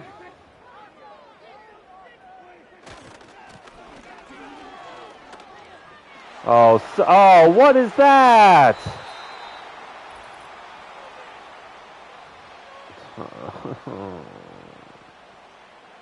Like, actually, what is that, bro? That's not football. It's a screen.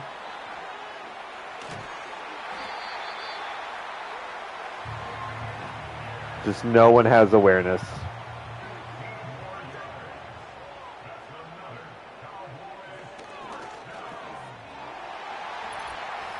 Running press man, but no one decided to press on the tight end. What the, like, why do we not, like, when you call a press, that means press. And this is, like, the infuriating thing about Madden. Like, I'm sorry, like, this is just going to be one of those days where I'm frustrated. If you're on the goal line and you're playing man, your main goal is to defend the goal line. If a tight end comes, first of all, Okereke should be, like, here. Okay? But sure, he lines up on the end zone. Presumably, he's the one on the tight end on Ferguson. There's no way you're taking 4 steps into the end zone and giving up 5 yards worth of end zone. Like, you're never doing that. You're not even in zone. Maybe if you're in zone and you're an idiot, you give that up. But we're in man coverage. His goal should be to fly up as soon as he sees them come off the line and stop that. It's like the worst programmed coverage ever. Last year, it was the safeties. Like, they would be sitting, like, let's say it's that exact same play, and the safeties are starting in the middle of the end zone, they would run to the back and sometimes like actually out of the back of the end zone in coverage. It was diabolically, disgustingly bad. And then like now this year we're kind of seeing it with the linebackers. Like they run away. Like you have a down tight end that you are in man coverage with. You should be over the top of him, especially whenever like it's a press man.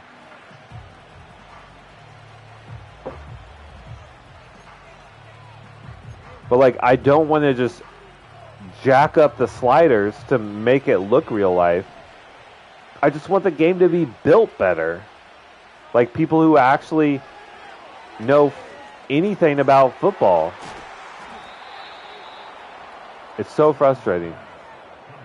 Like if you're playtesting this game, like I don't know, maybe they playtest on rookie or something, and like, yeah, that looks about right.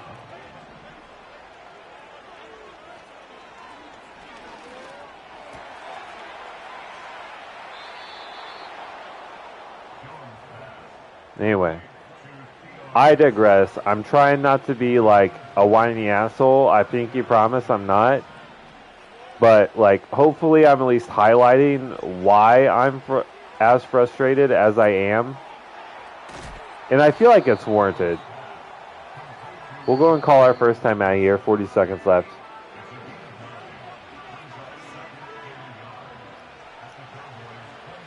There's just no logical sense to the way that they have coverage programmed in this game.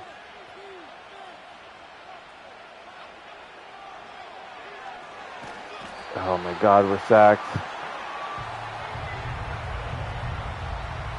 Like, I need time to make a decision. I understand Cowboys, great pass rush, okay. But like, I need some sort of time. All right, we'll settle for a field goal.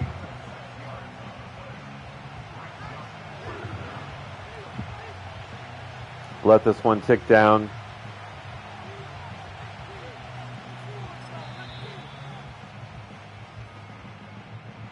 Yeah.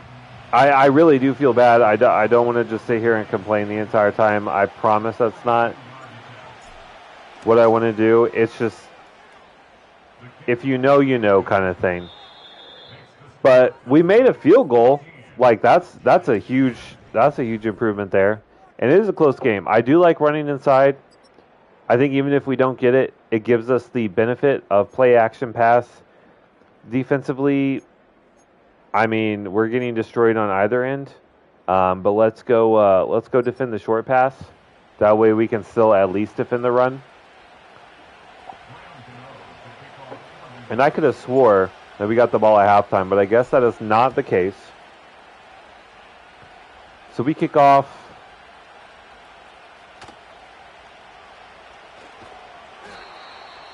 We've played pretty well. I mean, considering Dallas is 13-3,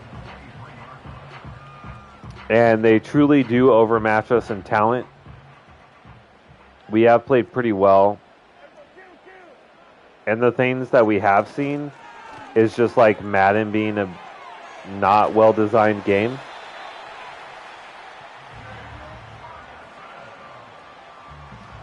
But we've managed to make it work. We're trying. And we have a close game.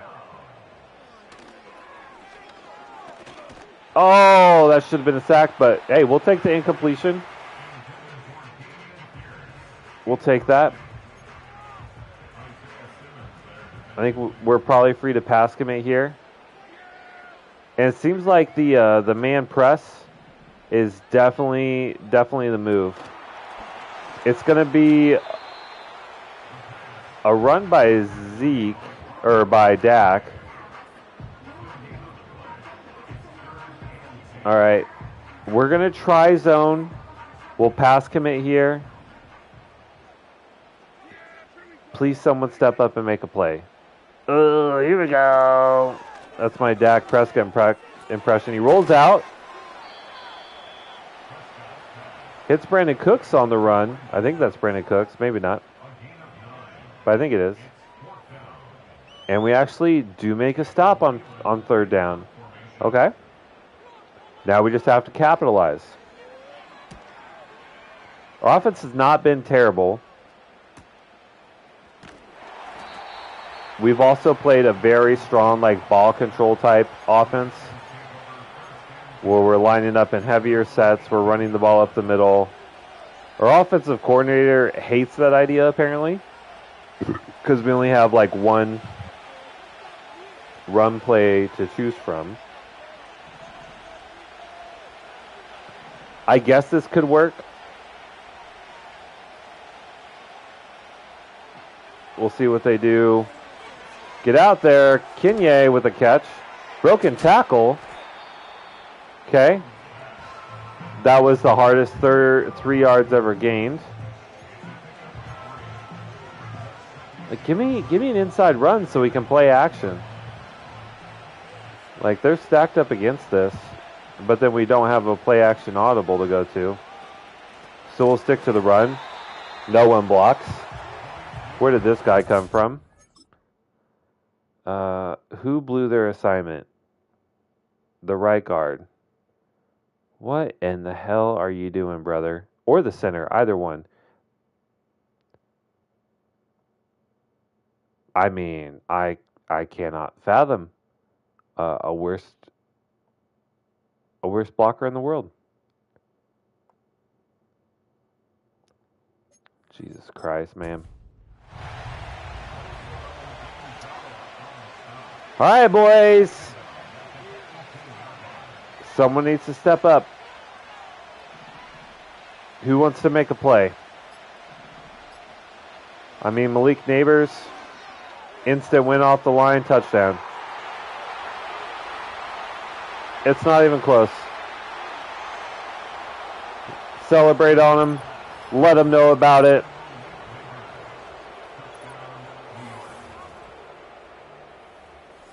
We know there are constants in life.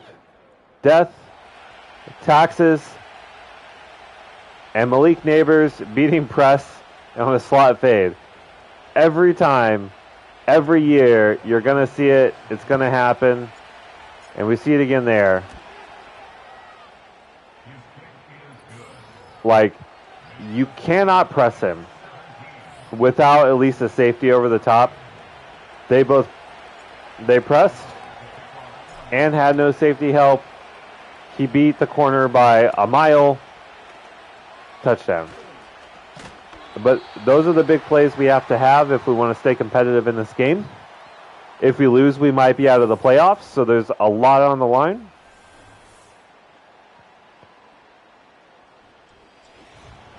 But we also know Dallas loves to choke.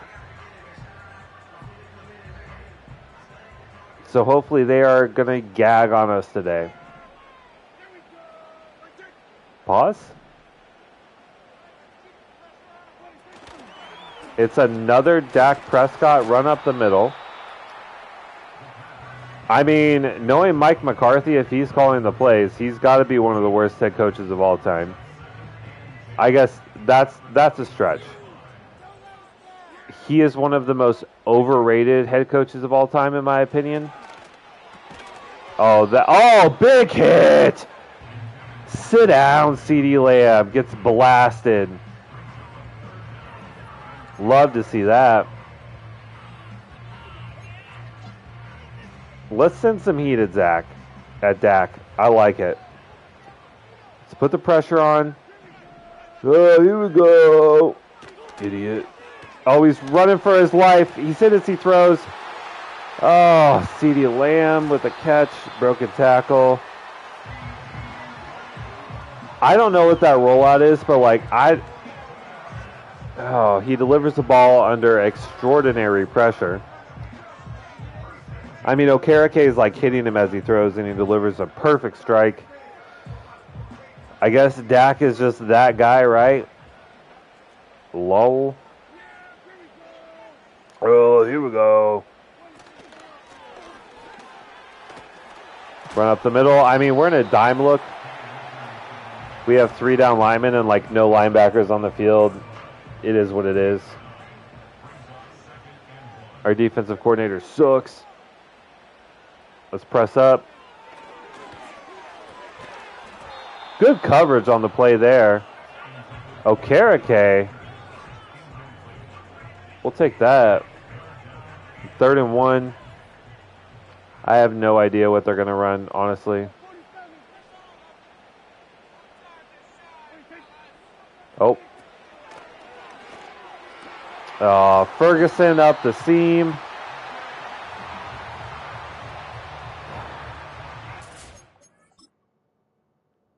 Was anyone pressed on him? We're pressed.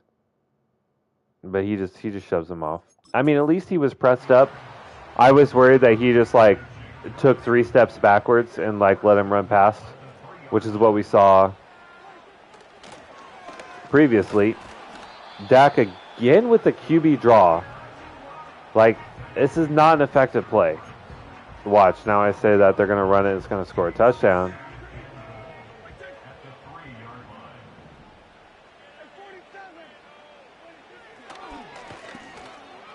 Pass. Oh, great defense. Who is that? Who's number 19? Isaiah Simmons, the linebacker, laying his body out to block. I think we're going to send the heat. I like it. We're going to shade inside, trying to defend against the slant. Pass commit. Oh, it's a quick out.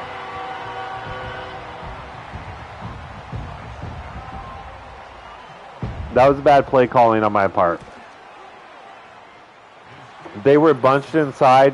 We should have recognized that as more of like those quick outs as opposed to the slants. That was a bad coaching play call. I take responsibility for that.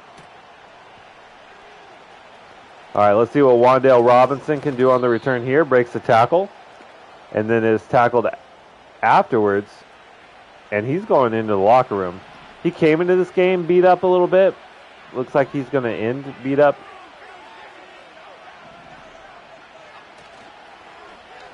Play action. Give Neighbors a shot. No, we get absolutely blasted by like 3 guys. Pause. We get hit by 3 different defensive players.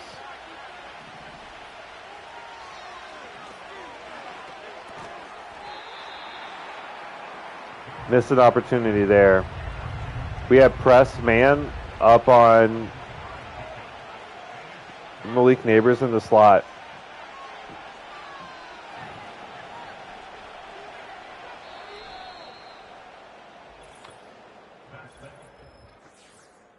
We needed to streak him. All right, we're down 4. 4th quarter.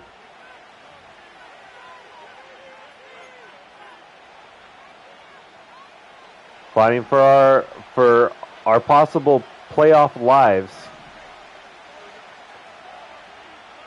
They're playing inside leverage. We could have Malik on the slot here. We don't. Can we loft that up to Teo? No. Linebacker makes an incredible play.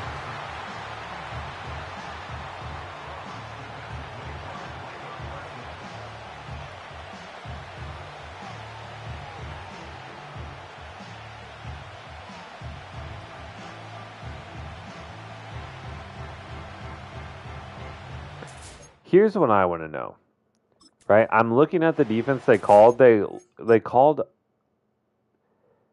cover 3.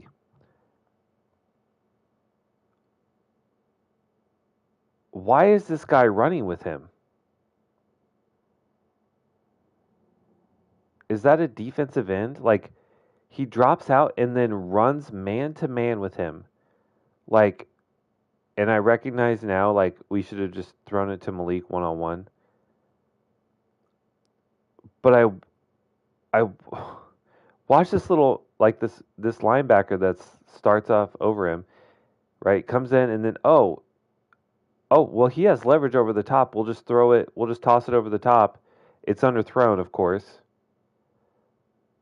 But this is not the play call. What the fuck is he doing? I know it's Micah Parsons, but like, that's not the play call.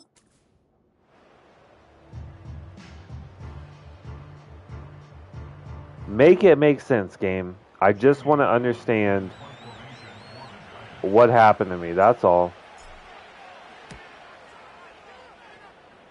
Decent punt here in the corner. He's going to get a return. And a big hit by Micah McFadden. Would have loved a fumble, but they just don't happen. Now we have just under 7 minutes. We need to make a play. We got to get the ball back or hold him to a field goal. Nope.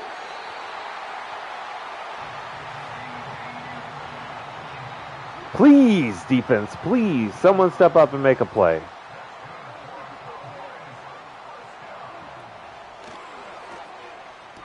Quick out by a tight end. It's absolutely uncoverable in this game.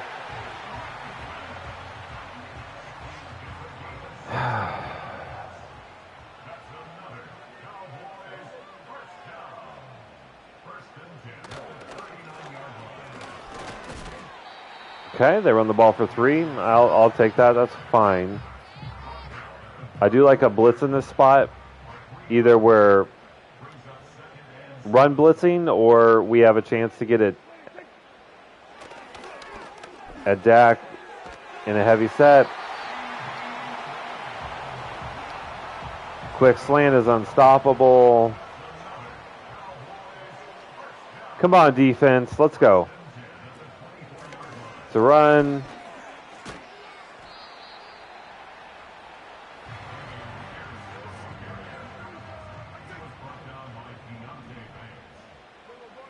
Come on, someone step up and make a play. Please. Season on the line, we can't guard a tight end.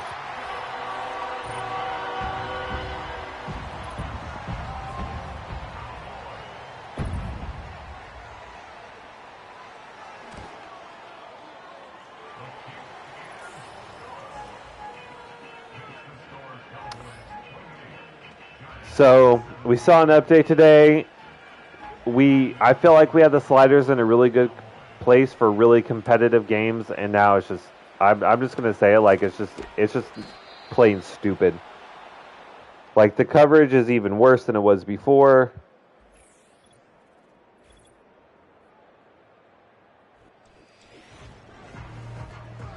We get absolutely no pressure. It feels like they were just like, I know that it feels like at times the all Madden might be too easy.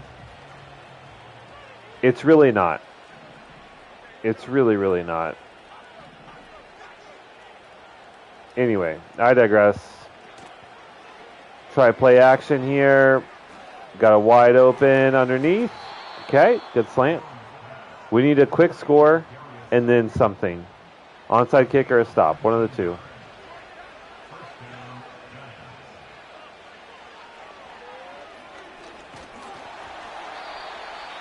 We have Teo Johnson wide open, but we just get hit as we throw. Looks like that was Bobby Wagner, apparently.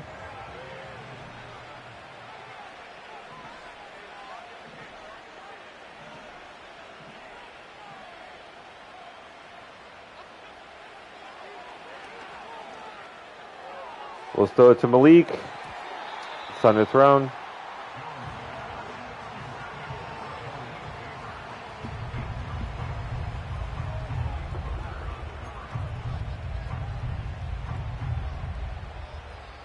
Third down and 10.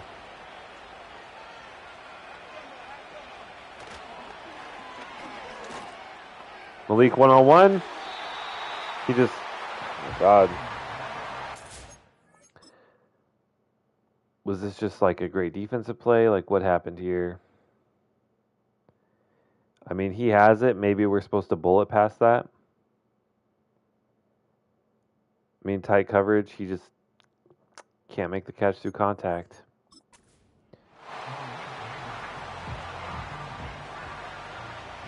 Okay. We're going to get Johnson on an out. Make sure it goes to the line of scrimmage. Keep Nwangwu in the block. And it's going to be Slayton or Johnson. Johnson.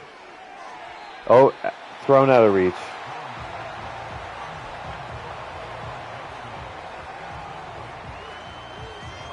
Daniel Jones just overthrows him.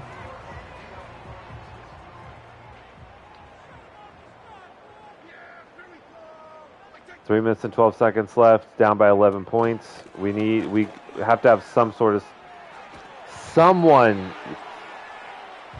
What is our defensive coordinator calling? Why are we like in a dime set when it's a clear run situation?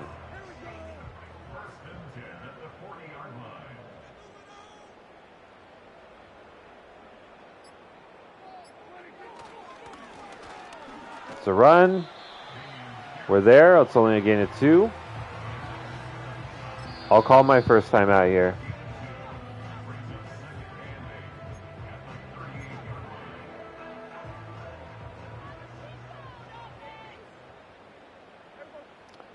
I'm too afraid to run commit.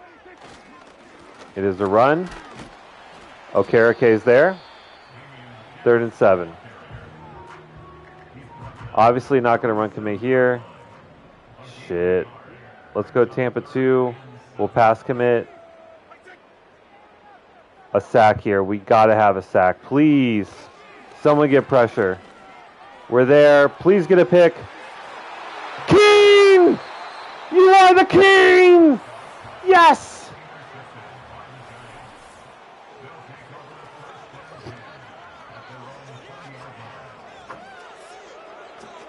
Oh my God, we needed a big play. Ojulari closing in, forces the throw, at least you'd like to think. And then Desmond King undercuts it, leaps, makes the interception. We're still down by 11, but we are still in it. And that is the important note here. We are still in it.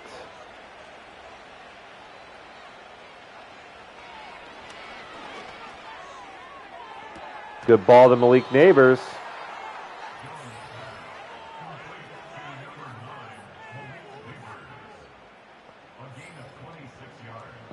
And he gets out of bounds.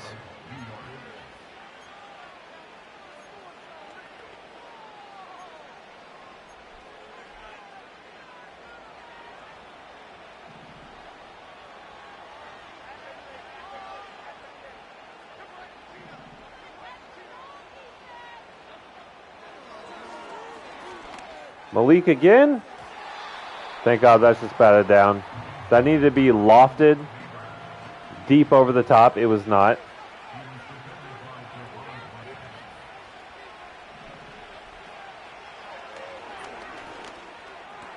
Teo Johnson cut up field.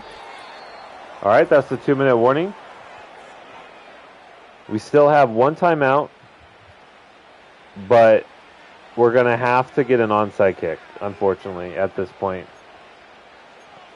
So time is kind of a factor, but we still need to score quickly, right? But it's not like we need to preserve time to stop them on defense. Like, that's just not going to be a thing.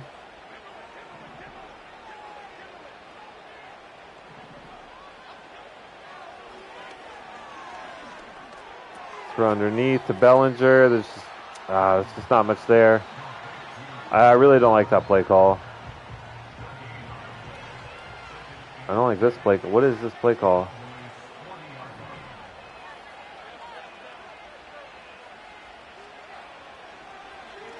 Let's get Slayton over the top. The safety's not covering it.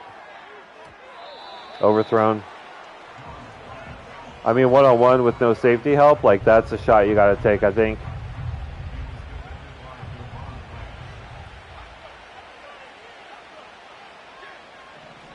Even though this didn't work last time, I really like the Teo Johnson out. We'll leave Nwangwu in the block. Watch the middle. Get that behind him. Good catch in traffic there by Teo. Good ball to recognize position from the defender. we don't lead him into a hit.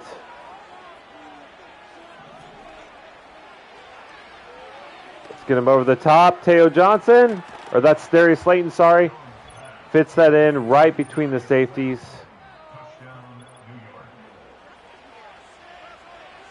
This would make it a 3-point game.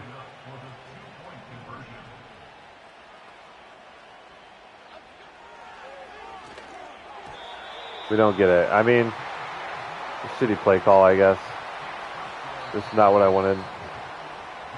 I'm an idiot. We call it last time out.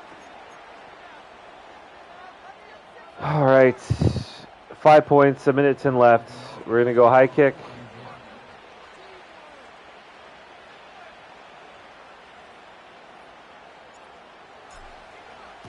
It's a perfect kick. Hit him! He drops it! Recover! Recover! Oh my God, we recovered! Oh my God!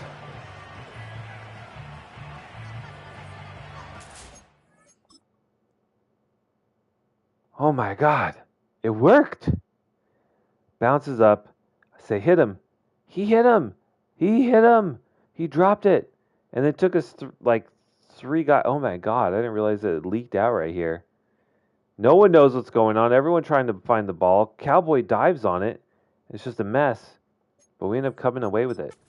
Holy hell. Like, actually, holy hell.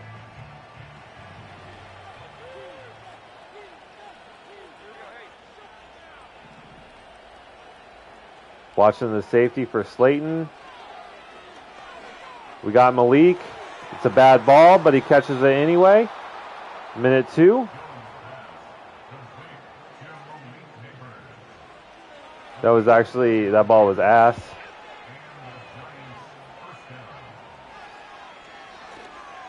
Teo Johnson cut up field. Big hit, but it's a first down. 48 seconds on the clock.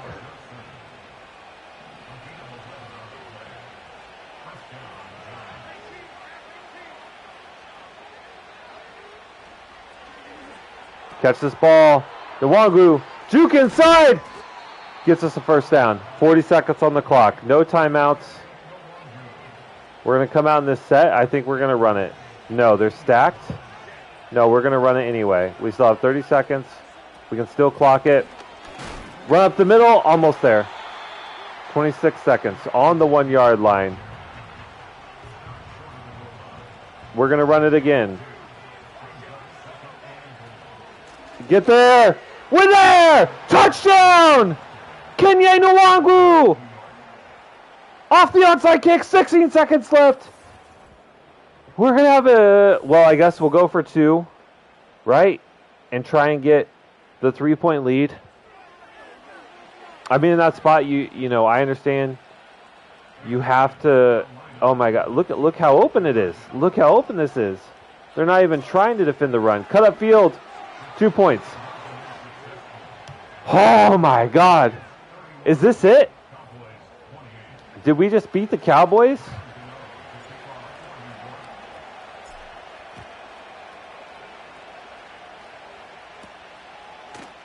We got to get it. Stop him here. Okay, no return. Deep breaths. Deep breaths. Back up. Defend over the top. Pass commit, all the things. Someone get a sack. They throw it 5 yards down the field. Good job, dumbass. That's definitely a Mike McCarthy play call right there. You love to see it. Defend against the pass. No! Back up. Pass commit. Oh, Ojulari's flying in. Oh, he's throwing in a double coverage. Someone make a play. Woo! Rick! Oh, my dog's freaking out because I'm freaking out. I know, brother. If you had thumbs, you would understand.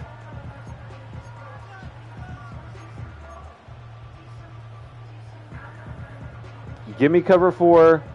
Back up. Defend over the top. Pass commit. All the things. 1 second left. Last play of the game. They have to have a touchdown to win. Ojulari. Oh, God, someone make a play. It's caught, but zero's on the clock. No attempt of a field goal. Giants coming to Dallas. Play spoiler. We still have a chance at the playoffs. Oh, my God. Oh, my God. 3 beers wasn't enough to get through this one. I'm dying. What a game. What a game. We played it so tight, then it looked like the Cowboys were going to run away with it. And then we make some incredible plays down the stretch, and then, of course, the onside kick at the end. Malik Neighbors was out of this world. Whoo! Oh, my heart. Daniel Jones, 20 of 33 for 369 yards. Nice. 3 touchdowns and an interception. Dak Prescott, here we go. 19 of 29, 338 yards. 4 touchdowns, but 2 interceptions. Rushing was not there. 11 for 18. We tried, 11 attempts when you're averaging 1.6. That's trying. Cam Akers and Dameon Pierce combined for 67. Okay. Receiving, Teo Johnson, 9 for 28. Malik Neighbors, back-to-back 200-plus yard receiving games. 5 for 2 hundo, 2 touchdowns. Jake Ferguson, we just cannot stop a tight end. CeeDee Lamb for 6 for 121 is not surprising at all.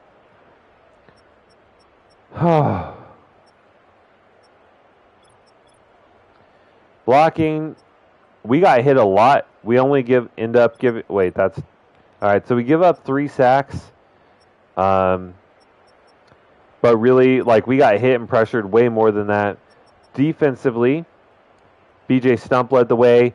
10 total tackles. You don't want that from a corner, but he was actually playing at the line of scrimmage, playing very aggressively, including that TFL, 2 for Okereke, and then 1 for Dexter Lawrence, Kayvon Thibodeau, Tyler Nubin, Michael Carter II, and BJ Stump. Sack and a half for Okereke, and then Ojulari and Thibodeau split a sack, and then picks for Desmond King and BJ Stump. 1 for 1 field goal attempt by Grant Gano, but holy hell, what a game. Oh, I'm so glad this is the last game of the night. I don't think my heart can take any more, if we're honest about it. My dog's freaking out. I'm freaking out. Everyone's freaking out. And now we are really, really close to finding out if we have made the playoffs. Malik Neighbors gets an upgrade, goes to a 92 overall and playing up to a 96. 99 catching, 98 catching traffic. Traffic? Why did I say that so weird? 97 deep route, 92 release. Press him at your peril. He is elite. Deontay Banks with an upgrade. Will continue to upgrade his man-to-man coverage. He is playing up to an 84 overall with 84 man and 80 press. That is a solid start for a young guy.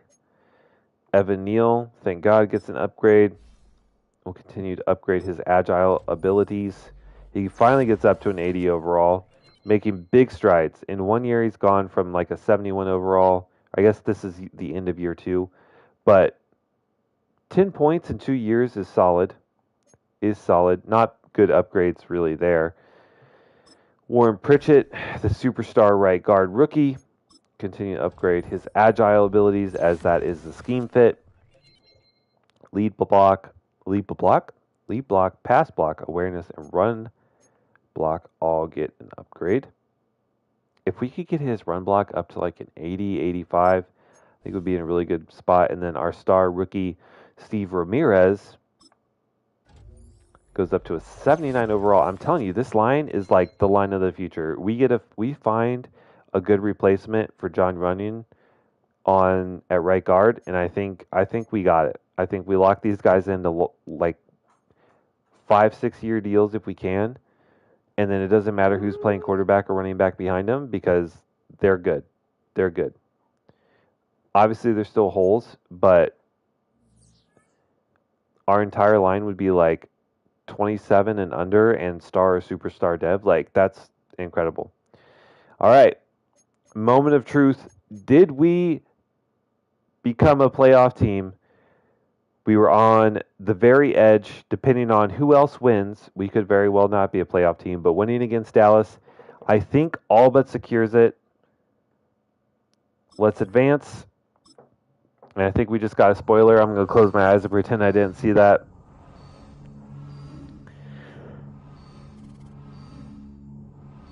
And the results are.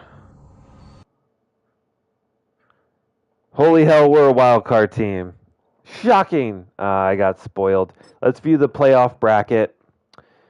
All right. So we do end up barely making it in as the number 7 seed. And we're facing off against the team that we just beat to get in the playoffs. We'll be facing off against the 13-4 Dallas Cowboys.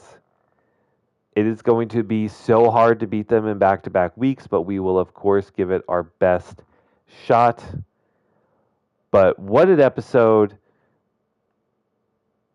We won some, we lost some. Incredibly close games, like unbelievably close games. My heart's racing. I'm actually kind of glad this episode's over because I don't think my heart can take any more. But we have a big week ahead as it is wild card week. I think we play. If we win, obviously I'll just keep playing. If we lose, then we'll just do an off-season episode. How did the Seahawks end up? This is actually a really important question to ask ourselves because we traded Brian Burns and Devin Singletary for their number 1 overall pick, or for their first round pick, which at the time was the number 1 overall pick. If we look at the NFL standings, let's sort on wins, and we see that the Seahawks won 4 games, which puts them squarely at the number 4 pick. So we will have a top 5 pick in the draft. We could actually look to trade out of it, unless there's someone we really, really want, right? Because we gave up a first round pick next year, so we still have to make up that pick. We could get a lot of draft capital for that, but we have to see once the time comes. Right now, the focus is on the Dallas Cowboys. And after being a 2-win team and projecting ourselves to win 4 games this year, we end up going 10-7, and we are a wild card berth. Let's see what we can do, but we will wait and see until next episode. Thank you so much for your time and watching this. If you are new to the channel and you enjoy the content, I would appreciate if you would at least consider subscribing. If not, that's okay too. Maybe next time. But thank you so much, and I will see you guys in the next one. Goodbye.